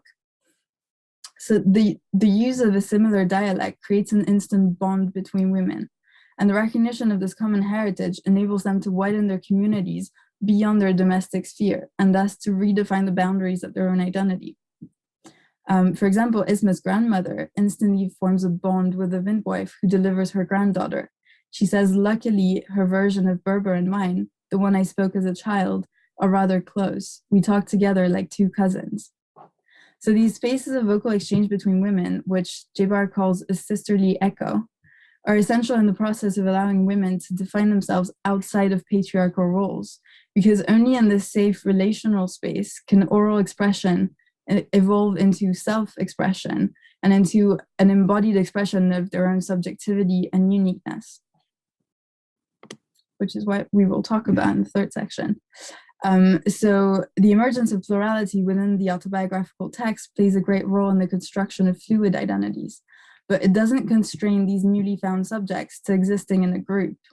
While nurturing a culture of sisterhood and solidarity, J-Bar allows her characters to be both members of a community and individual embodied subjectivities. So I will argue that this transition is operated through a focus on corporeal voice. So as I mentioned earlier, polyphony is not just a structural element in J-Bar's works. It's a way for multiple female voices to be heard physically through the written text. And interestingly, this acoustic presence seems to replace visual descriptions of the characters' bodies. So physical descriptions are very rare, and when they occur, they seem to conceal precise physical elements, like this description that I put on the slides of a woman from a village where J-Bar is filming. She says she was scarcely more than 20. Her balanced features were disturbing, with such a pure bloom, yet seeming at the same time tarnished with shadow, a half smile, not aware herself of her own sadness. So this description denies us a visual image of the woman, but it focuses on her body's practice. That's very interesting to me. Smiling, for example, is a recurring motif in J-Bar's descriptions, and it seems to act as a first step towards vocal affirmation. So instead of being an observer, as the narrator, J-Bar chooses to interact with her characters to be a presence that allows their voices to be heard. So Brendan Labelle, again, affirms that a type of territorial dispute is embedded within raising the voice. So by giving voice to the women she writes about, J-Bar allows them to take up physical space in the novel without being objectified or being forced into a fixed identity. And it's particularly interesting to notice that her text is populated by listening characters. So Isma symbolically is a researcher in musicology working on recordings of women singing Berber chants. So the presence of these listening characters acknowledges the vulnerability of the voice that speaks up and creates a space where every voice is received and heard. So by surrounding vocal bodies with a listening presence, Djebar allows them to assert their own uniqueness. So Adriana Cavarero argues that vocal communication operates both a relation with another unique existent and a communication of one's uniqueness. So focusing on the voice is very significant because bodies appear through a unique, but also an ephemeral and dynamic phenomenon, preventing these bodies from being constrained to fixed subjecthood. And in my work, I focus on non-signifying voices in Djebar's text. So voices that don't produce new meaning and speak up to express their own uniqueness. So for example, singing voices populate Djebar's text because the words of the songs are not original, but transmitted from generation to generation. Women who sing them express their subjectivity outside patriarchal systems of signification. So collective singing often becomes a moment of trance where women can inhabit their own body and sensuality. And in the case of Isma, interestingly, the song becomes a dance, operating a transition from the voice to the body. And she notably reminisces about an evening of uncontrolled dancing. The quote is on the slide. I won't read it as it's really long. But this dancing drive brings Isma to greater self-awareness.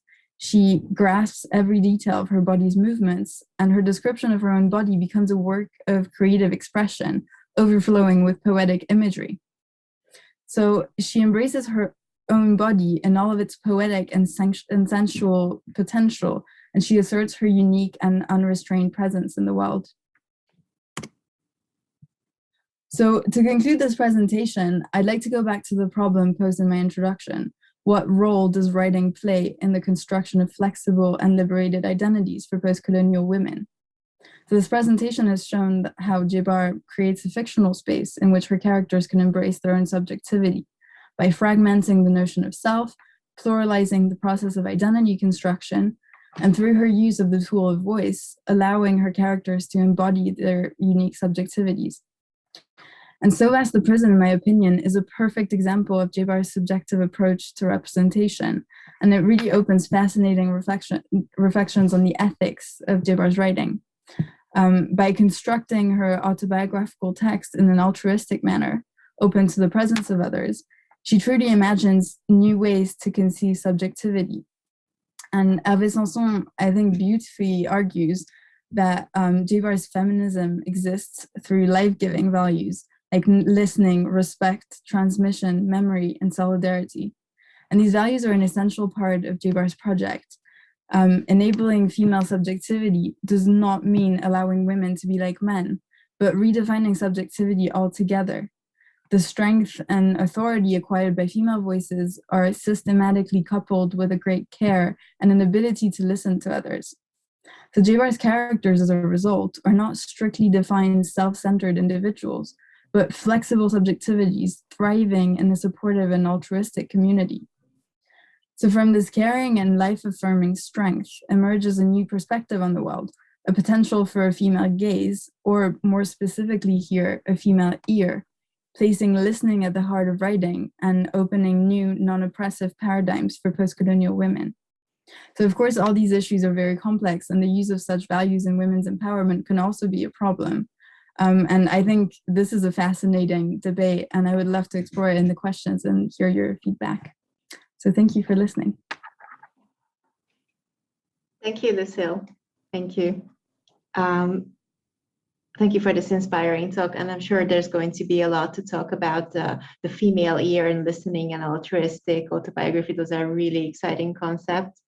But before we do that, let me introduce the final presenter for today. And with her presentation, we're moving a little bit from the Francophone sphere to the Anglophone sphere. So let me introduce Shreya Bera, who is a fourth-year PhD student at the Doctoral School of English and American Studies at the University of Szeged, Hungary.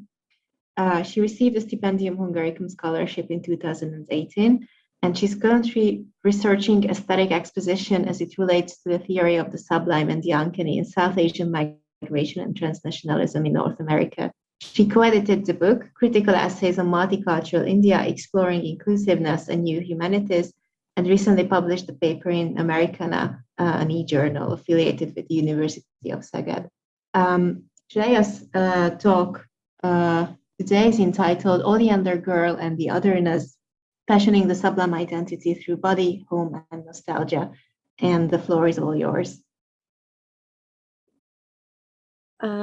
Thank you, Kata, for the introduction, and I won't delay, and I'll just start with the presentation. So I will be talking about Chitra Banerjee Devakaruni's novel Oleander Girl in relation to the sublime and aesthetic articulation of the relationship between women and the sublime.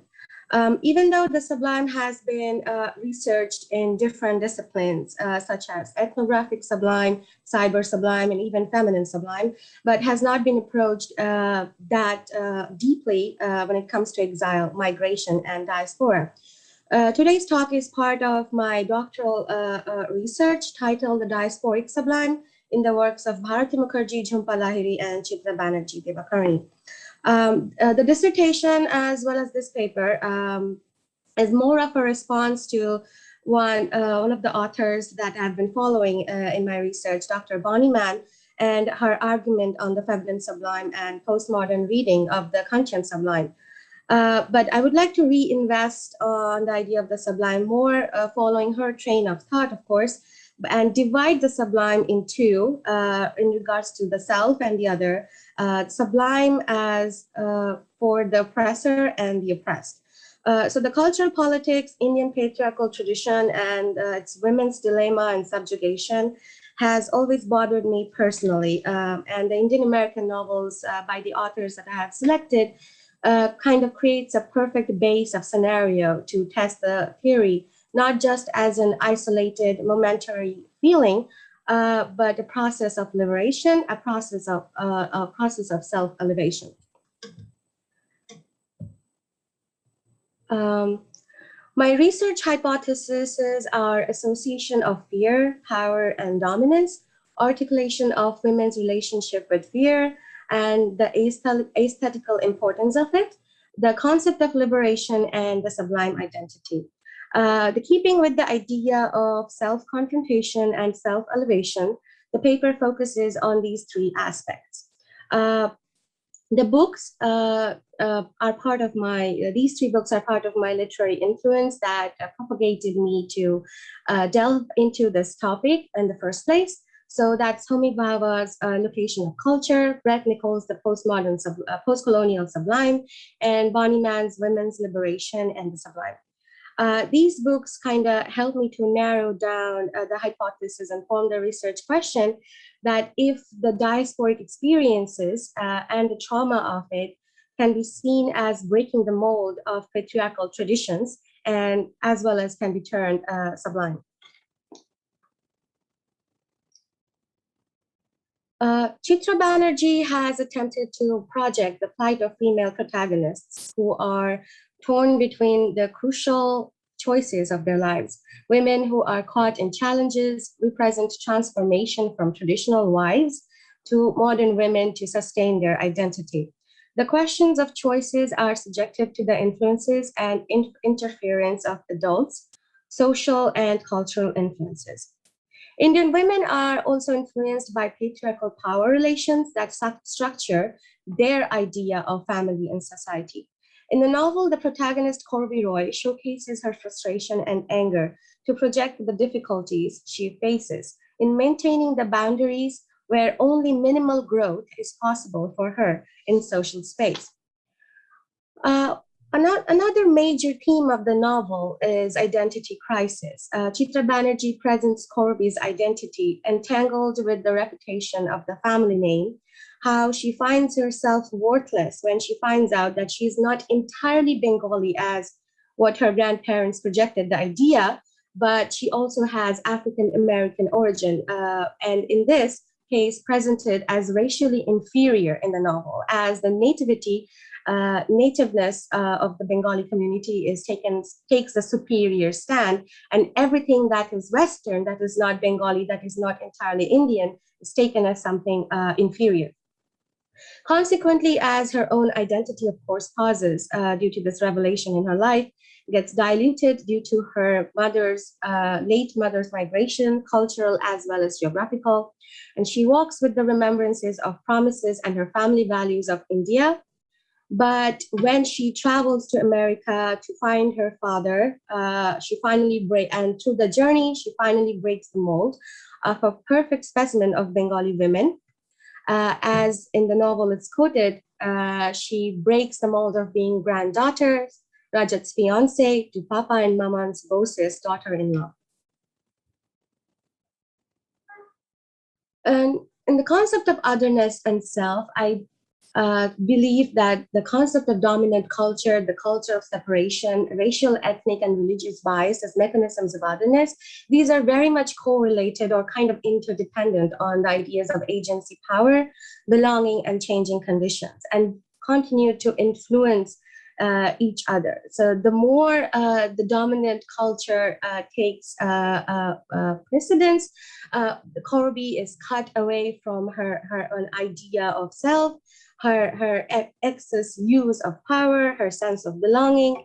And in the novel, there's this constant image of difference, the cultural traditions regarding the gender roles and obligations on one hand, and Western influences as biases are seen as biases on the other hand, where she's always reminded that by her grandmother that remember the world that awaits you here, its privileges and obligations. What happens in America isn't your life, it's only an interlude. So Corby's grandparents, the Roys, earned their prestige and reputation by exercising this culture of separation, the superior idea of the communal entanglement, assuming the position of cultural superiority, maintaining the Indianness as native and Western influences as other. They fed on the idea of fear and ostracization to control their surroundings and keep Corby enclosed within the boundaries of tradition, to cut her from her sense of self. But eventually, she sacrifices that image of a dutiful wife, or a daughter or a granddaughter, and confronts her set boundaries.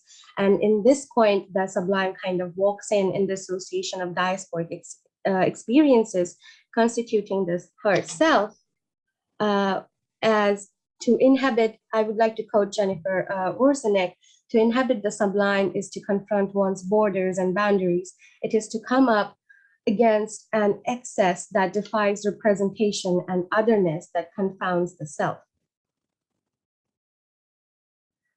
I believe the sublime identity kind of constructs through different segments in one's life. And I would like to see this diasporic journey and divide it into three parts, body, home, and nostalgia. And through these parts, the identity is constructed, which we can call the sublime. In terms of body, traumatic experience that threatens bodily boundaries, such as physical relocation, shift of home, violence over the body, and its subsequent reflection on the mind.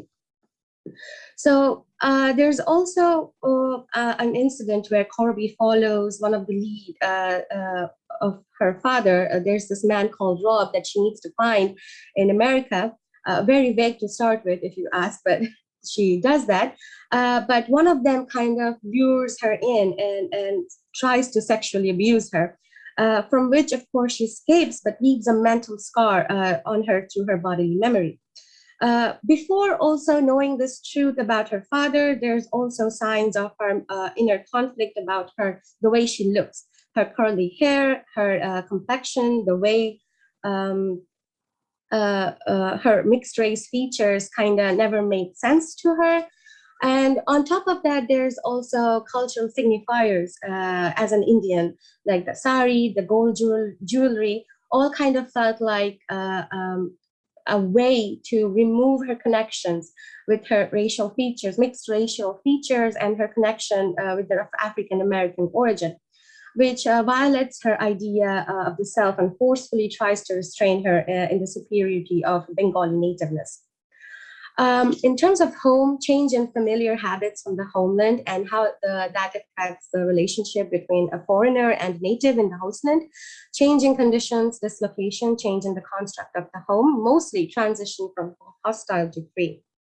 In terms of nostalgia, I would say complications in adjustment, nostalgia for home, and inability to connect to the either side of the culture.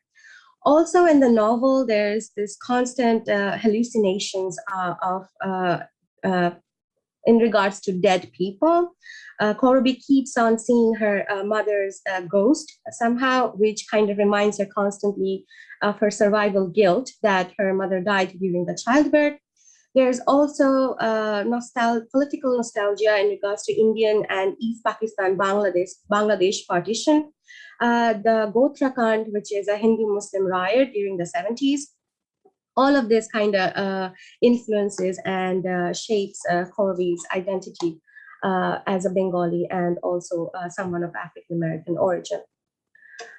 In the sublime process and using the sublime theory as an encounter with the powerful and overwhelming nature represented by the traditional restrictions imposed and controlled by Bengali men, according to Lucy Irigaray, becomes a mere detour on the path of Korobi, mere detour, which I think it's on the path of Korobi becoming an independent subject in her relationship to her surroundings, her world that represents fear, power, and dominance. As Irigaray observes, woman will constitute the imaginary sub-basement that shores up the mind, will act as man's guiding thread in his various relationships with the many faces of the sensible world. Dr. Bonnie Mann uses this concept of women's assistant, as well as with the Kantian concept of the man's knowledge of himself, which also signifies that somehow restricts the woman to reach her true potential, true equilibrium with her ability to reason, her knowledge. She's unable to cross her boundaries, will act as man's guiding thread in his relationship with the world.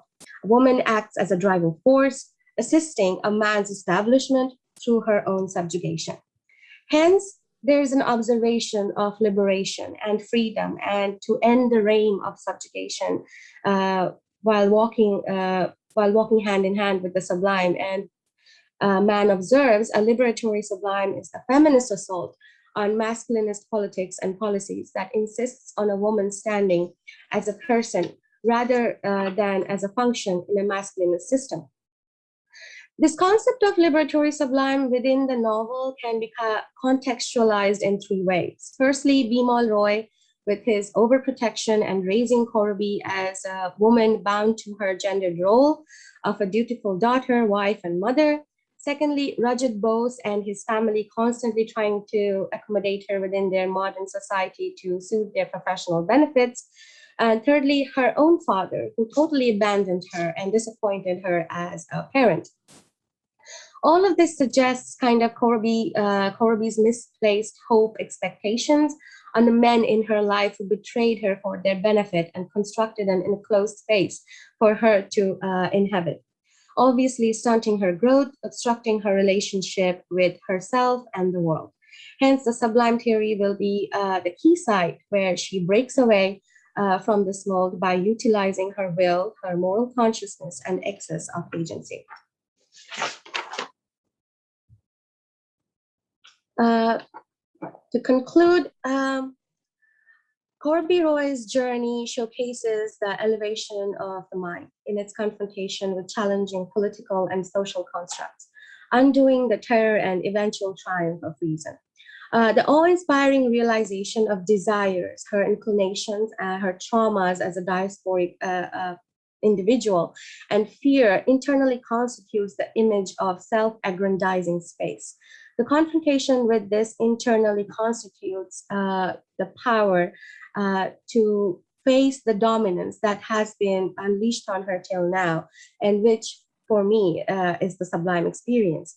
As also, to phrase very lightly here, Kant's idea of the sublime, The sublimity is not contained in anything in nature, but only in our mind, insofar as we can become conscious of being superior to nature within us, and thus also to nature outside us, insofar as it influences us. Everything that arouses this feeling in us, which includes the powers of nature that calls forth our own powers, is thus called sublime.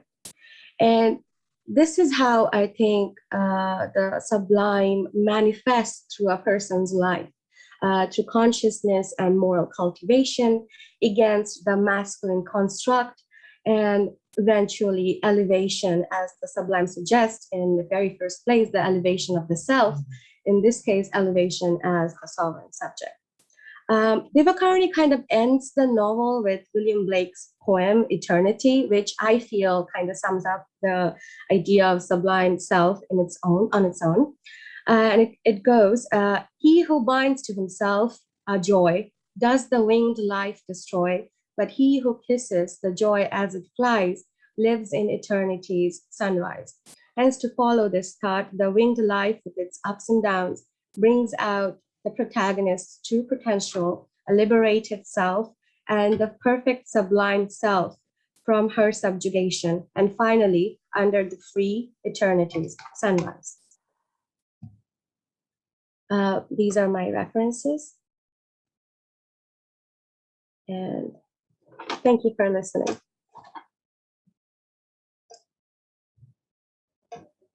Thank you, Shreya. Thank you for this exciting presentation. Right, this concludes the presentation part of our panel, and we're a little bit behind time, but I guess we could still have about 10 minutes of discussion, if that's okay, Beth. If you have questions, you can put it in the chat box, or you can raise your virtual Zoom hand or your literal real-life hand.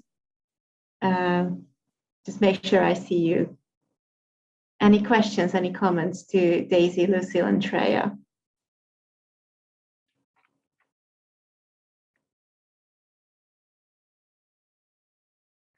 Okay, and I have some, and then we'll see if that will help people to, yeah, okay. Right, so this is, so the first question is to all three of you, and then just answer it in any way you see fit. Because I feel like that what is emerging at the second day of the conference is this idea, and it's not a surprise based on the premise that we were always going to talk about narratives of selfhood and ambivalence. Is this premise that a lot of the work that presenters are focusing on are concerned with craving out unique spaces of subjectivity, of subjecthood, of new identities, of non-mainstream identities. And so the presentations in this panel were also focusing on narratives that were trying to do the exact same thing, whether it's sort of a clearing and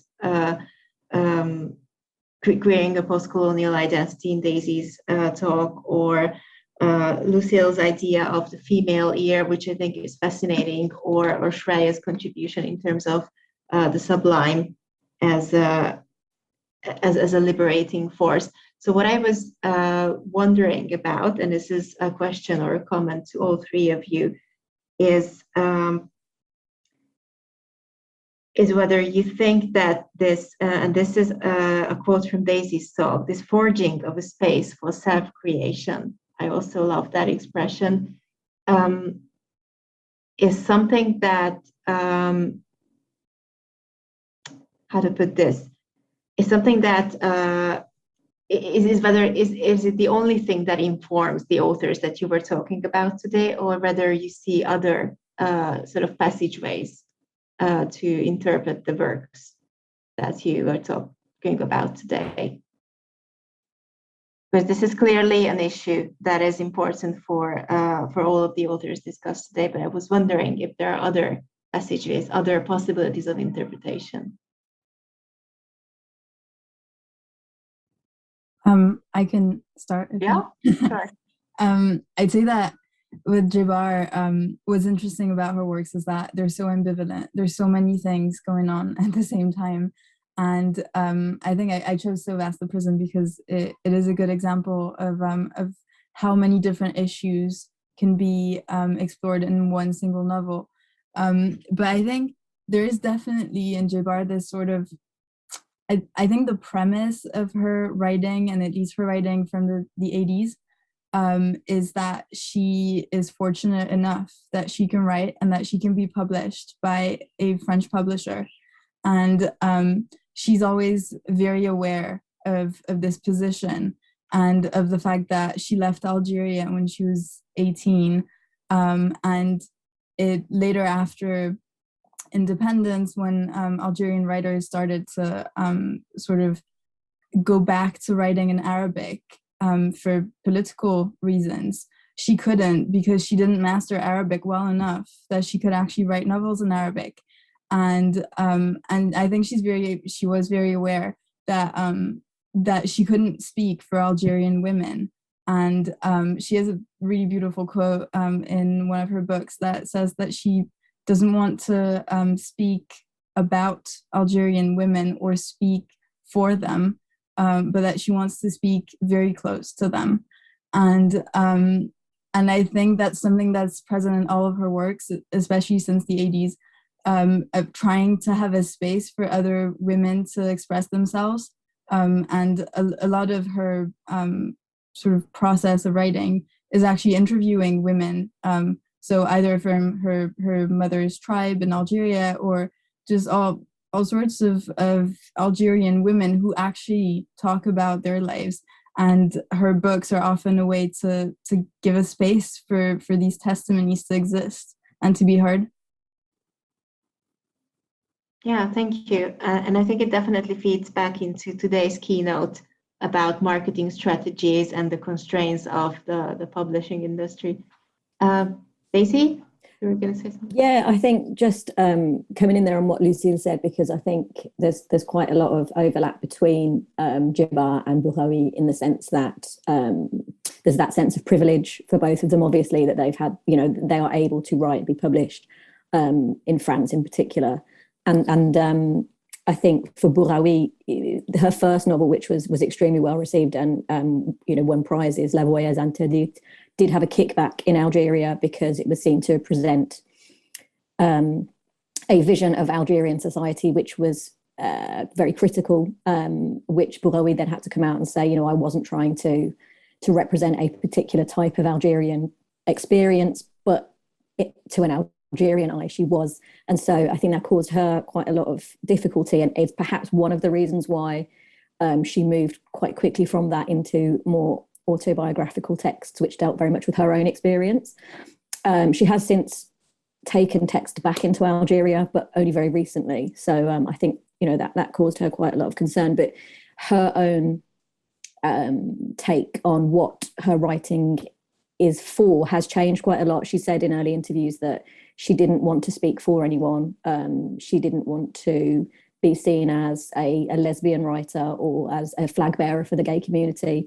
But then that has changed over the years, and she's now saying things about, I think there's a really nice quote from her, that I write and I want people to see themselves in my writing. So it's not writing for, a bit like what Lucille says, it's writing to engage that conversation with. And I think that's a really important difference in what these women are doing, and that's why, I use people like Ansel Dua, Audre Lorde, they're not kind of teaching people how to exist, or they're not being patronizing towards people. They're encouraging conversation and transnational conversation, which I think is extremely important here. Absolutely, it's a very important point. Thank you. I don't know, Shreya, if you were wanting to contribute to this, but there's also a question to you from Amina. Would you like to answer that or contribute to this? I can contribute to this and answer that too. Sure. But so I would also think, like when you said forging the self, and if there are like other other ways to tackle this, or in the novel or something. So, but in this specific writer's novels, I have seen these other than this, there's also Mistress of Spices, which is a very familiar novel. There's been a movie on it. And there's like the idea of magical realism. And my concern was that, okay, these are part of the post-colonial discipline. These are also part of the migration and exile literature, but there's something that's not being talked about. And in connection with the sublime, because for me, the sublime is always confronting the boundaries. Especially in our postmodern context, as like Barbara Claire Freeman also said in her Feminine Sublime book. And for me, if the ideas of diaspora and migration and the journey is all about facing all those boundaries and breaking the boundaries, fearing and facing all the trauma and experiences, taking it in and evolving into self, then why can't we call it sublime? So. Right. Thank you. And I think we can move on to Amina's question, which is to Shreya. So how do you make sense of hybridity in your research? Is it liberating for the protagonist, or on the contrary, it affirms subalternity? Can you repeat the question? I can't say, sorry, I was like... Sure. If you open the chat, you can also see it. So how do you make sense of hybridity in your research? Mm-hmm. Is it liberating for the protagonists of the novels that you work with, or on the contrary, is it something that affirms subalternity?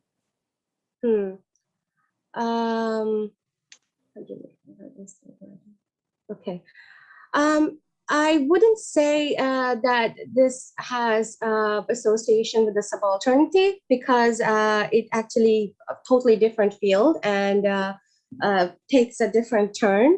And in regards to hybridity, yes, the Indian American existence is very much important, especially in this novel. Either you're as a diaspora or as an expatriate, or you're living as an naturalized American citizen, but even with that Indian-ness that has been like in your family for generations or something, like being the second generation or the third generation Indian American. So this constitutes as a cultural conflict. In that regard, I would like to also mention Jhumpa Lahiri's Namesake.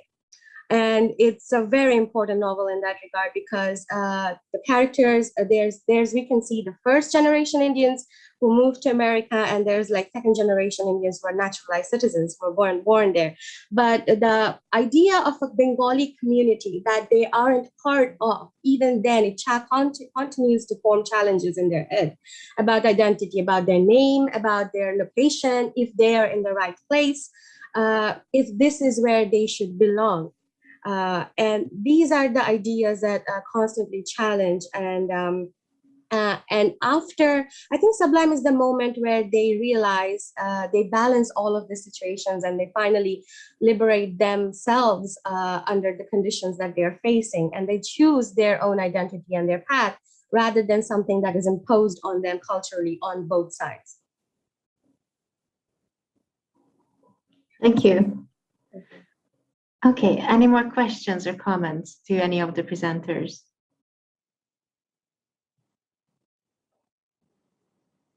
Okay, and I think I'll let Beth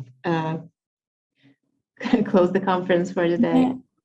Thank you so much, Kata, for your wonderful sharing, and thank you so much to. Oh, we've got a question here. Is that right? Yeah, sorry. No, it's not a question. It's an appreciation. I think this was a remarkable session, covering so many areas and so many delicate matters that affect our societies at the moment. And I would like to thank you all for your perspicacity and thoroughness and the richness of your discourse. Thank you very much. Thank you. Bravo, bravo, wonderful session, bravo. Thank you, Maggie. I'm just going to second that. Thank you for organizing this session and asking me to be chair, because it was a great experience listening to all three of your talks. Thank you very much. Thank you, Kata, for sharing. Yeah, really also echo that. That's been wonderful. The intersectionality was deployed in such a rich way in all of your papers. So thank you so much for that. Thank you for your insistence on that, Maggie. I totally agree. Yeah, a lot and, more reading to do now. Yeah, I know, always more reading. Yeah, my list is growing. Absolutely. Yeah. So thank you so much, and thank you everyone to your questions throughout kind of these first 2 half days. I hope that everyone's been enjoying and enjoying the conversations and everything that we've learned together. So thank you just to everyone who's been participating in whatever capacity. So the chairpersons, the panelists, and also the attendees for your participation. And I really hope that you can join us tomorrow. Françoise, the co-organizer, will be here tomorrow. She's looking forward to it, and I'll definitely give her a rundown of the rich conversations that we've had. So starting, I think it's 8 a.m. tomorrow on a Saturday morning in the UK, and 5 p.m. on the Saturday in Australia, and I'll let you guys do the maths for wherever else in the world you are. I don't have my international clock with me, unfortunately. But yeah, thank you very much to everyone. This has been really, really wonderful. And hopefully I'll see you all tomorrow.